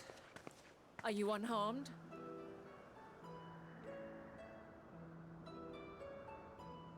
Heidelin? Except your name's not gonna be Heidelin. Is it Venat? Venat turned into Heidelin, right? So that's Venat? Or is it that bad? Bad. Like I had a whole reflex for Ninja Con. Swapping between the palettes. Right trigger and left trigger palette. Oh, memorize which button combos. Yes. I think maybe my problem is that it's hard for me to memorize combos. Lady Xehanort. Danny, are you okay? She. Well now, if it isn't a pair of familiar faces. Bernard, that we should meet you here. Lisbona! Hello.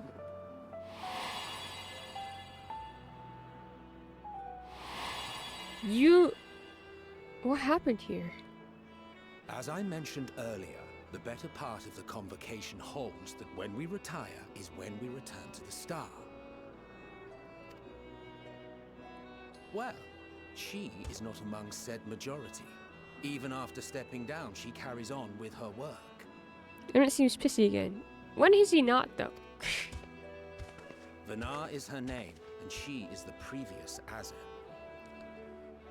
Wait, what? So...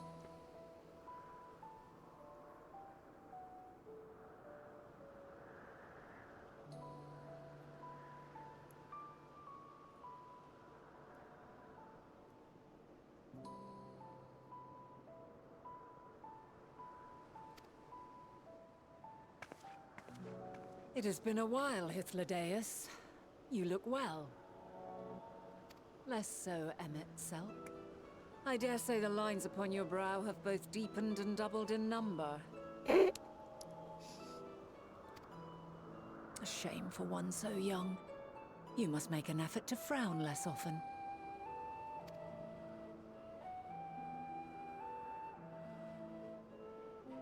Easier said than done, thanks to your unruly successor. How is she, if I may ask? Incorrigible as ever. Rushed headlong into a volcano on the brink of eruption just the other day. I should be glad to share the tale in its entirety later, if you're so inclined. Oh, you know I am. Now then, You are?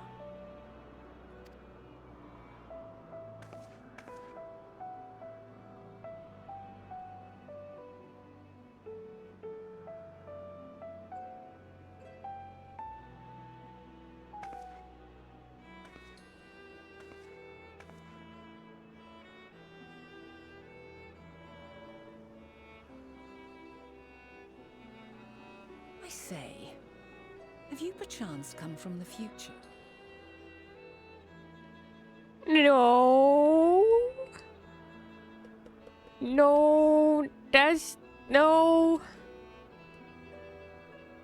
I do not believe we have ever met, yet I sense my magic upon you. Therefore, if I wove the enchantment, I could only have done so at a later point in time.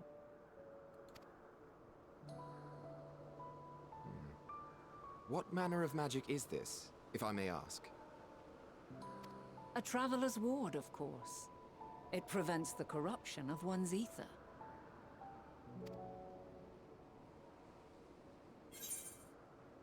Sounds rather like the blessing of light. Does it protect you from the enthrallment by primals by chance?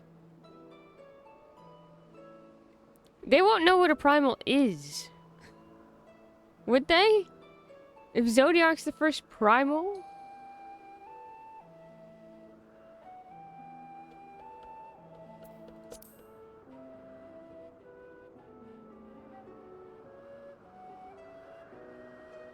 I see you are not ignorant to its presence. And while there are many protective spells, the one you bear is unmistakably mine. Hold on. From the future? That's absurd.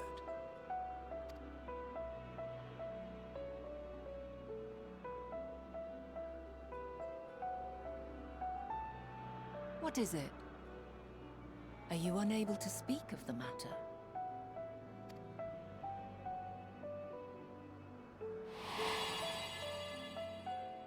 The reality to which you must return exists as a result of the final days. You cannot reshape the past to undo the tragedies of the present.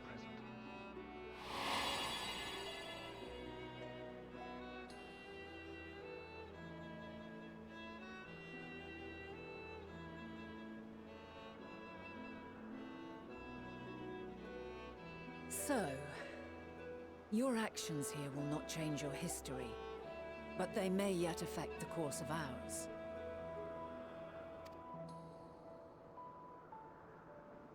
How very exciting. I'm quite fond of delving into the unknown, and there's naught more unknown than the future. Until a moment finally arrives, we cannot know for certain what will come to pass, regardless of our supposed foreknowledge, so you needn't worry for us. More importantly, that you should go to such great lengths as to travel unto the past bespeaks the gravity of your quest. Will you not reveal it to us? Mayhap we can be of aid to your cause.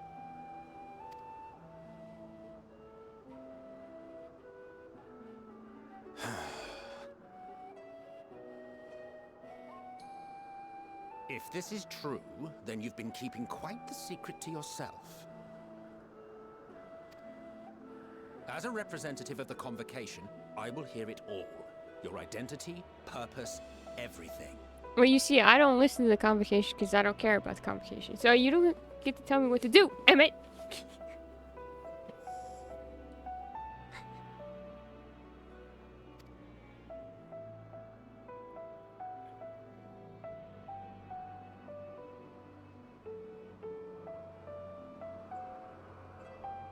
Why don't we move to a place more conducive to calm conversation?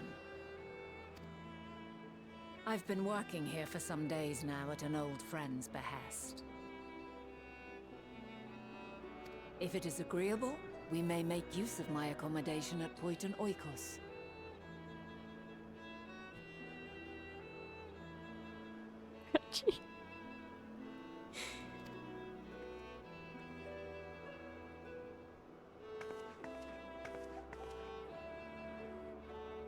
We were meant to meet.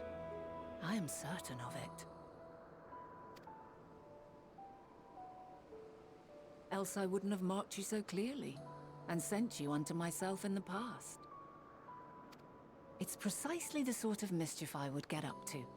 And quite inspired, if I do say so myself.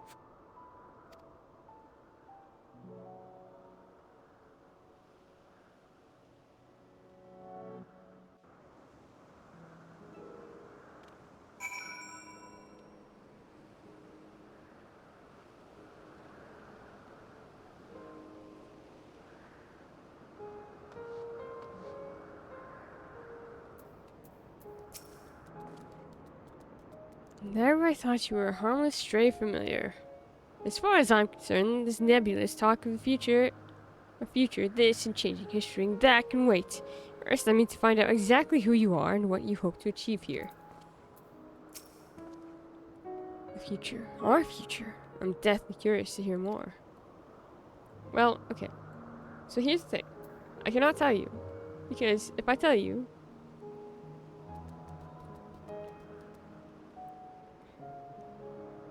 you're gonna know that one of us here may or may not become a primal in order to defeat a primal that one of the others of us here helped summon for different reasons.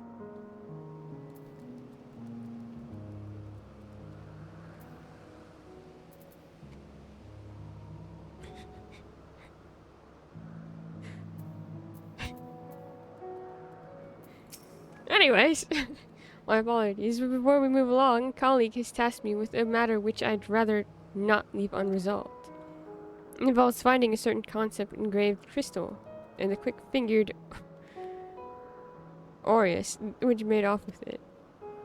Aureus, you say? I think we might have seen the culprit before being distracted by that business with the shark. Would you like us to follow its ethereal trail? That would, of course, lead us only to the Aureus. There is no guarantee that it has dropped or stashed away the crystal you seek. Please, even that much would be enormously unhelpful. While you are hunting down the thief, I can follow behind and scour the forest floor just in case. Could I ask you to join the search? I would appreciate another pair of eyes to cover the land of the west of here. Many thanks. There's a small bridge leading to the Pant Oikos. You know, like the yogurt. What is meat? Sorry. Points in Oikos. Let us meet there, up there, once we've exhausted our efforts. One of them shot Graha. This is true. One of them did shoot Graha, but I'm not sure if I said. Also, whenever you shot Graha, they'd be like, "Who the fuck is Graha?"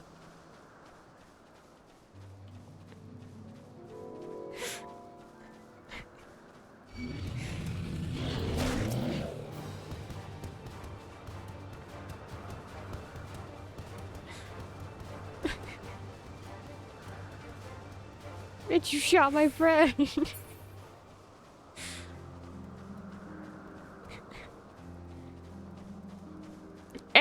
and you kidnapped him.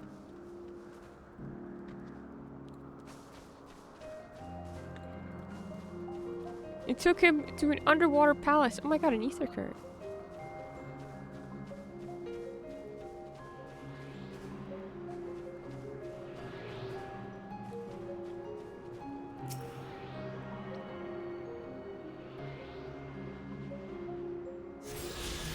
And then when he was all messed up, he came and like had to help us. He almost died.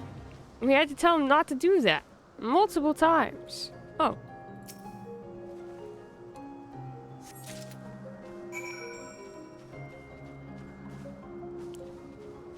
Because apparently he was on a freaking suicide mission. Self-sacrificing idiot that he is. All he ever wanted was to be our friend and to go on adventures and join us.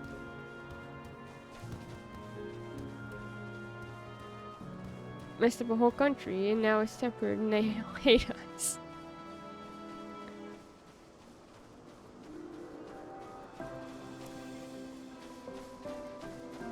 I think he still feels a lot of guilt for, like, putting us in the first, and then putting us in that situation where all our friends were only, like, half a being again. Even half of what they were. They didn't have, like, a corporeal form, really. And we're stuck because he misfired. Problem we present is vexing enough without adding the old asthma into the equation.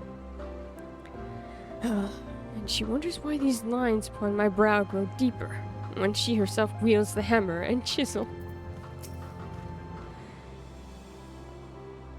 The asthmas, both mentor and student, are a force to be reckoned with.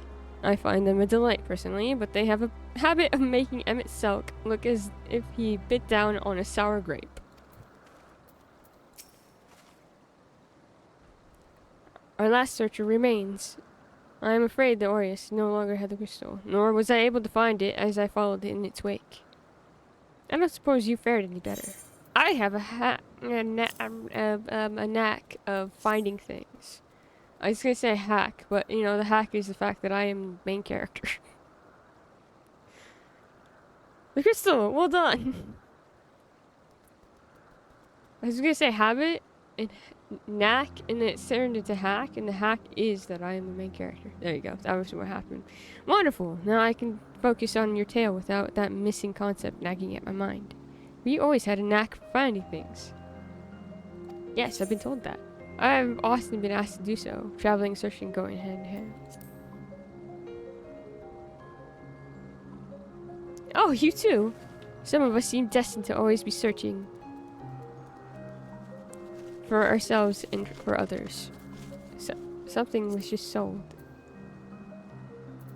Oh, both of my items have been sold. Sick! Cool, good job. Cure me.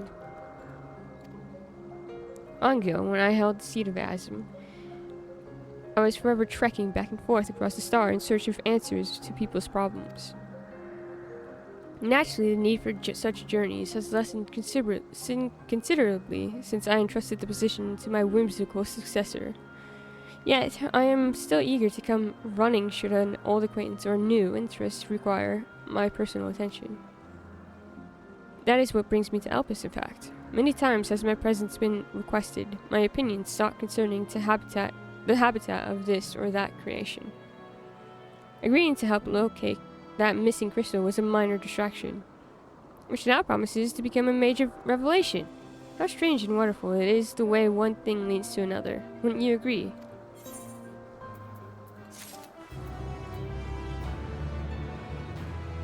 Oh no. I already feel myself getting so connected with these three. This sucks. The past not yet come to pass. Vana is in such a cheerful mood.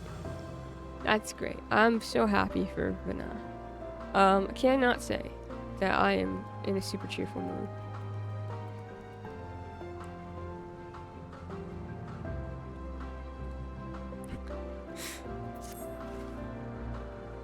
Thank you again for your timely help. Now then, it's time I return this stolen property. If you would go on ahead to my accommodation, I will join you as soon as I have attended to the task. Follow the path straight ahead to the building at the top of the slope. I have the entire place to myself, so we can speak without fear of being disturbed or overheard.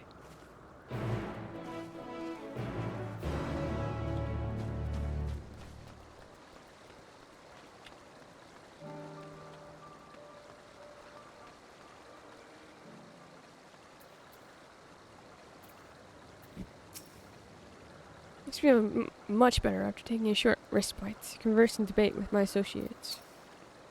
I consider it essential to exchange ideas with my colleagues regarding my observation work. Without such external stimulation, one has a tendency to lose the forest for the trees, so to speak. So neither of you have anything to say about these three? Okay, cool.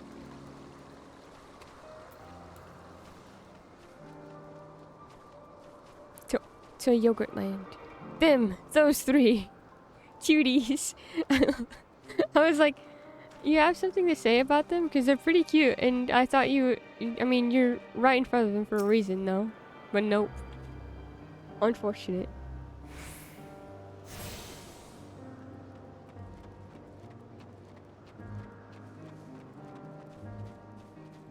You know what this place is reminding me of? And like, just if you think of it as like a little more paved. Like if we actually had like walkways and stuff, paved walkways. It reminds me of Charlian.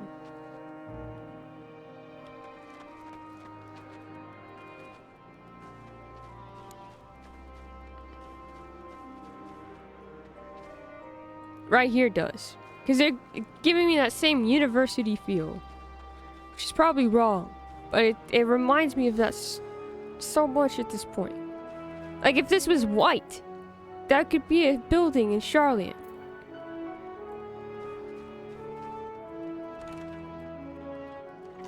Due north, I did a gacha prawn and won a keychain of the little green plant creature.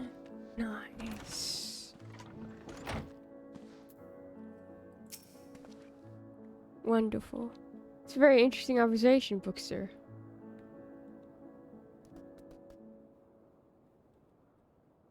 Well, now I feel like I've done something. You need to be nervous about around Vina. As White Rose mark her as one of fair and impartial reasoning. Aside from the emissary, Elidibus, such garb is worn only by those who have stepped down from public office to serve as advisors. Whatever you have to say, she will listen without judgment. Aw, cool. Yes, and this will be far more comfortable than interrogating you on the side of the road. Not the little bussy again. We're gonna go on this side because this other person's over here. We're doing our duty. Welcome to my temporary abode. Please make yourself at home while I put on some tea.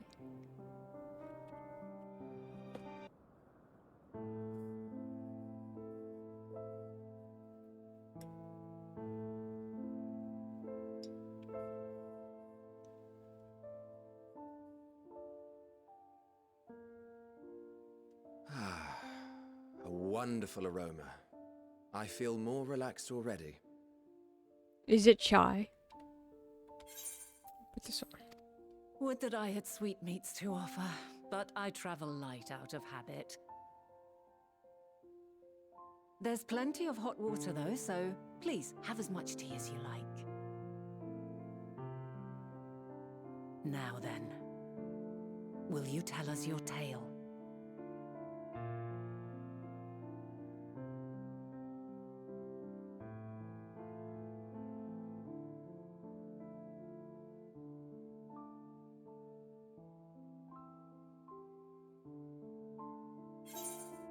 A calamity called the final days has befallen the world.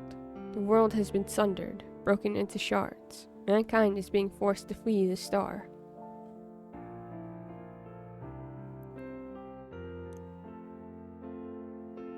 Where do we even start?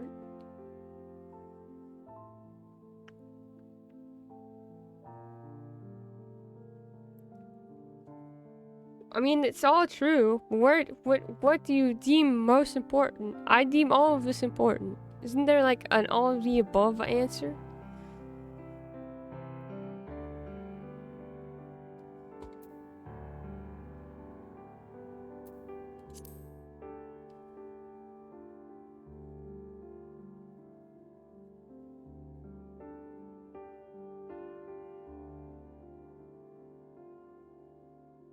Why don't you start from the beginning?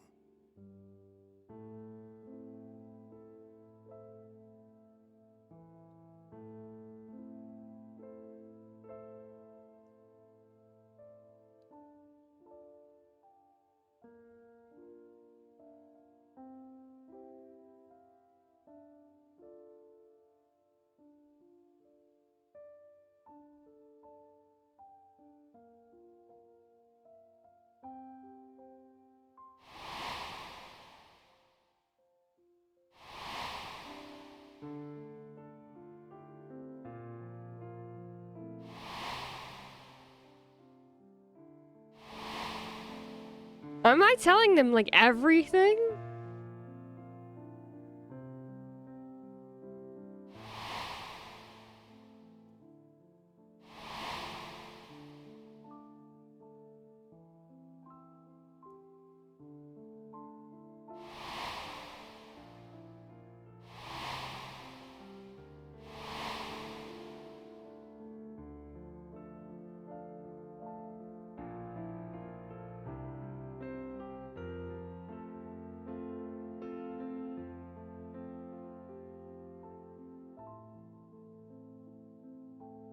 Preposterous.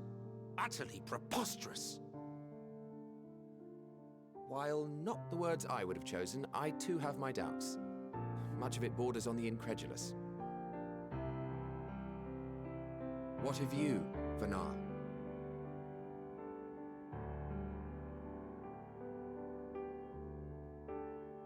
Not knowing the precise details of the first final days, it is difficult to determine the veracity of the tale.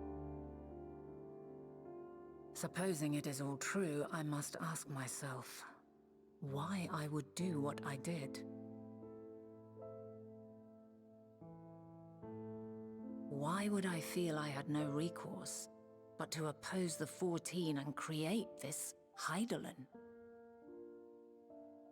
Circumstances change, of course, but it would not have been an easy decision regardless. No, there must have been a reason. One compelling enough to force me to take such drastic measures. Then there is the Elpis flower, which I said would serve as a guide. That it's of import to your mission is plain, but your presence here leads me to believe that this place also holds significance. But what could it be? What are we meant to accomplish? Might it not be simply thus? In the future, whence she came, the final days could not be averted. Mankind has no choice but to flee the star. By alerting us to that eventuality, perhaps you wish to pave the way for other futures. Theoretically speaking, it is a possibility. Yet if that were my primary objective, I see no reason to guide our friend to Elpis specifically. The capital in Amarot, or even my own home would be more logical destinations.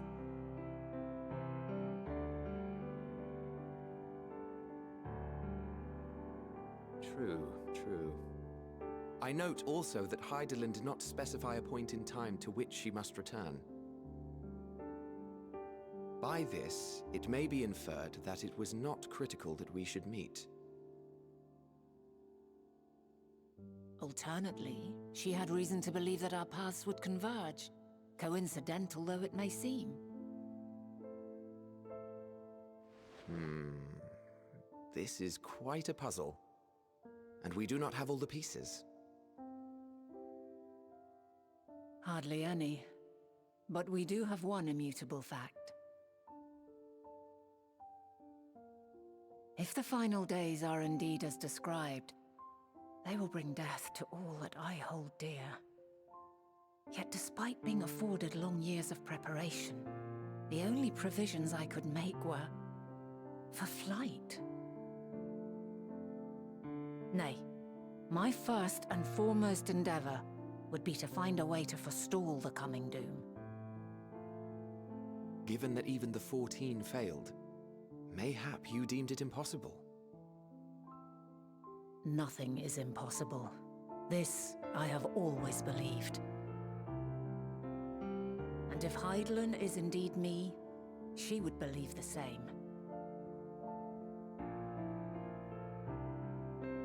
Listen to yourself. Are you seriously entertaining the notion that you are a messianic figure in some far-fetched tale?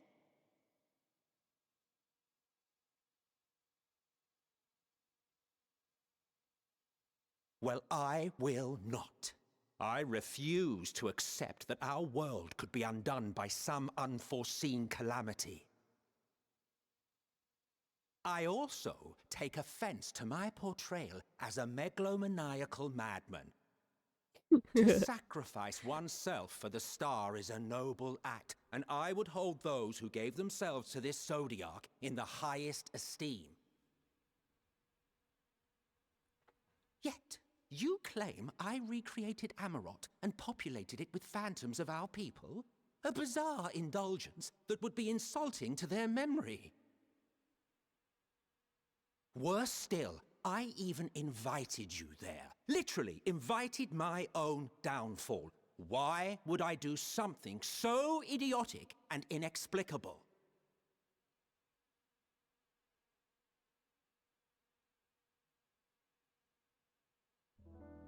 Now, I will allow that the hypothetical task of restoring our world would be daunting in the extreme. The thought of having to bear such a burden for 1,000 lives horrifies me. But I would never forsake my duty. I would never forsake my brethren.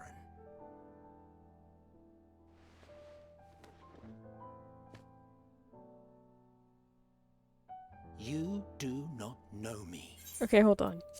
Wait. You remember how he's like, I don't understand how anyone could feel like, or like the torment of grief or something like that?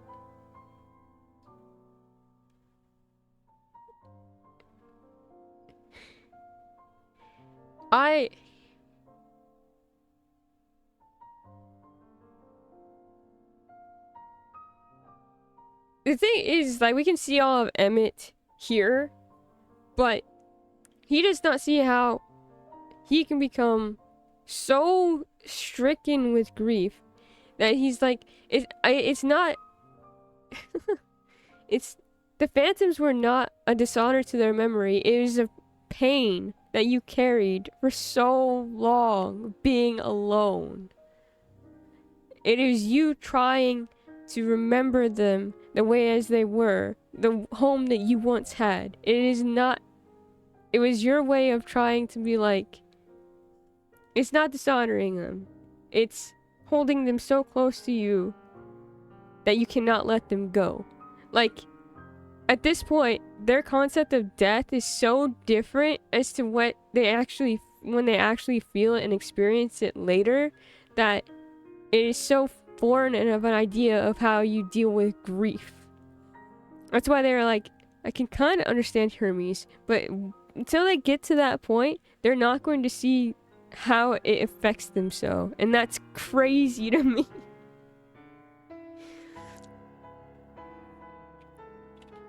I don't blame him either. I don't. I've had my fill of your fiction. I will return to my duty, and you will not bother me again. Like, the whole reason why he does that Wait! is because he still has that sense of duty. Like, it's not him trying to say, I would do this. Like, no, you would for that sense of duty that you still carry throughout your entire life. You've seen much of Elpis already. If you have any observations to share, I should like to hear them.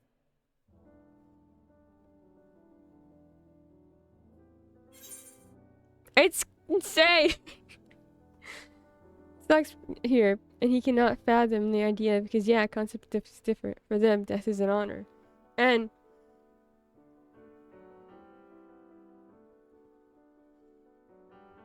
oh my god. That's so cool. It's so cool that they're diving into the fact that their thoughts on it is so different here versus how it becomes. And how much we know about, like, with Elidibus and Emmett and La Habrea, the fact is that they never forgot their duty, right? Their whole reasoning for going into the depths that they do is because of their duty. Elidibus died not knowing anything but the feeling of his purpose. He couldn't remember when he got that purpose. He couldn't remember who gave it to him exactly. But he remembers the feeling that he needed of his purpose. Like, the feeling of having that purpose and carrying it out and how important it was. Not the details.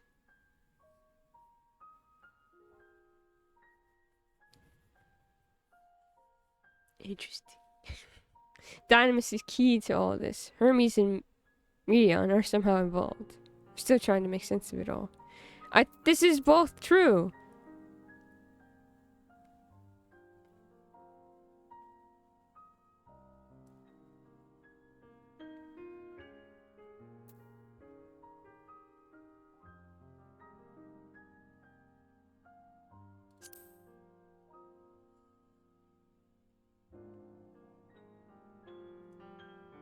Ah, yes.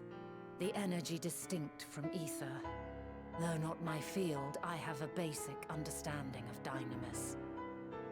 And you say Hermes researched the phenomenon in the course of creating Meteon? Yes. I believe this warrants further investigation.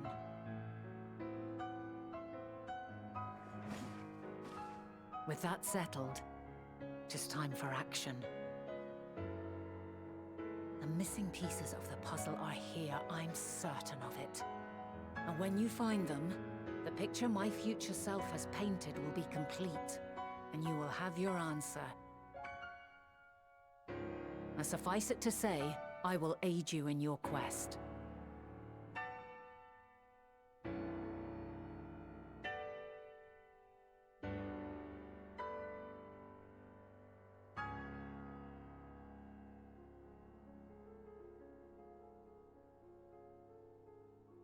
Have faith. If Emmet Selk is the man Azum described to me, we've not seen the last of him.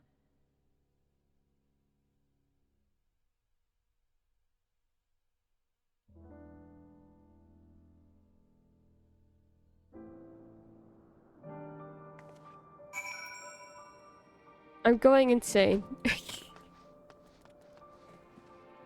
I don't even think this still isn't the freaking quest that I think Patchy and Lauren and Danny and everyone was referring to. But I'm still like, isn't it?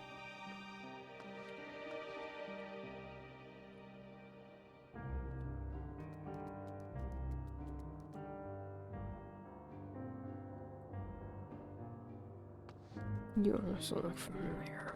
Anyways, don't have to think about that. Been double warned at this point. About this?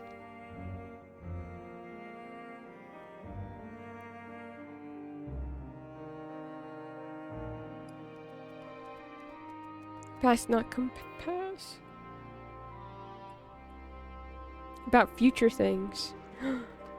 Patchy's been spoiled. Okay, I'm not like, I know that it's a chain link in Garlemald, but if you just like add the little other ones, it's the chain from Garlemald.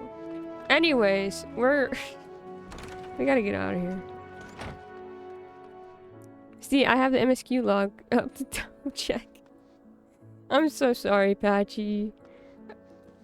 Patchy's never gonna be able to play this game because I've made them have to learn so much about it.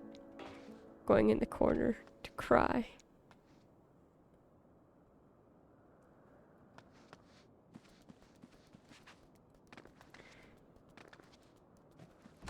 So outward, this looks like Charlian, and then inward we have, I mean, this still looks like Charlian. But the things, wondering if there's any symbols like that in Charlian that look like that. Because it's not Garlemald. It could just be like a cool diamond shape at one point. I'm thinking too much now. Overthinking things. Ah.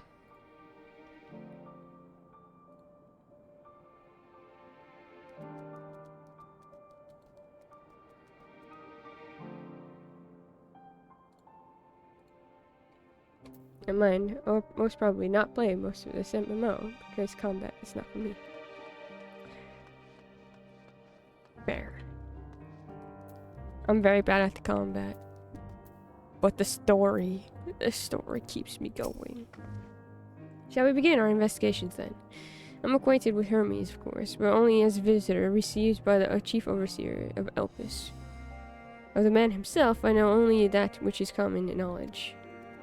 Thus I suggest we fall back on the tried and true method of conversing with locals. The observers who live here can surely tell us more of Hermes and Medion. And I have a good idea of where we might begin.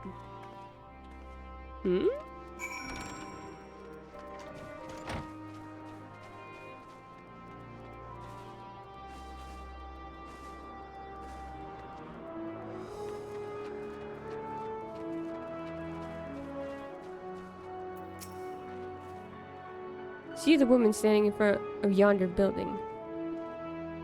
Her name is Ismene. She is the one who made arrangements for my stay in Elpis, and from what I recall, she has held her position here for quite some time. Chances are she can provide us with some insights. Go on and ask your questions. I will help with drawing out answers if need be, but I leave the choice of topic up to you.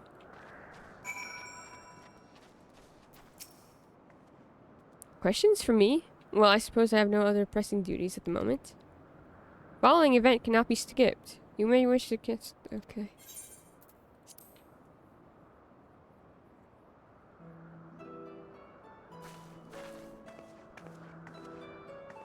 Greetings, Ismene. Oh. My friend here is desperately curious about Chief Hermes, and I was wondering if you might indulge her. Certainly, Miss Runa. Anything to be of service. Chirps will live on in our hearts.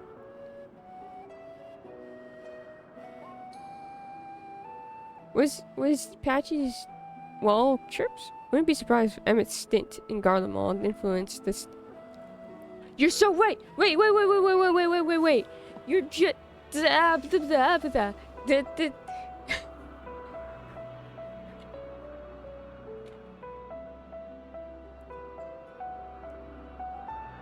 Thanks of the culture with this mix of color usage and art decor patterns. If he's in mourning for the home he lost in the dark industrial color schemes, it makes more sense.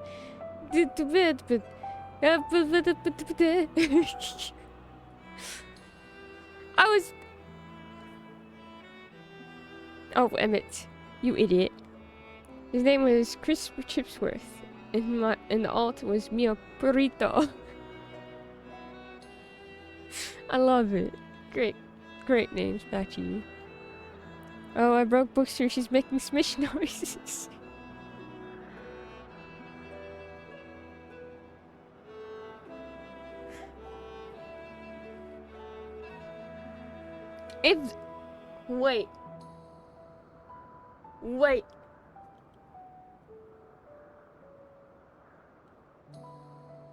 Wait. Okay. So if Garlemald has the aesthetics of Emmett, does that mean Charlian has the aesthetics of of Vina?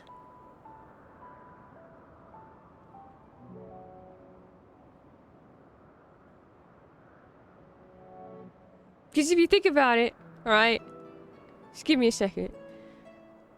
Charlian, you go to Charlian, and all the people of their council, the council, have these white robes. Now, of course, there are a lot of them are magic users, and they're very of the reading kind of thing, but they're constantly on Lodestone. Oh, aw, cute.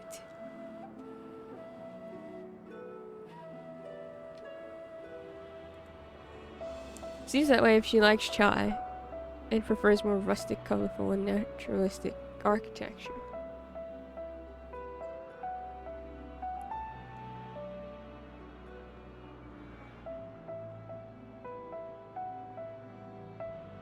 I'm just trying to see how the aesthetics of Charlian fit in with the fact that this reminds me so much of the doors and stuff in Charlian. Can't believe you doxed my sunlight. I don't know. Certainly, Mr. Savannah. Anything to be of service. What do you wish to know? What kind of person is Hermes? What are Hermes' interests? Well, I can only answer from my own experience, but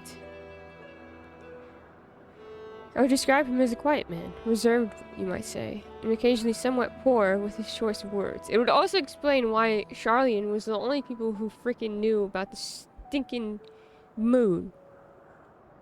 I think we would probably have a better way to analyze and recognize patterns as an architect. And he's off watching JJK with Diane and Aaron, as he should. As he's right.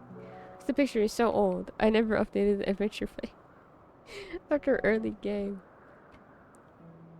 I would describe him as a quiet man, reserved you might say, and occasionally somewhat poor with his choice of words. His reticent nature, however, does not prevent him from carrying out his duties as chief overseer.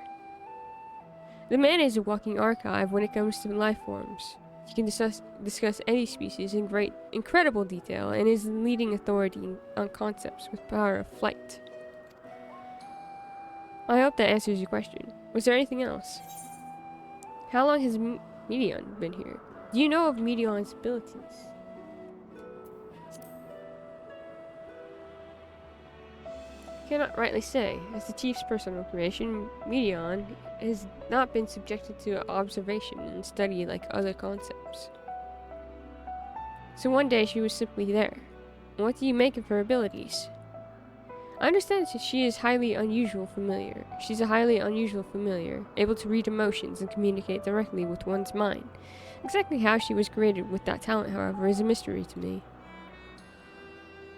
My apologies. I wish I could explain her nature in more depth, but I have not had occasion to discuss it with Chief Hermes. Do you wish you knew him better? Do you trust him?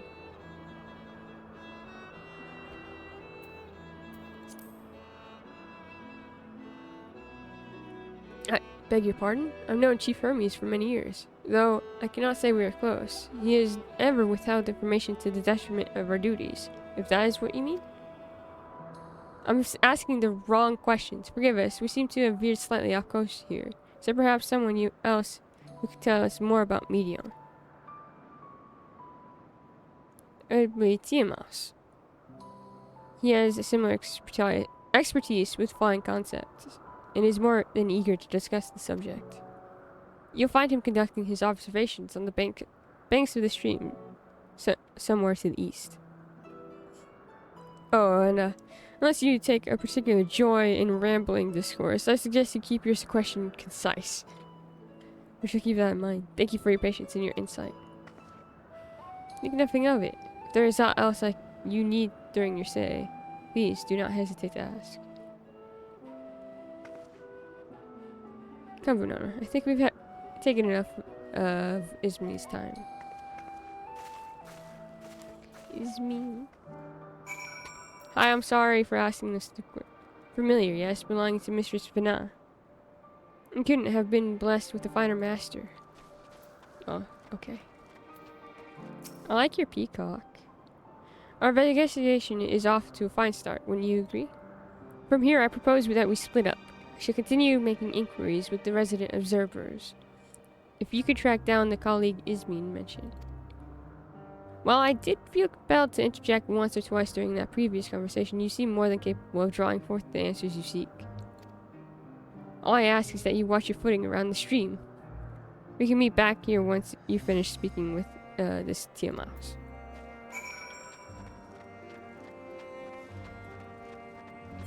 Look, I'm not good at talking to people. You should ask Mitya about how I failed to sell fish, say for one time. And I feel like that was like a guaranteed selling of fish.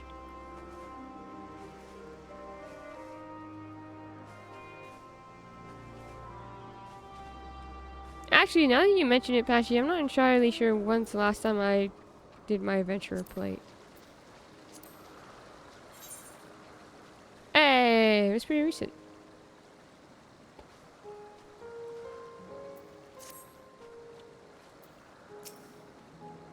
Yes, I am Dimas, but please keep your voice down.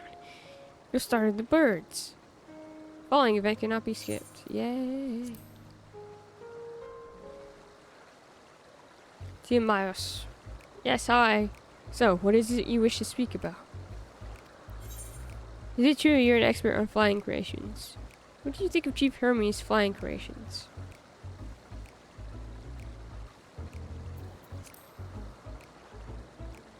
Chief Hermes' work. A worthy subject indeed. Those beings which soar through clouds, majestic and graceful, are ever a favorite of creators. Even now, with so many varieties in existence, the flood of newly imagined concepts continues unabated. What sets the chief's creations apart, however, is how they benefit from his boundless knowledge of the celestial realm. Birds that climb so high that they disappear from view. Others which traverse the boundless sky in moments, and all without riding the currents. I know of none save he who can conceive of such marvels. Even we who prize elegance of form above all else are dumbfounded by his genius. Why not mimic his process? Meon, too, is a marvel then? My opinion on that matter would be superficial at best. Despite my admiration for Meteon as a concept, I've never delved too deeply into the inner workings of her nature. I know that she has a gift for communicating via emotions, but otherwise her abilities are a mystery to me. If Chief Hermes should choose to submit Meteon's concept to the Bureau of the Architect, then will the design be registered for public scrutiny? Analyzing a colleague's creation before that step is frowned upon, to say the least. Of course, if he came to me, a fellow artisan, looking for advice, that would be an entirely different story. Do you know of Dynamis and Intellecties? Could tell you more about Meteon's nature if you like. Ah, Dynamis and Intellecties. These terms do sound vaguely familiar. Was there not a flower made here in Elpis which exhibited properties of one or the other? Must have been centuries since I last heard anyone speak of such things. Has there been a resurgence in interest? Then why bring up the subject? I'm flattered that you sought my insight, but I cannot afford to neglect my duties for the sake of idle chatter. Now, I really must return to my observations. Surely you have your own tasks to attend to. I feel like I failed something here. As I said, I have work to be getting on with. If you wish to speak more, you'll have to wait until I finish for the day. But I messed up. Don't have me talk to people. I talk to people just as bad as Hermes does.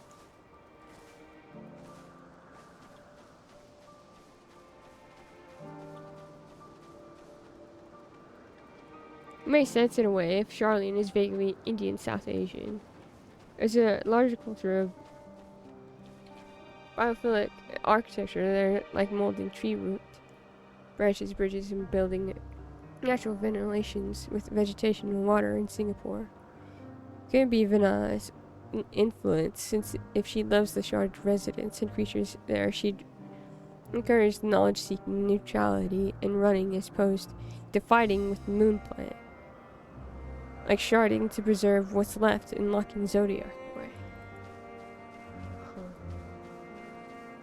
I think it's just interesting if we have that kind of concept with her, considering she seems so outgoing here. Like, what changes for her to become more of a stationary being?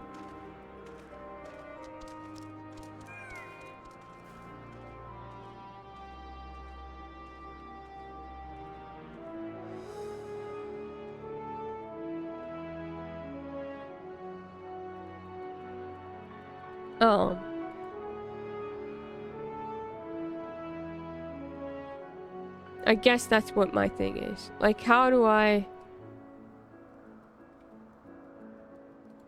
we get to this place? There's so much questions I have into those kinds of terms. Like,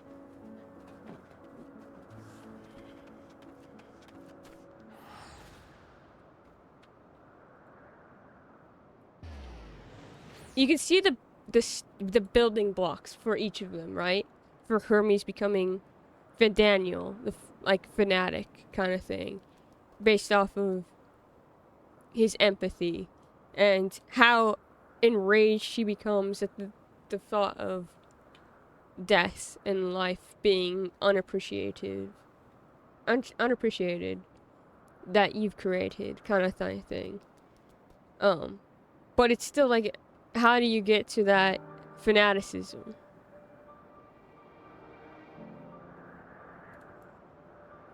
What turned Emmett into his future self, because he can't even fathom all that's of what's to come. Yeah, and that with Emmett. And we have Vanat, which you can see, like, her wanting to protect and learn. You see if she really is supposed to be like the source of Charlian's like way of being, essentially. Then we have the need for knowledge and search for knowledge and like being, testing out things and creating things. But where does the hesitancy come from? The hesitancy to do, because she's just the first person to offer help, the first person to like go out and try things. Like, where does that come from if she is truly supposed to be this connection?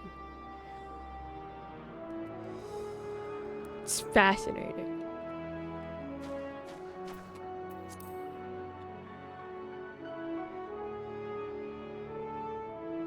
Because she even says it herself, right? It doesn't sound like her to run away.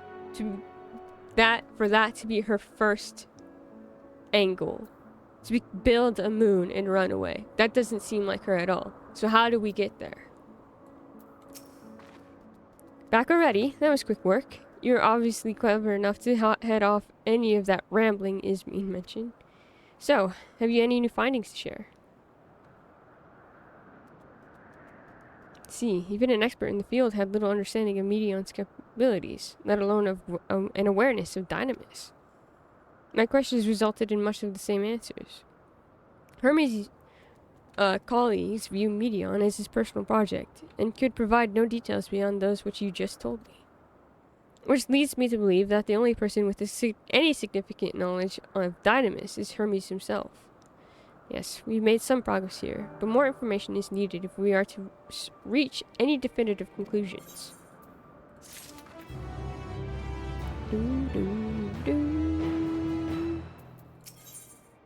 Witness to the spectacle. Rena is musing over recent findings. At present, the strongest link we have to the final days is the power of Dynamis, and the Entelechies which can control it. Yet most scholars are only vaguely aware of these terms, let alone study them in any depth. Except for Hermes, it seems. Thus I am inclined to stay our current course, and learn all we can about the Chief Overseer and his familiar. And on that subject, was there aught else of note you can tell me about Medion, aside from her unorthodox method of communication? Or more like her, she has sisters. She and her sisters were created to journey to the stars and search for intelligent life. I rather wish you had mentioned that earlier. In any event, would you care to elaborate?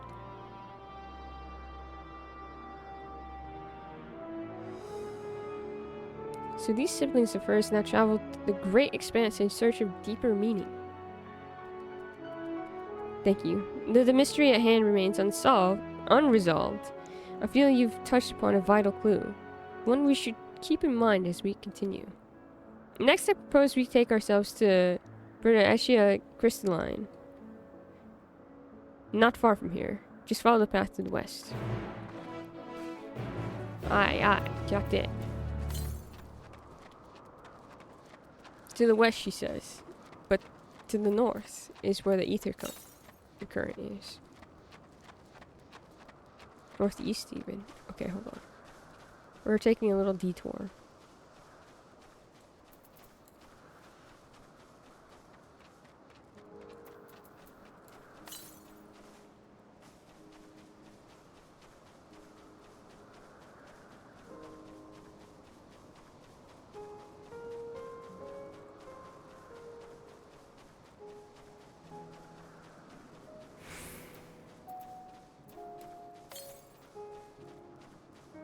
Huh.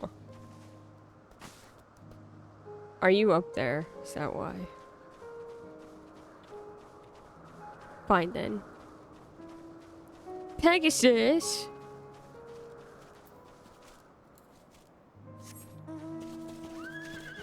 Oh, that was perfect. Thank you for giving my horse amongst Pegasi.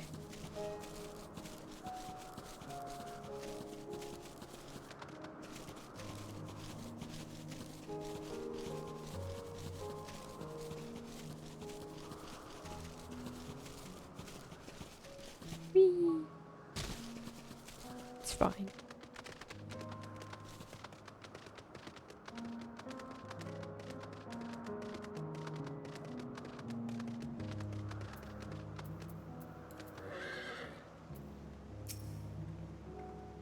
This tower and the one further along are both part of Perpetua Crystalline, the facility where they archive all of Elpis's observational and testing records. Wish the game let you have more NPCs to run with you, like a party. Like if Hythlodaeus or Medion stuck with you for there. I'd love that. Despite how they appear from the outside, the interior is actually a vast area of magically interconnected spaces, which, while fascinating, is not the reason we're here, is it? Boop, boop, boop.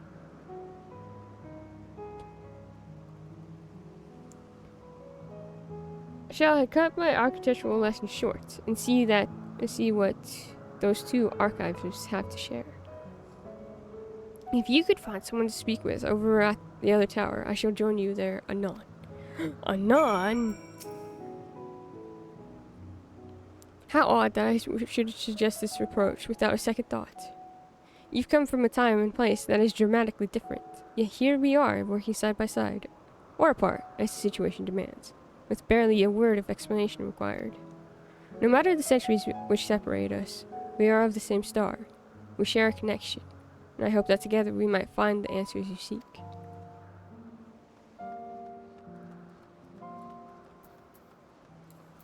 Oh God.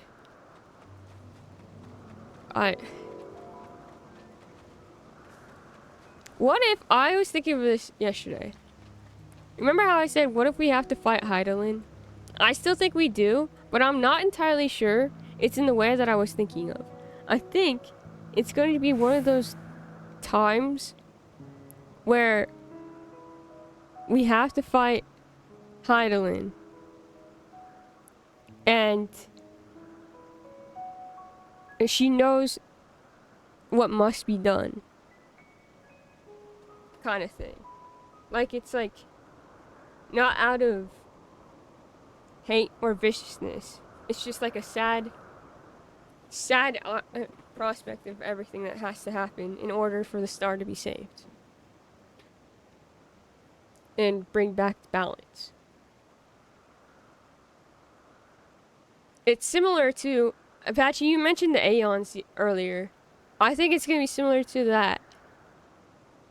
Without going too deeply into Final Fantasy, too many, the spoilers around that.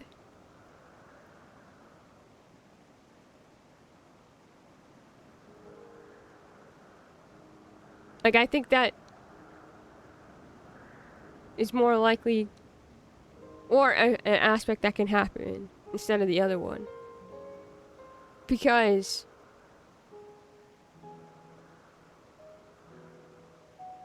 maybe there really is, I'm cursed by Apollo. I think really there is, like, I was thinking about this yesterday too. I just forgot to mention it earlier. But you mentioning the Allens really, like, oh yeah, that's right. I wanted to talk about that.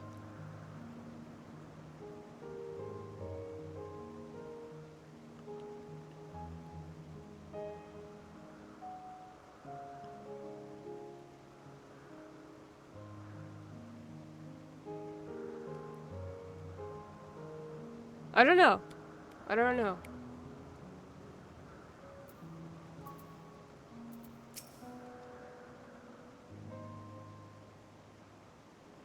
You have questions for me? Certainly. Just a moment while I conclude my current appointment.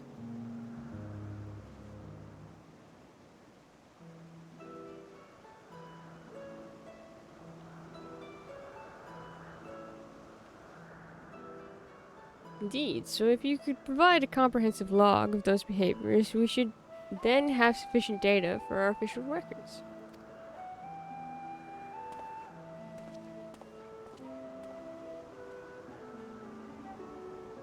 Now, what is it that you wish to speak with me about?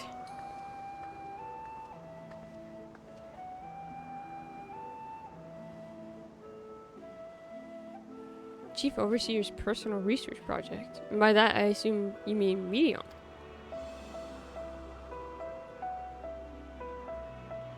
Such undocumented studies are difficult to track. After all, hardly a day goes past without seeing a researcher trailed by one creation or another. I'm afraid I cannot tell you exactly when Eon appeared, only that she now spends much of her time at Chief Hermes' side. Although I do recall an interesting tale my dearest Galeen shared with me. Now, Galeen is my partner and a fellow researcher here in Elpis. She was returning late one night when she caught sight of Chief Hermes sending Medion heavensward, a host with him. For several days she would speak of that scene with wonder, describing it as one of the most beautiful spectacles she had ever witnessed. That sounds like a story I should like to hear, but not. Mistress Vanna, I thought you had already returned to the service. Permit me to thank you again for your invaluable contribution to our concept placement proposal. Pray, do not mention it. As you say, my original plan was to leave after the task, but I have since become engrossed in Chief Hermes' research. Would you favor me with a retelling of this sight which so delighted your Galeen? Of course. Or you could hear it from her lips directly if you prefer. At present, she should be observing a subject in Metabasios Thalassai. She does enjoy her time there, watching the sea creatures hunt and play, gazing upon the salty waters of the world's oceans, recreated in such sublime detail.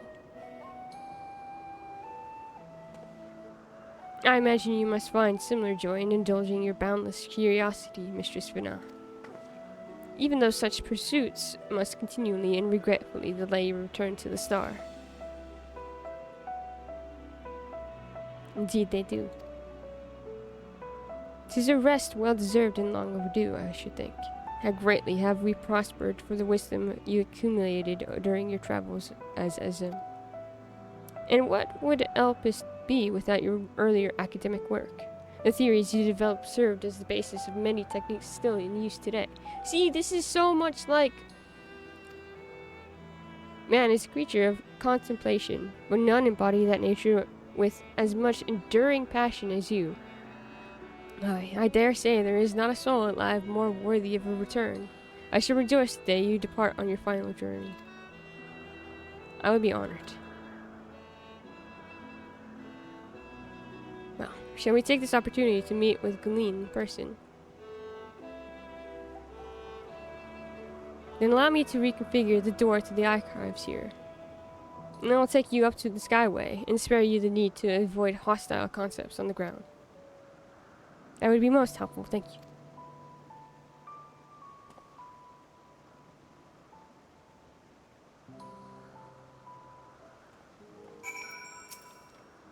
The other archivist said naught we hadn't already heard, but the story of Galeen sounds promising. I have opened the path to the Skyway. Once you pass through the door, simply walk straight across to the next tower and ask for admittance to the upper tier. Upon arriving at the upper tier, walk straight across the Skyway, and you will find yourself at the entrance of Metabesos Thalassai. Galeen will be eager to share her tale with you, I am sure.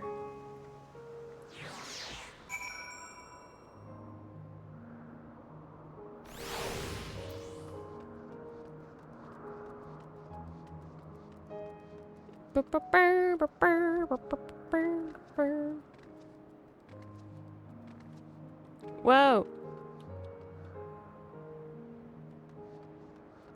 Place is high off the ground. tower ahead is still part of Perpetua crystalline. We will need to ask for passage to the upper tier. Approachable archivist. Mistress Vana, just passing through? Then allow me to prepare the path. If you need further assistance, there is always an observer or two out on the upper skyway.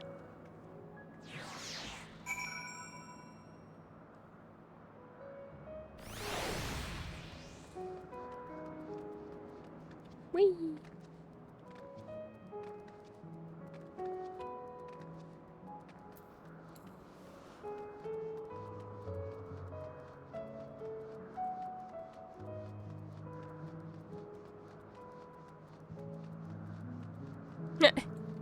Caught up to this person again. That door leads to the Thaw side, but perhaps we can trouble this person for assistance with finding Galeen. Mr. Vanat, I was not told to expect. We would have prepared an official welcome. Please, there is no need for fanfare. I only wish to speak with Galeen, if that might be arranged. Yes, Galeen, of course. I will inform her immediately. Ah, but she may be engaged in the testing phase. You could be in for something of weight. Should I let her know your business is urgent? That won't be necessary. This lovely view will keep us occupied until she is ready to receive us. I love the pianos going on in this part of the world.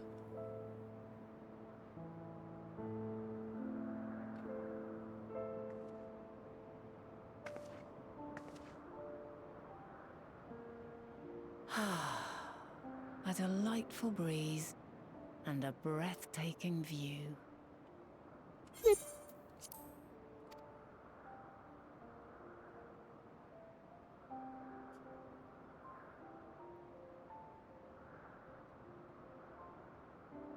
What is it like in the future? Is the world still a beautiful place? As beautiful as ever. Some parts, yes. Others, not so much. It's more beautiful here.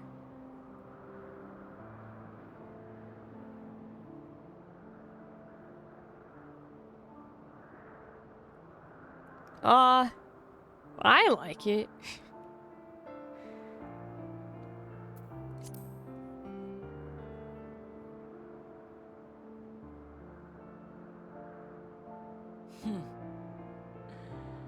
I swear I could hear the glimmer in your eyes and the adoration in your voice. While we wait, will you not tell me about your adventures? Well, not the portentous events which led you here, but the simple delights all your own. By learning about the future world, I may gain insight into future me's plans. But more than that, I have an interest simply as a fellow traveler. Short of going somewhere oneself, there's naught more stirring than hearing another's account.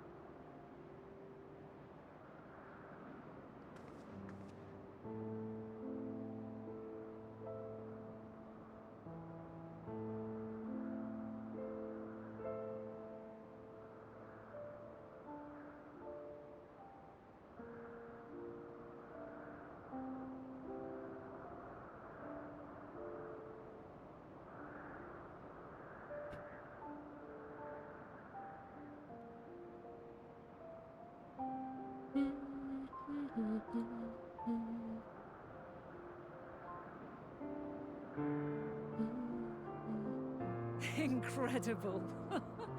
Would that I could have been there to see it.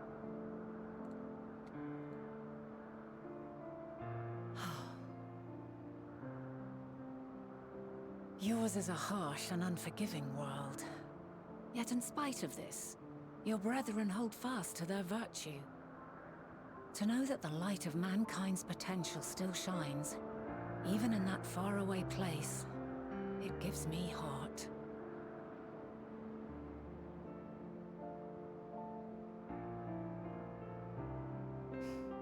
Thank you for regaling me with your tales. I will treasure every word.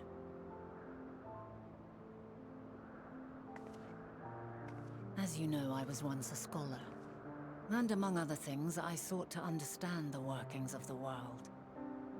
What exactly is ether? How formed the laws of nature? Whence sprung mankind? Riddles and mysteries beyond counting. Over the years, I have managed to find answers to some few of them. Yet rather than attain a sense of mastery, the more I understood, the more I came to hold the world and its miracles in awe. We too are miracles, each and every one of us, born of the warm breath of life that traverses the heavens, swirling through eternity. When I fully grasped the improbability of our existence, nothing felt impossible anymore. If it could be imagined, it could be done.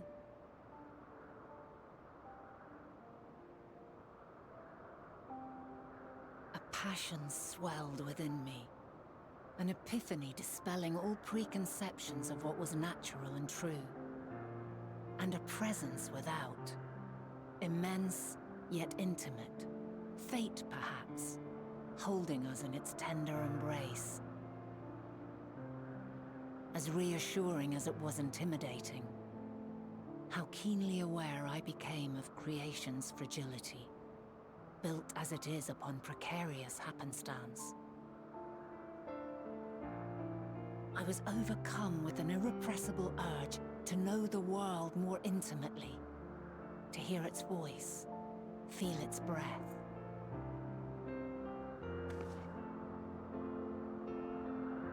I ventured forth on a journey that very day, so very long ago now.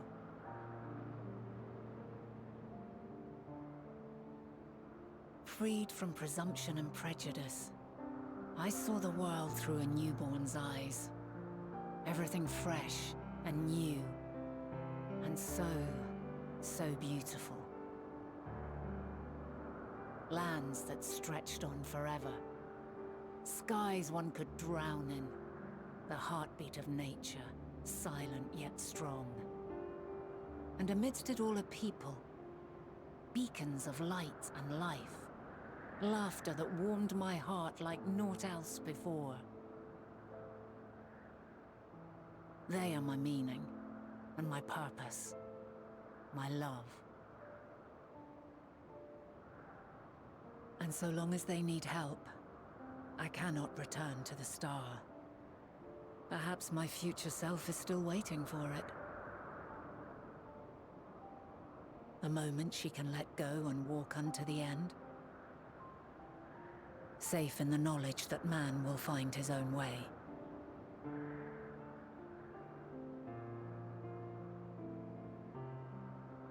You, who are our future, tell me this, and tell me true. Has your journey been good? Has it been worthwhile? That's where that come from?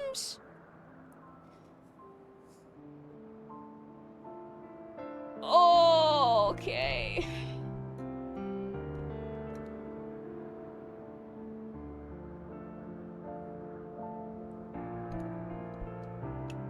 Pray forgive my lateness. My observation subject was rather irritable, and it took a while to settle it down. No need to apologize. Your work takes precedence. Besides, we had a pleasant conversation in the meantime. You're too kind. Now then, I'm told you wished to ask me some questions. Indeed. I've an interest in one of Hermes' creations. Meteon. You witnessed a host of them take flight, yes? I'm gonna have to watch this again, just so you know. Oh, that! Yes, yes, I did. 'Twas in the dark of the morn. I'd left the Thalassai after nocturnal observation. As I walked along, I spied a bright light climbing high into the southeastern skies. Then, in an instant, it was gone, like a shooting star, only rising rather than falling. But then another shot up, then another, and another. Intrigued, I made my way to the edge to investigate. And who should I spy on an isle to the south but Hermes and Meteon, the Matea, rather. There were lots of them, and I realized they must be the shooting stars that I'd seen. A dazzling spectacle indeed. Have you spoken with Hermes about this? Oh, yes. The sight left such an impression on me that I approached him about his mystery project the very next day. Alas, he said that he couldn't reveal anything just yet, that he needed to conduct further tests. It shouldn't be long now, though. He often returns to that isle, and I have a feeling he's nearing a breakthrough.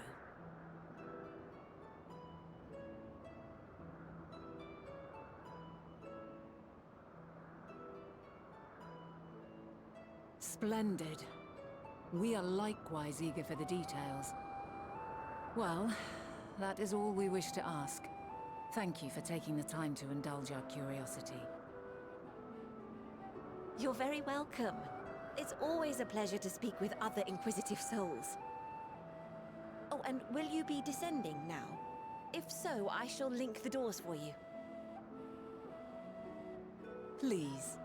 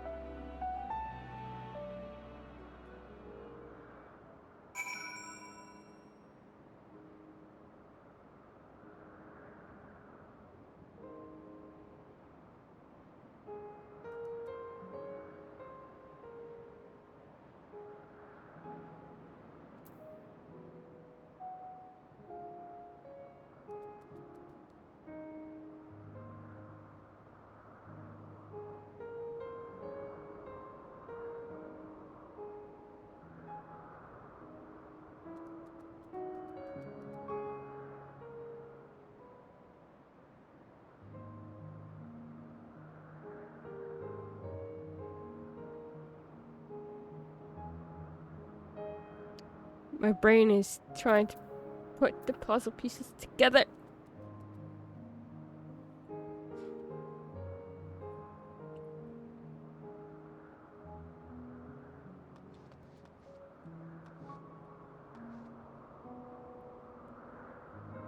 I'm going to have to fight you. And it's going to hurt.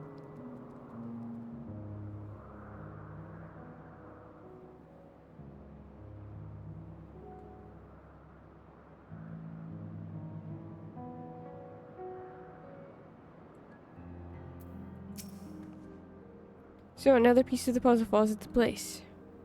From what we've learned thus far, I think we can safely conclude that Hermes hasn't been revealing the details of his research to others, which suggests that either someone with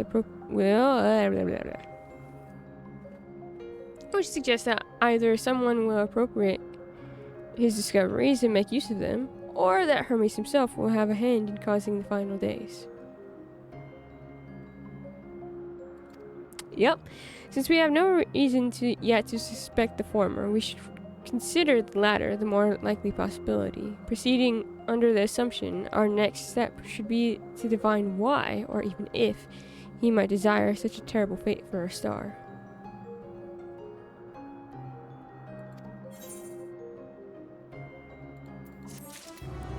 Could it be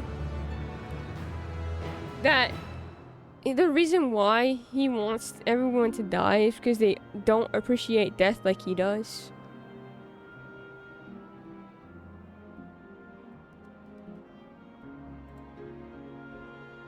We're 48% of the way through Endwalker, and the next two quests might be too much for nearly 6 hours. No! I can't stop here!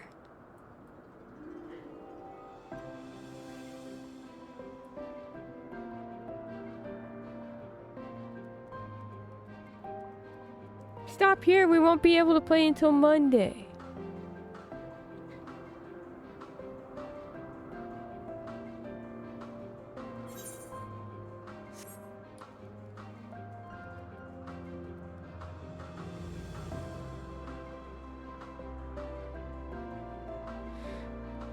We could do the next quest, but after that one, it goes, like, it'll be even worse waiting till Monday.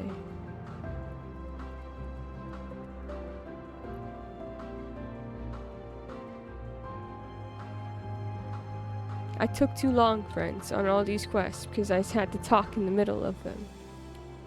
More is good, yeah.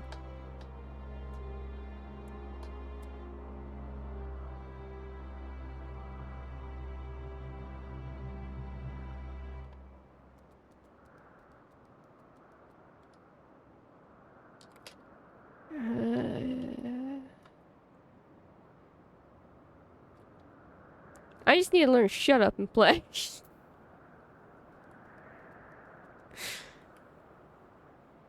We would have been finished by now if I just shut up and play.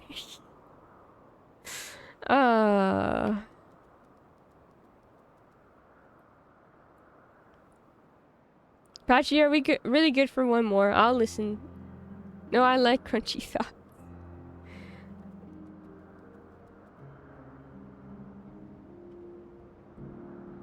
It's your call. Next quest is doable. The one after is a hefty bit of plot.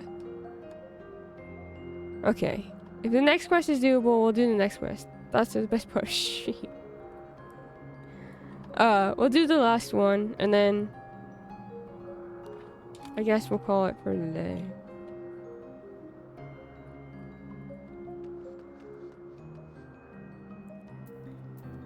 Because it is getting late. William is back. Bernard has a new course of investigation in mind. She'd like to visit the site from which Hermes sent forth the media. If we are fortunate, we might find some hint of what drives his research of his. Also, you're digesting a lot of plot at once. Sure. There's a lot going on right now. Irene said she spotted them in the southeast, rising from an isle she could see from the edge.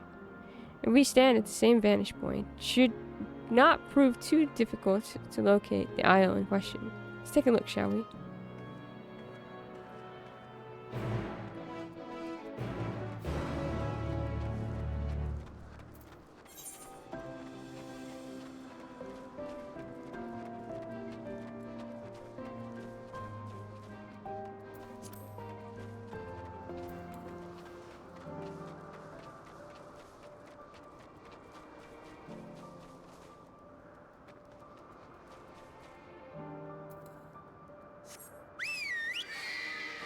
Endwalker took me a month or more. It's a lot to digest. I'm gonna have so many questions at the end of this. I fear. Oh! Just hit our 3 buddies. I'm sorry. It's just... there's so much lore going on. Because even on top of, like...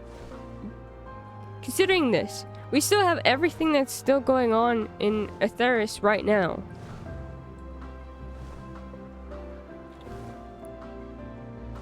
But...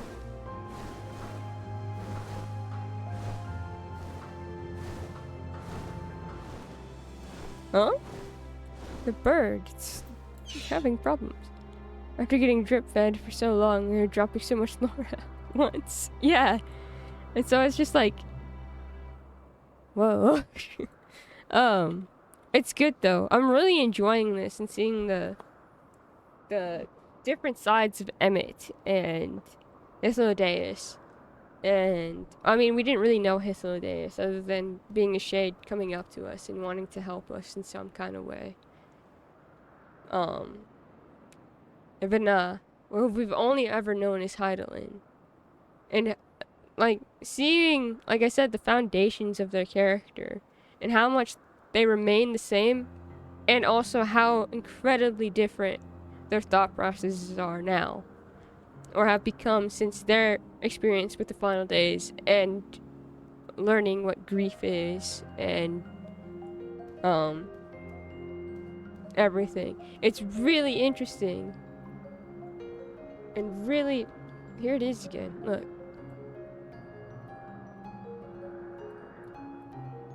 seeing they're just as human and fallible as the Eorzeans. Yeah. And having Hermes be like so good, there's so much to nitpick at. It really is. And I know I said it's like, it's really weird seeing Hermes as being as this empathetic person for life and understanding death to such a degree that it affects the emotions of the flowers, you know, like his emotions affect the flowers. But if you think about it enough, it makes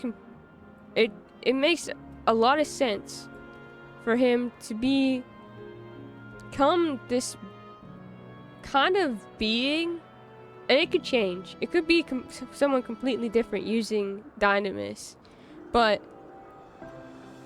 to get someone to understand the power and like the hurt of death and grief, to force them into like seeing that at this point, so they can understand him, who has always felt alone in feeling those things because no one else has these same feelings as him.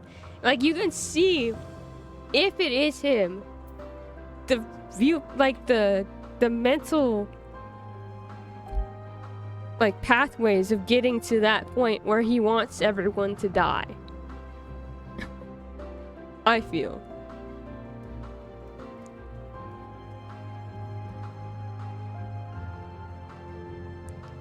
Do I know what?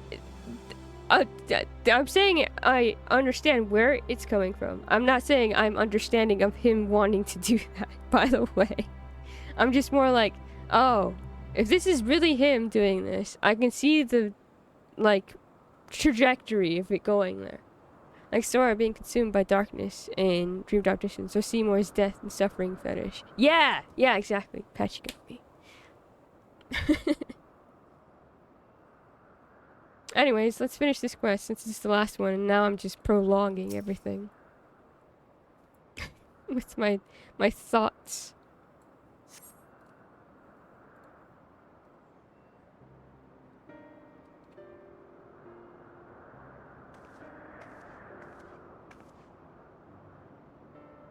Now, if I were conducting some mystery research, where would I go? What about that one? He means to fly. It is quite a distance away. I forgot this is on auto still. Inconvenient, but hardly an insurmountable problem. To me, Argos. Doggy time. I was a second too late on the trigger. No problems. I just immediately saw it. I go up. You're completely fine.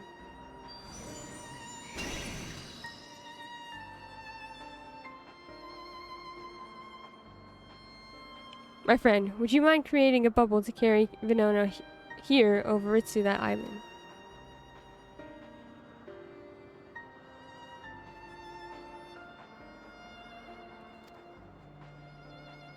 Stubborn creature. There is no place on this great star we have not together traveled, and still he remains obstinate in the presence of strangers. Is this why you like me so much in the future? Argos is rather exacting standards, I'm afraid.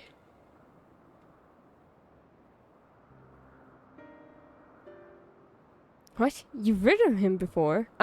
Your before meaning my after. Not at all confusing, that. Interesting. It's certainly not unthinkable.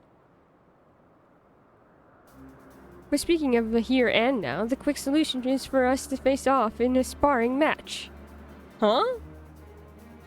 Demonstrate to him that you are capable of holding your own against me in the battle. And you should convince Argos that you are worthy of his back. Okay, I was joking about... I thought the big fight would happen later. And besides, I might even teach you a thing or two into the bargain.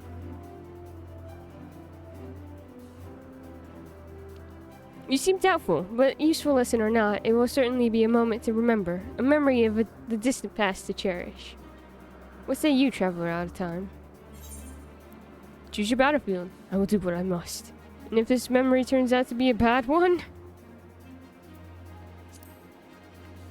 Argos is just a bit shy. I love him. I admire your confidence.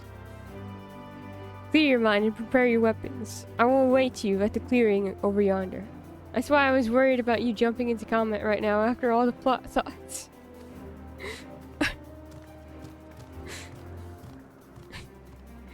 It's fine.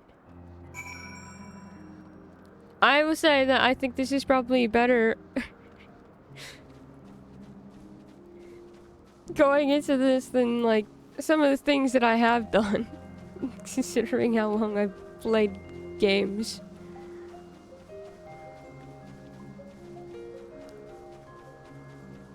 You are majestic as fuck.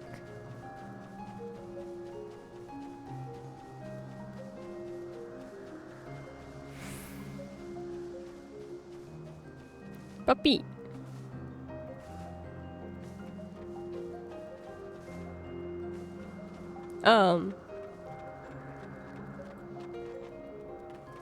I always went into big battles and rebirth when it was probably way too late for me to do so. Entity is identical to the one you encountered in Mare Limitorum, except this Argos is importantly ignoring you. Okay, you hate me right now, but you're gonna love me, I promise. Shall we begin? Be warned, I'll not go easy on you. Okay, wait, hold on.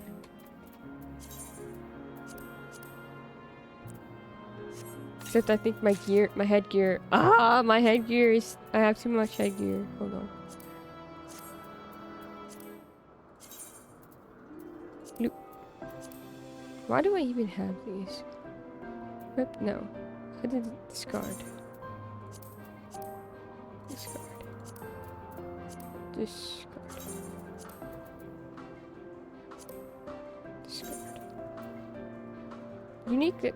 What do you mean, unique and untradeable?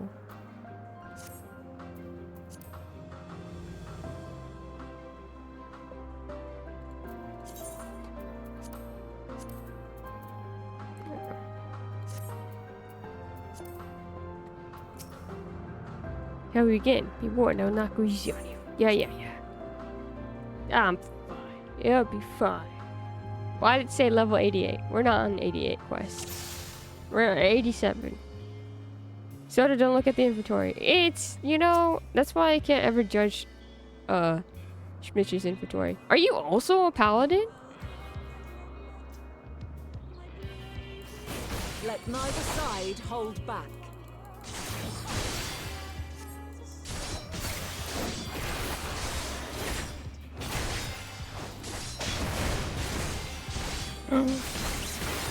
Oh, you are... Haha. Okay. My blade sings!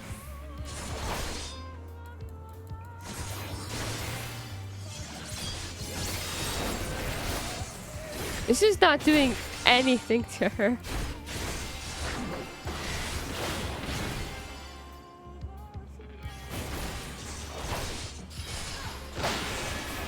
Huh? Whoa!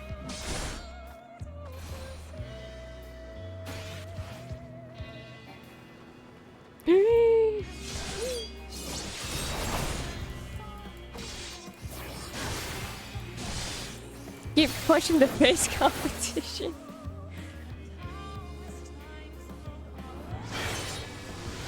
Oh, that's a neat trick. I don't know how to do that. My blade sings! I can only do this.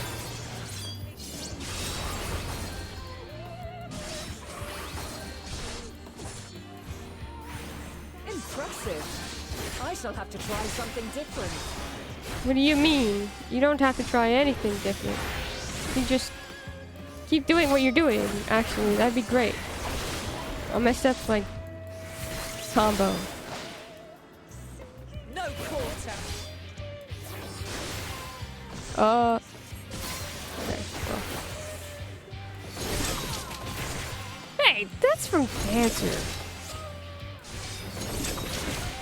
Change to Dancer? You can't change classes in the middle of a fight.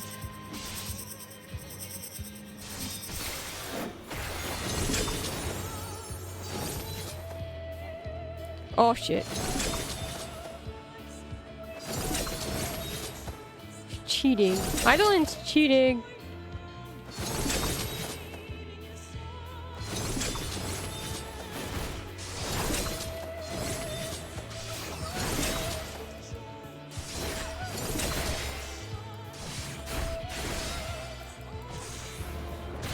I see you won't be easily overcome, but neither will I. You did it again!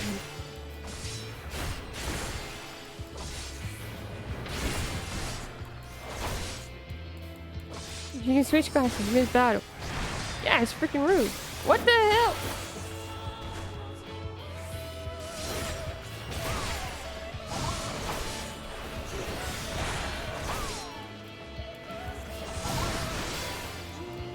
Prepare yourself.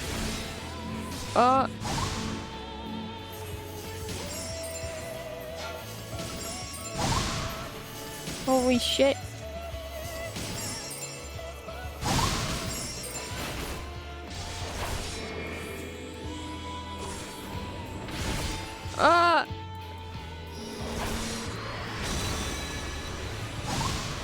Oh my god, I'm gonna die.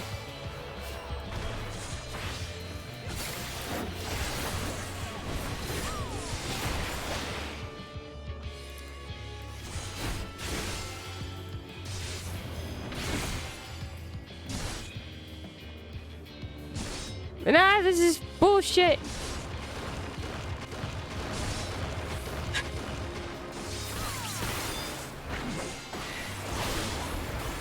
We've only just begun.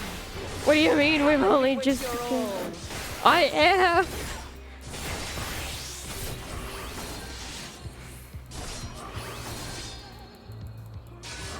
Hi, Angry. Welcome back. It's a bot. She's nice. I have picked a fight with a god. Oh my god!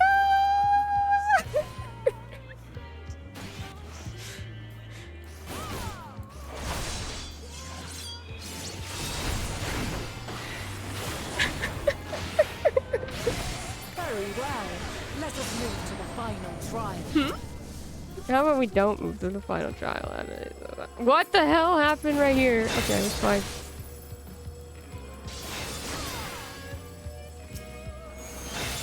Oh god.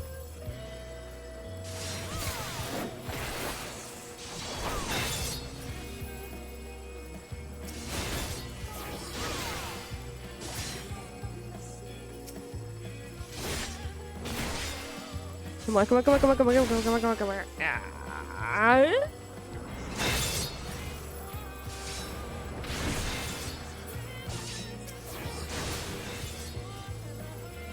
Shit. It's fine. There's too many. Please. I'm just a lad.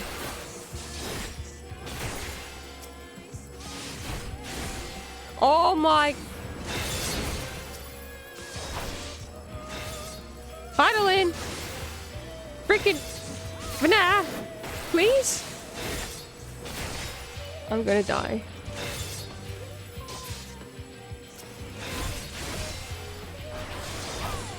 Oh shit.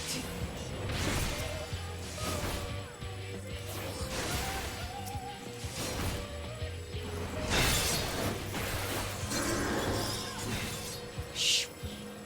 No! There's no!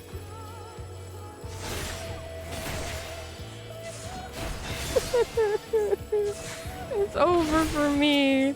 It's so over. Why are you so mean to me?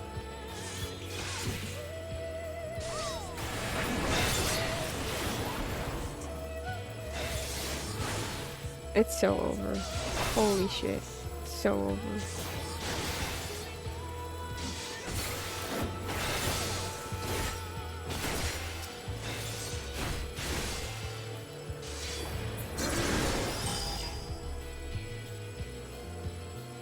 Now I die. I'm gonna go on this.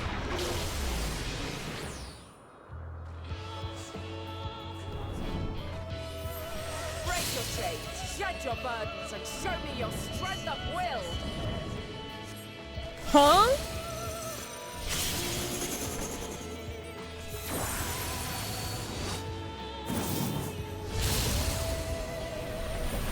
She's so cool.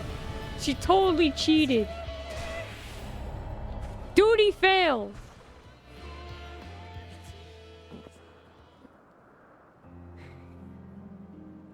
How am I meant to beat you? Venocti.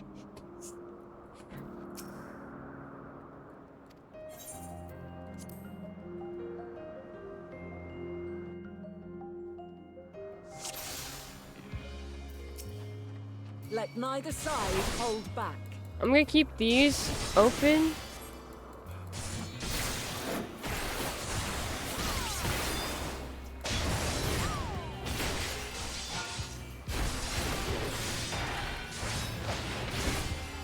My blade sings!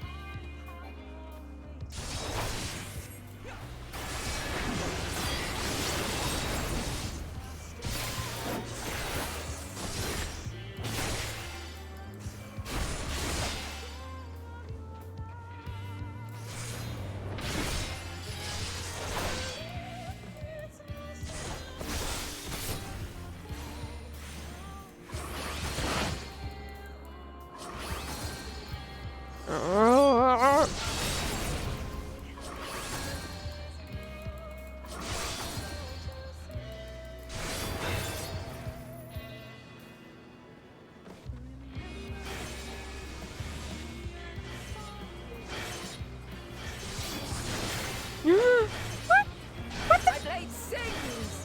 This guy's gone worse than the first time.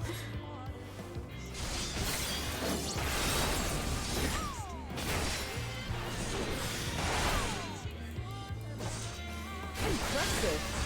I shall have to try something different. No, no, you stay as paladin right now. This is freaking rude.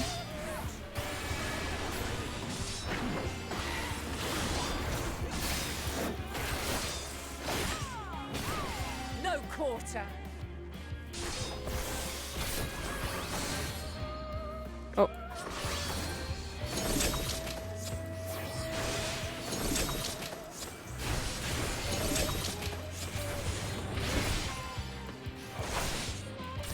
Have a taste.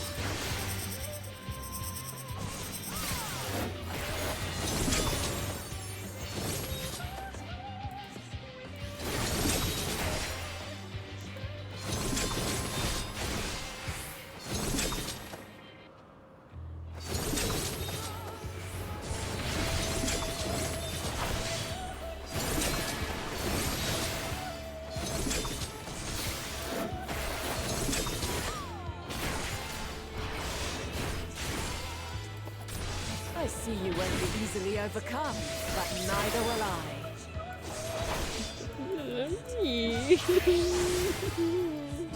What if we didn't do this anymore? Why can't you? I'll freaking learn how to fly if you need me to.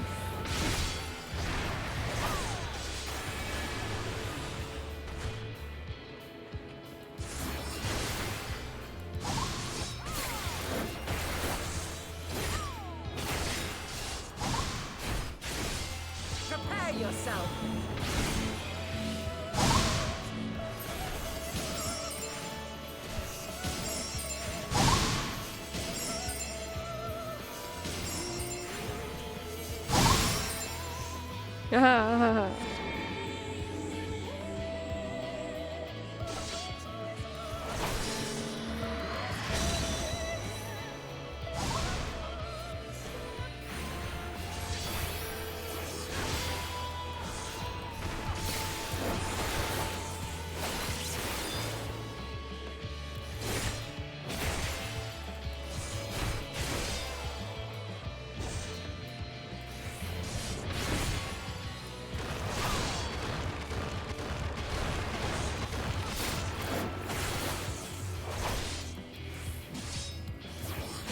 We've only just begun.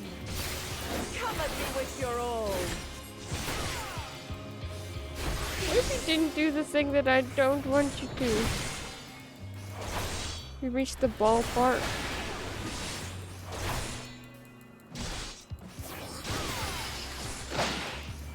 Oh shit. No.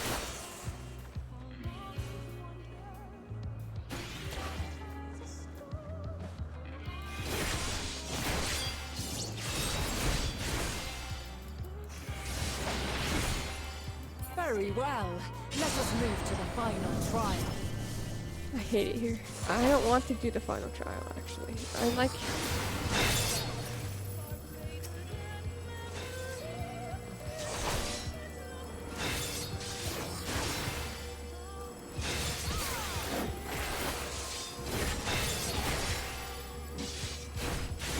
Why do these freaking things take so long to kill?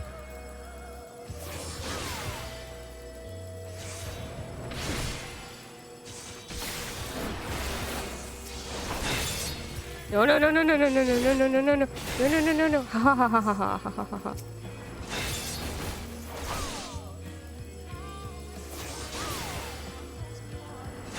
Did I kill it? Yeah, it's done.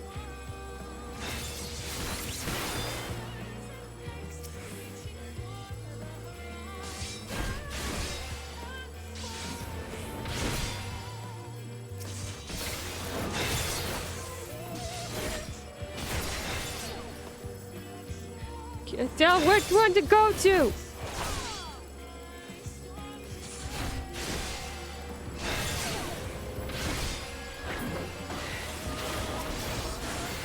It's over again. We're...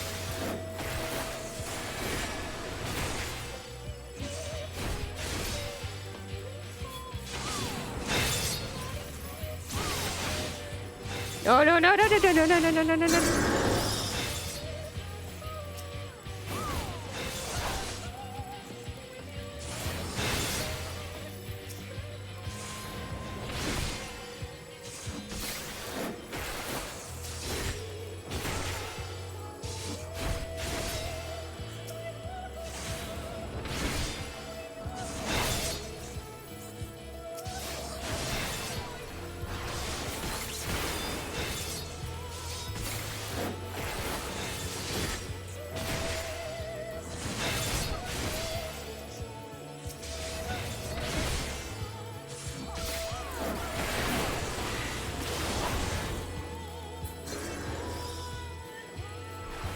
Okay, well, still not great.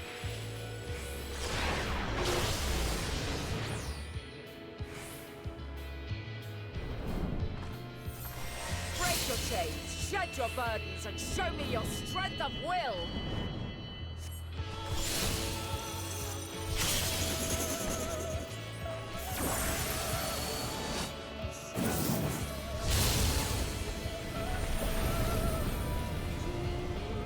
I die.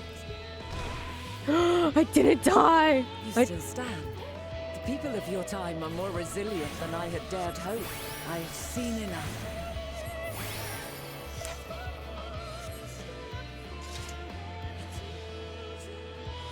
Oh, okay. I was like, we're gonna keep going? I'm clemencing, I don't care.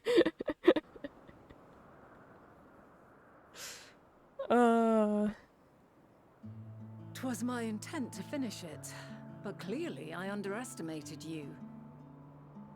Are you trying to kill me?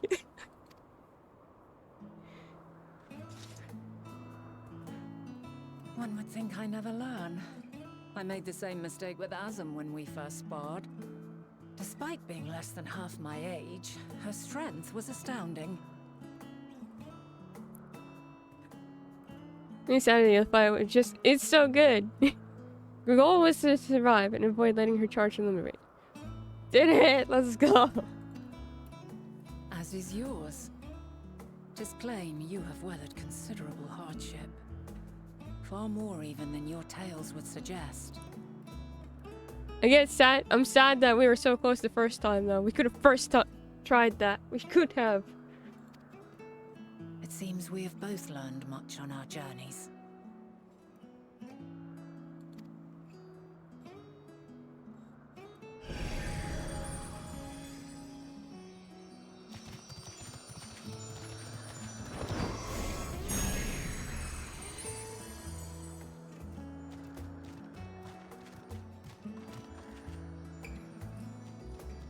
Well now, I dare say he is warmed to you. A boon to be sure. He never forgets his favorites, and is ever eager to come to their aid.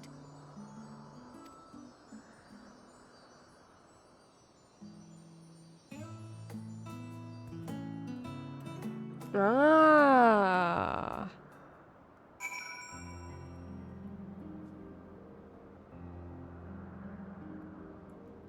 What's funny is that I feel like I was trying to avoid that more the first time than the second time, where I was just like, I don't care, I'm gonna beat these stupid orbs.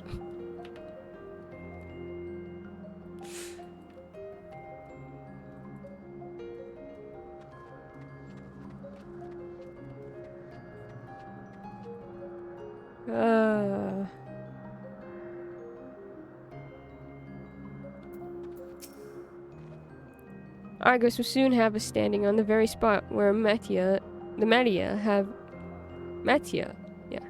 made their departure into the night sky. With luck, we will learn something of Hermes' intention. My hope is that we find no connection, no festering wish for oblivion. And we might have Hermes and his considerable expertise working for us, rather than against us.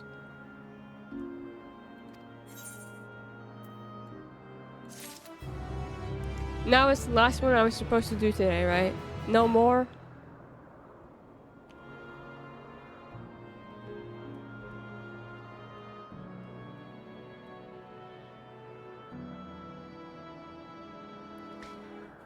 Alright then. Good stopping point. Alright then.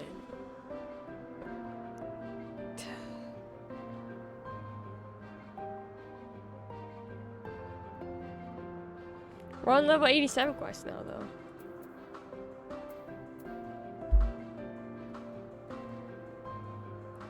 Yay!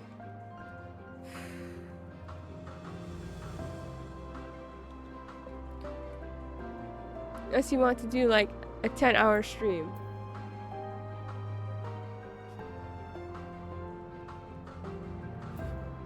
No, we won't do that. Won't do that to you all. Let's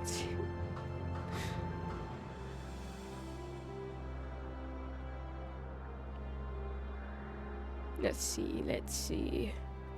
Video producer.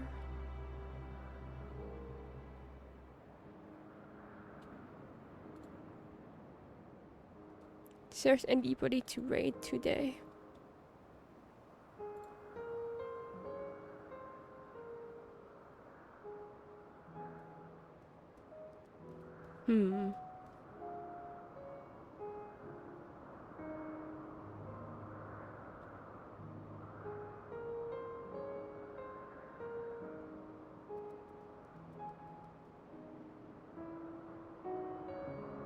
I think you're going into the void again, unless you want to see owls. Thank you for hanging out, my friends. Like I said, there's no stream tomorrow. We can go into 14 Monday with less pain physically and survive the emotional pain. That, you know what, you have a good point. Oh, VV Void is welcome. We're going to VV. I think. Yeah. Oh, puppies. I'll be back on Monday. Aaron! Hi, Aaron. Lux, I want to let you know that I'm so happy that you do your best to make us feel welcome as a community. You're so important, and the way you are gives us so much besto friendo. You're amazing. Oh, you are amazing. Thank you, Aaron. I hope that, well, I know where you guys finished JJK today, so I can't say I hope JJK treated you well, because I know it didn't. But,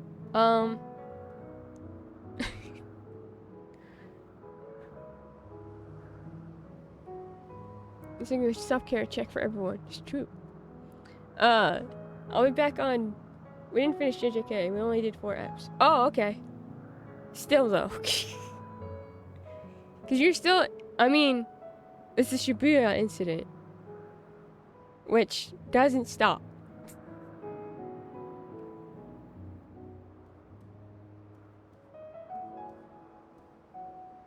Yeah. I'll be back on Monday. I've said that like 3 times, I think. But... tomorrow... Just because tomorrow I have... Well, I'm not entirely even sure that it's going to happen now. But... if Smitch gets to Stormblood tomorrow, I promise Soda that one of us would be there to make sure they watch the Stormblood trailer before going into Stormblood. So that's why stream is today and not tomorrow. Was Nanami. Not Nanami.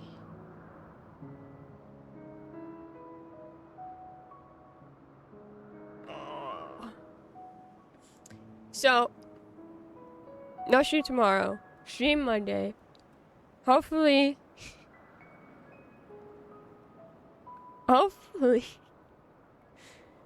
we won't be dying emotionally on Monday, but I cannot guarantee that since so much is, like, in terms of lore and everything is happening today. Here, in Elpis. Other than that, I hope you all have the best weekend. For those of you in my Discord, we're having... Patchy has set up a poll, or just a suggestion thing for before I leave. For Halloween movies to be watched in the Discord throughout October. And we're trying to figure out what days would be good to do that as well. So if you have suggestions for that as well, would be welcome. But you can send your suggestions for movies you want to watch, or we could all watch in the Discord. I will say that I cannot promise that all suggestions will be watched, or,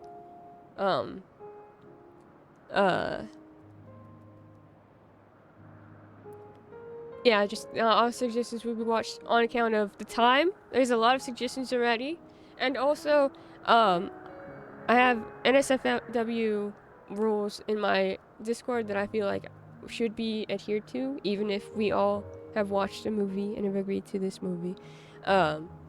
So, like, the original Halloween, I love the original Halloween. However, there is a brief moment. There's a brief moment that, you know, something like that. And just maybe not, like, torture. Certain torture things. So, like, for example, I watched Terrifier 2 with my dad yesterday, and I was like, no. No. That kind of thing. You're free to suggest it. This is not like I mean, I still love horror, so you go for it. But I cannot promise that it will be watched in the Discord for certain reasons. Because as much as you can announce something on your Discord and make warnings about certain things, people can miss them, and they can go into your watch party and suddenly see something that they don't want to be seeing or shouldn't be seeing. So that's just me being really, really cautious. That said, we should still have a bunch of fun. A lot of different movies we can still watch in terms of horror, and it's not like a rated thing that's like hindering us. It's just me trying to make sure that we're not potentially traumatizing some of our friends. So, but there's a lot of fun Halloween movies we've already planned. We're planning... Patchy had the great idea to start it off with an Over the Garden Wall watch through. So that's what we'll do first. A day for Over the Garden Wall. And again, we have to decide what days would be good for all of us. But, yeah. I just want to let you know that we're doing that. We're going to have some fun in October. Because Patchy is a brilliant mind. Hangry has also had an idea, and just in case there is something that we want to watch that we've agreed to, that might have, like, certain. So we can always put that in place. But for right now, I would rather us all be able to have fun together. And that kind of thing. So, yeah, feel free to do that. Doesn't matter. It's just if it's not a horror movie, if it's a Halloween movie, go for it. I even thought about suggesting like some Halloween episodes for shows that I know some of us love and have watched a lot, and that kind of thing. I think that'd be fun. Like the Halloween episode for Gravity Falls would be fun, I think, to watch. Stuff like that. So yeah, we're doing that. If you would like to be a Scooby-Doo's, yeah, Scooby-Doo's.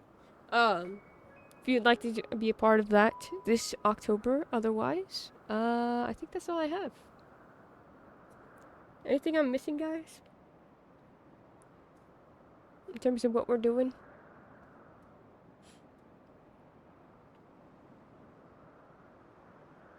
No? Alright. With that said, I will see you all in the various Discords we all congregate in. Not just mine. I'll be screaming in Hannah's and Smitch's, I'm sure. I hope you all have the best weekend. You are the best. You deserve all the best things. Don't let anyone tell you otherwise. I hope you all stay safe, get some good foods, get some good rest this weekend. You're a wonderful human being. No, you, Patchy. Patchy's the wonderful human being. I just relay Patchy. And yeah, I love you all. Have a good one, alright? Bye, my friends. Bye. Much love to you all.